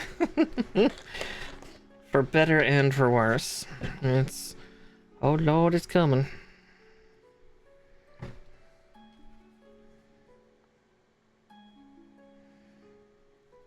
The hag turns older.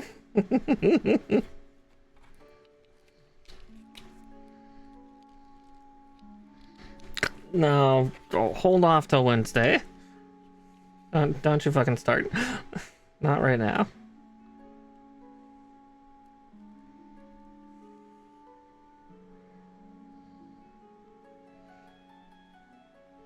See where my dad gets things on. I'm being reminded. Like, don't remind me I'm getting closer to the grave. At least not yet. Now the Earl of Borth. God damn it, you two fucking gremlins. Why did I appoint you as mods? I know why. I trust you, but god damn it.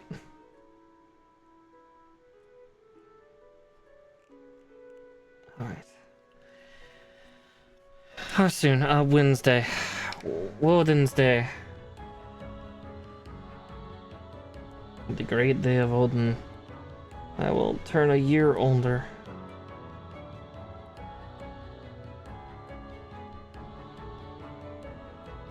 So Wednesday, July 10th. That is my day of birth.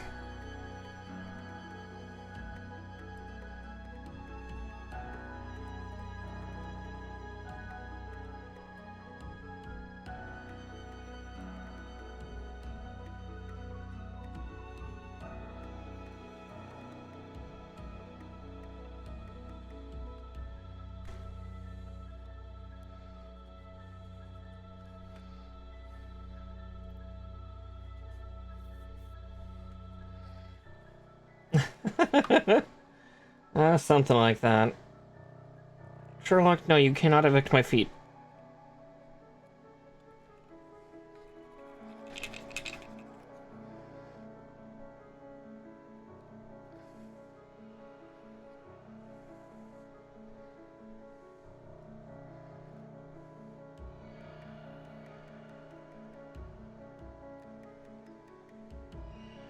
Sherlock and I are having something of a war, apparently, for the space where my feet are. He's trying to push them away, and it's like, no, I was here first.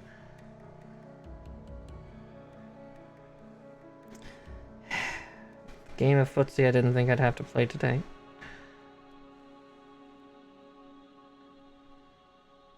Maybe this will make it easier. I'll just do this side of the Picatinny, and then I'll hop over to the other side.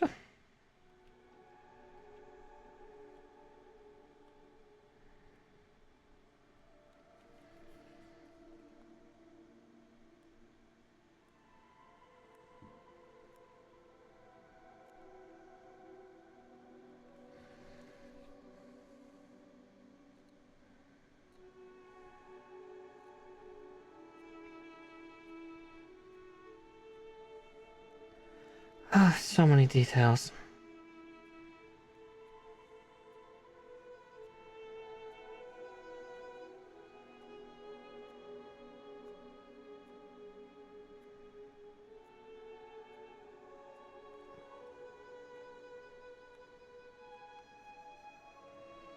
There we go. Now you can really see them pop out, though. Just one last detail.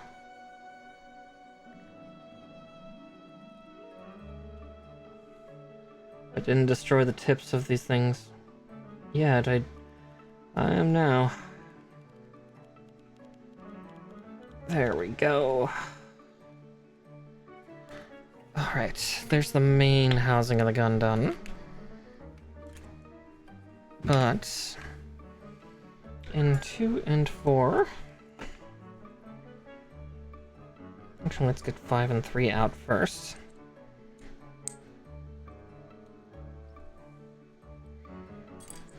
There's 3.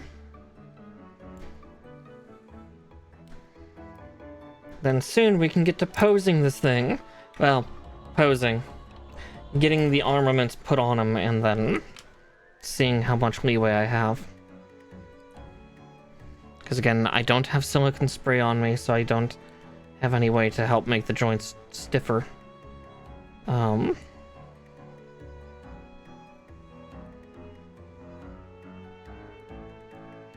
Which is kind of a shame. But probably for the better for now. I will get some of that later, though.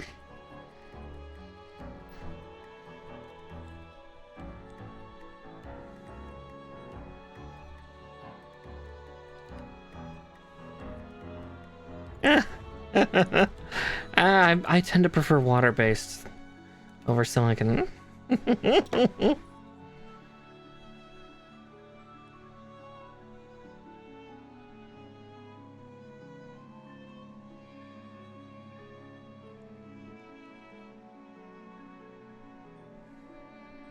Yes, easier cleanup, exactly. Easier cleanup, it doesn't disassemble toys. Because a lot of toys are made of silicone, and so if you put silicone spray on it, it causes it to degrade and fall apart. Adult toy facts, Laura. I need like 1 or 2 more.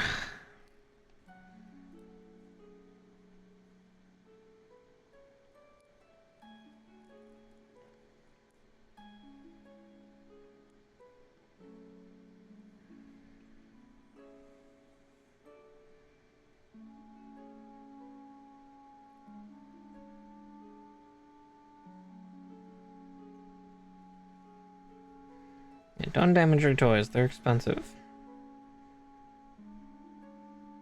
Be kind, use water-based.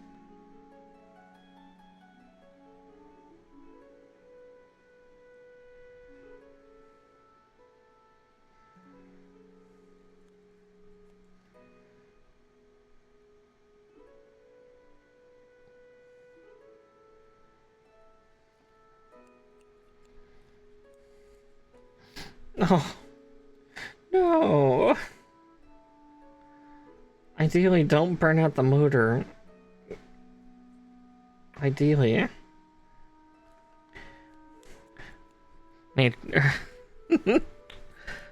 Ideally, don't destroy it. Colin, have you done that?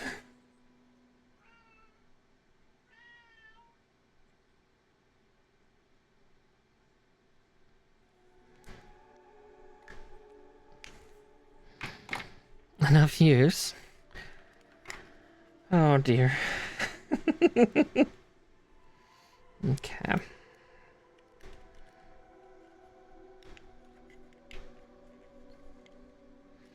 There's the sensor.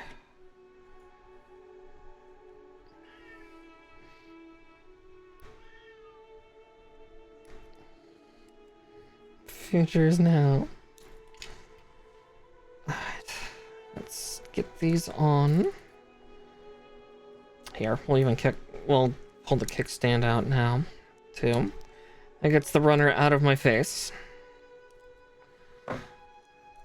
Another runner down. I'm gonna start putting it back in the box because there's only really one left that has a part for me. Dropped one. Whoops. Oh well. I will pick it up later.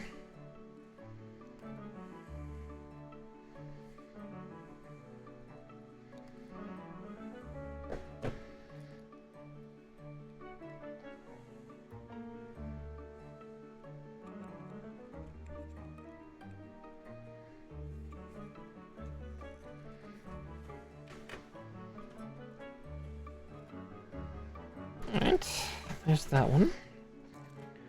Then...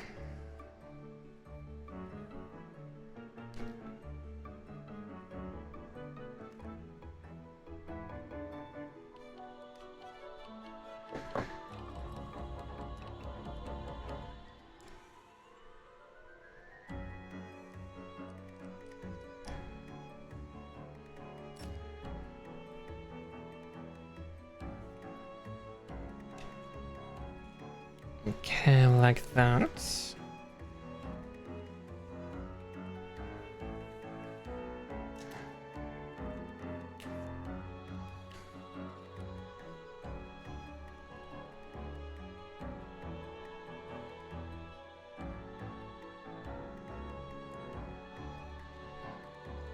There we go.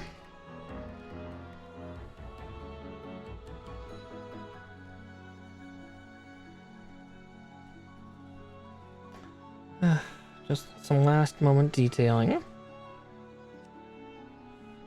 The kickstand will also need some detailing too, just due to all its little sharp angles and whatnot.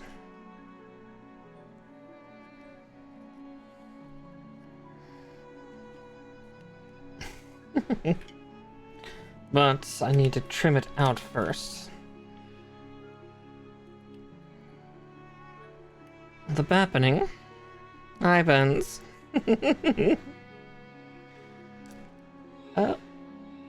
Oof. Oh, that is delicate. I just broke that partially.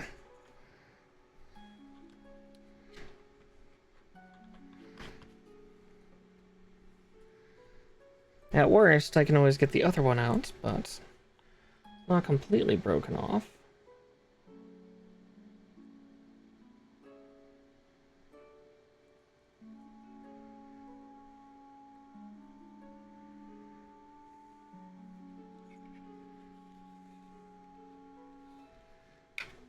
Oh, how do you safely do that? At worst, I can go run and find the other one, and then...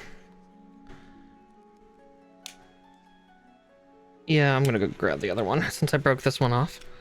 Okay, I will be back in just a second. I'm just gonna grab the other one of this kickstand and see if I can be more careful. Because that one leg just snapped like a twig. So I'll be right back. Second to last part.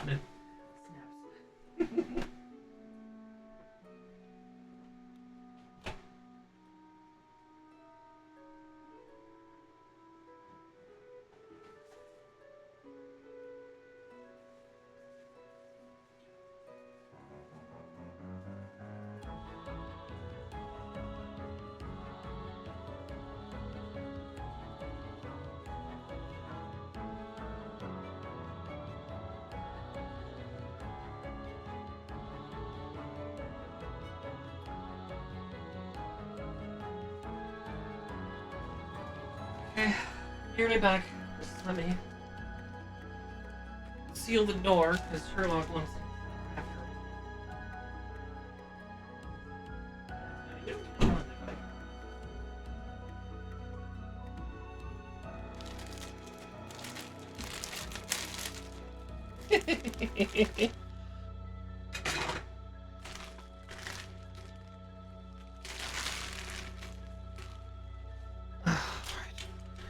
It's not the end of the world. Chaos reigns, yes. Alright. No, I don't mute my stream, typically. I mute myself to others, sure, but...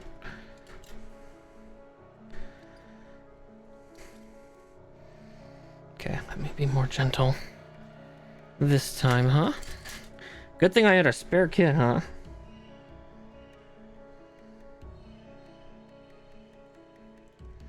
There we go. Much better.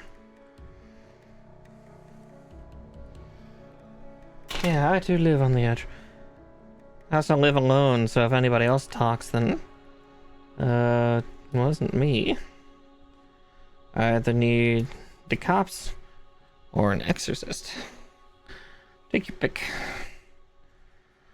Alright, before I put this one on, let's detail it up just a little bit. See, those Q-tips are there for me.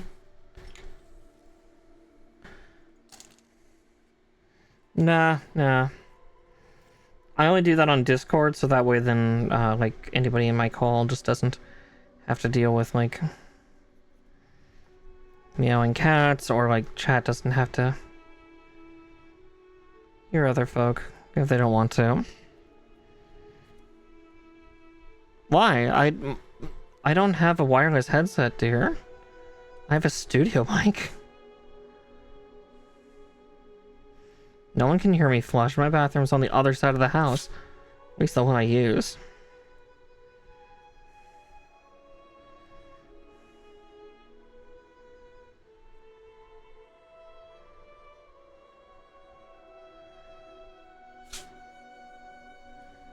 Yeah, I was gonna say... I use the toilet in my master bathroom because it's better than the one in the guest bathroom. Despite the fact the guest bathroom is closer to my office.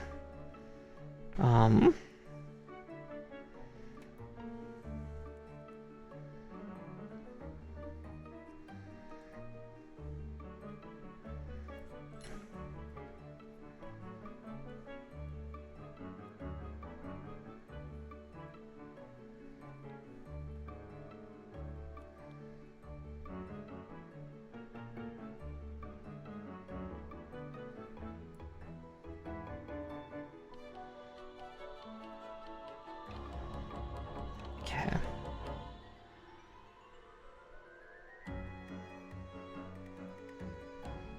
Being extra careful because this is my only set of kickstand legs that I have left. I don't have any other extra kits floating about, so...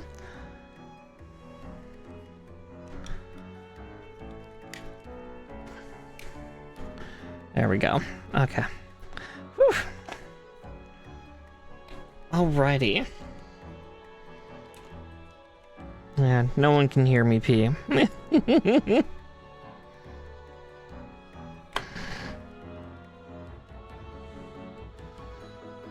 Okay, now we start arming this dude. Then we'll have to sniff out that last piece, I feel, but we'll get there.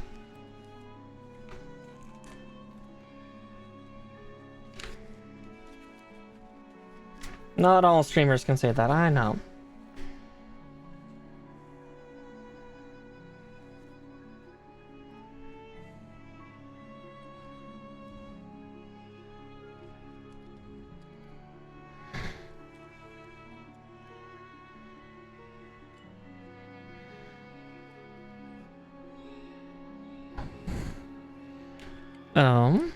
Who's this other rabbit you're talking about?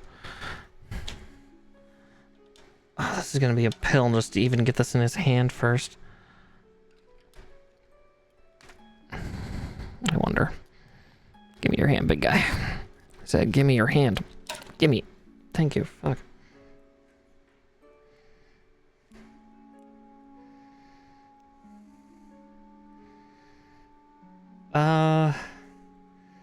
No, I don't think I have.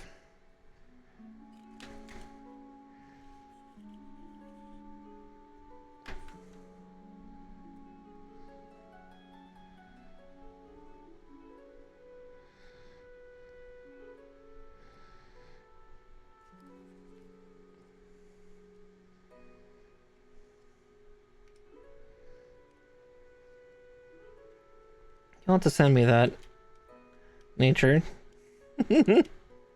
As weird as that sounds, I am definitely curious. Oh, is that why it's giving me some grief? This little tabby's got a... nothing it? No. It's just a funky hole. Thank you. Ah. Okay. I know once I get that tab in and I get the fingers wrapped around, this gun will never leave his hand. The problem is it's doing that.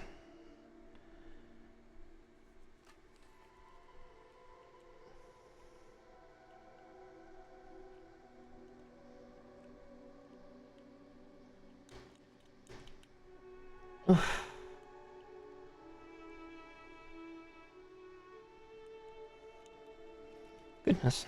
Yeah, that hand is giving me some grief. Let's see if that's why. Yeah. Trying to get this this gun to go in the hand.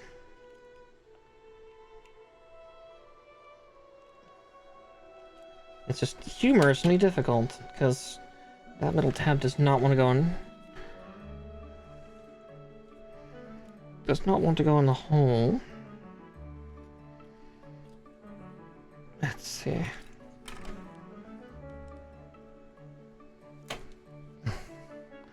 Yeah, it's a fine quote-unquote weapon. Yes, yes, yes. I'm definitely getting frustrated at it. It's like, come on, just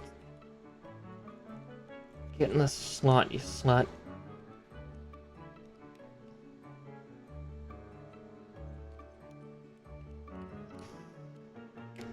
There we go. Fucking Christ. Okay.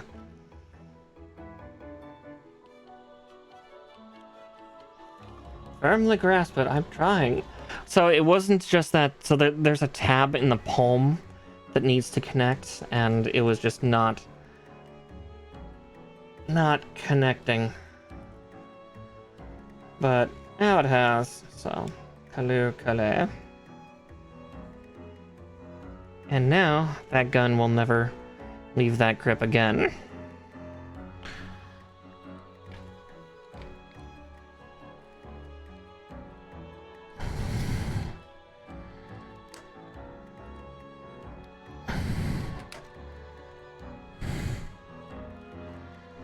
Ideally.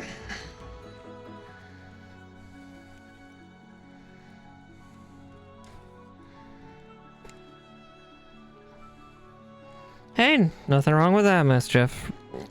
Generally not. Alright.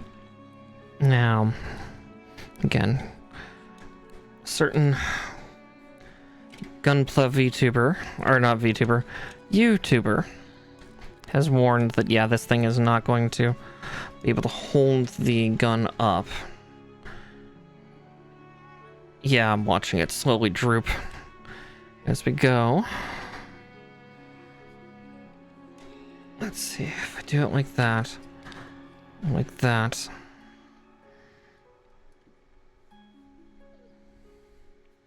Yeah, you're in good company here. Let's see. Now I just need the shield.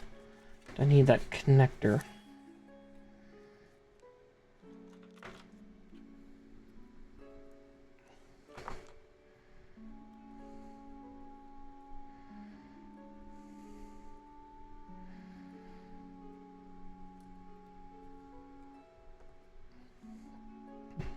But first, Do I want the sword in his hand? I kinda do. But now I gotta deal with the challenge. Here, let me put him in the middle. So you can kind of see just how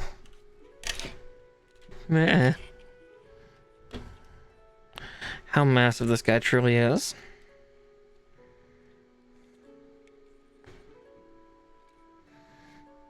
Oh, just sweet unholies. Oh. This thing is truly huge. Alright, one last part to snip out though. The shield connector.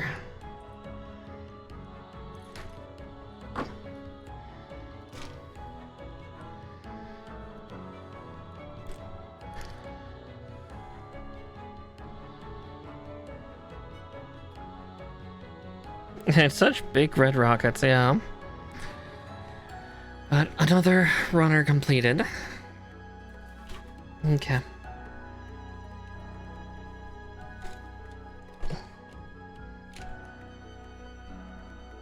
Oh, that's the arm falling out of the socket. Yep. To the surprise of nobody. Nobody being me. Yeah. Again, I was warned. I was told this thing's kind of a piece of shit to pose, so...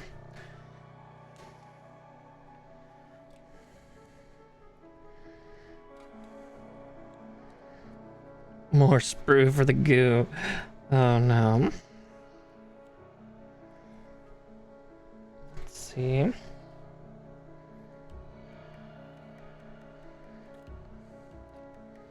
Yeah, I think I'm gonna go with the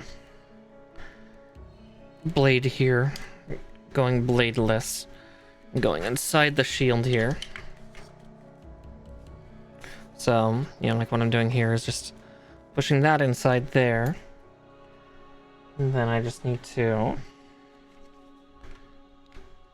attach that part there, and then I need to actually pop a part off. Where's my...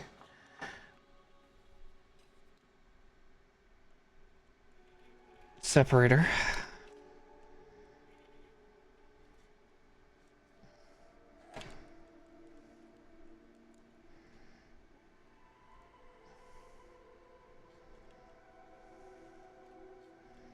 Just gotta carefully wiggle it off. Plastic bondage. I mean, bonding. Oh dear. Oh dear, oh dear.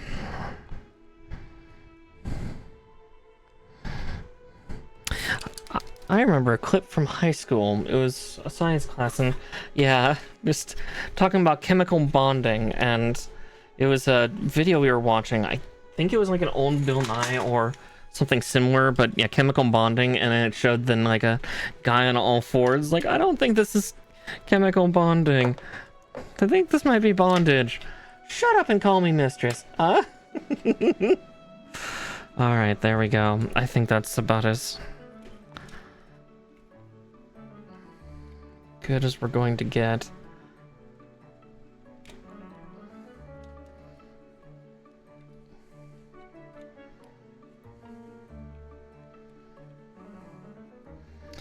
Alright, oop, that's the hand plate popping off. Nope, nope, nope, nope, nope. I was like, I think we're good, and then a part literally falls off the back of the hand.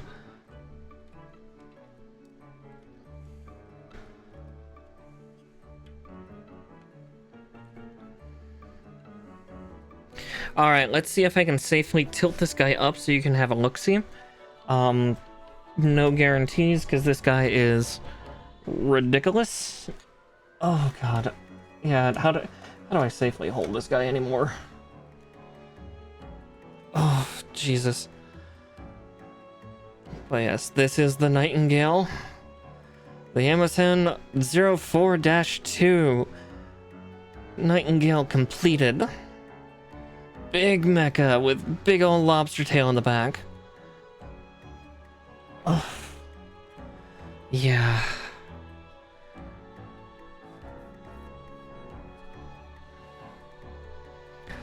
Yeah, using his giant codpiece to hold up the gun. That's that's a way to do it.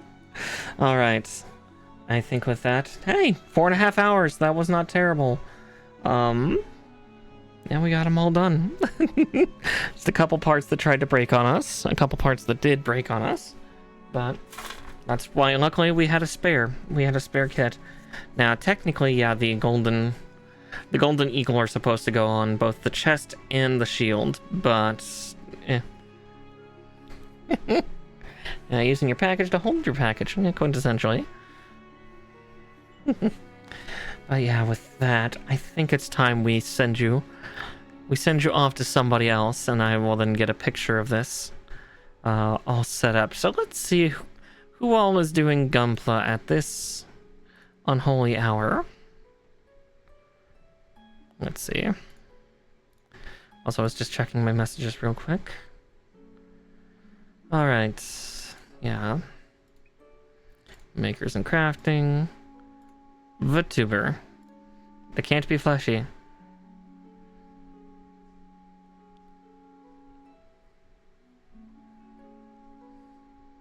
Oh, I already see the perfect person we're going to actually raid.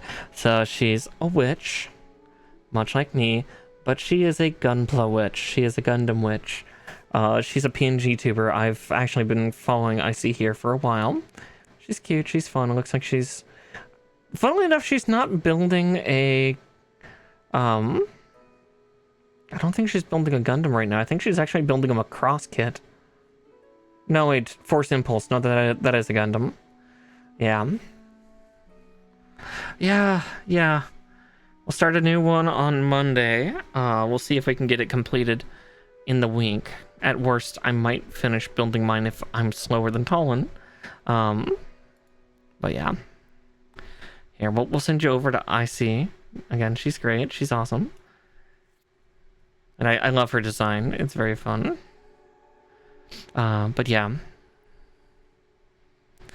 Yeah, it's good to have this one finished. This one will look great on display once I get it up.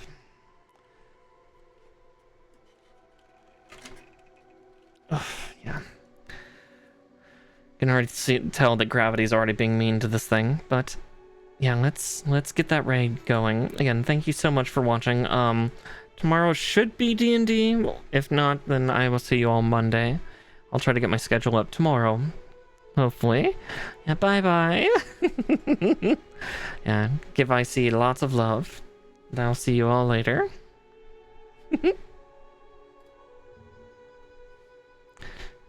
And to those of you on YouTube, thank you so much for watching. And I will catch you in the next build. Night-night.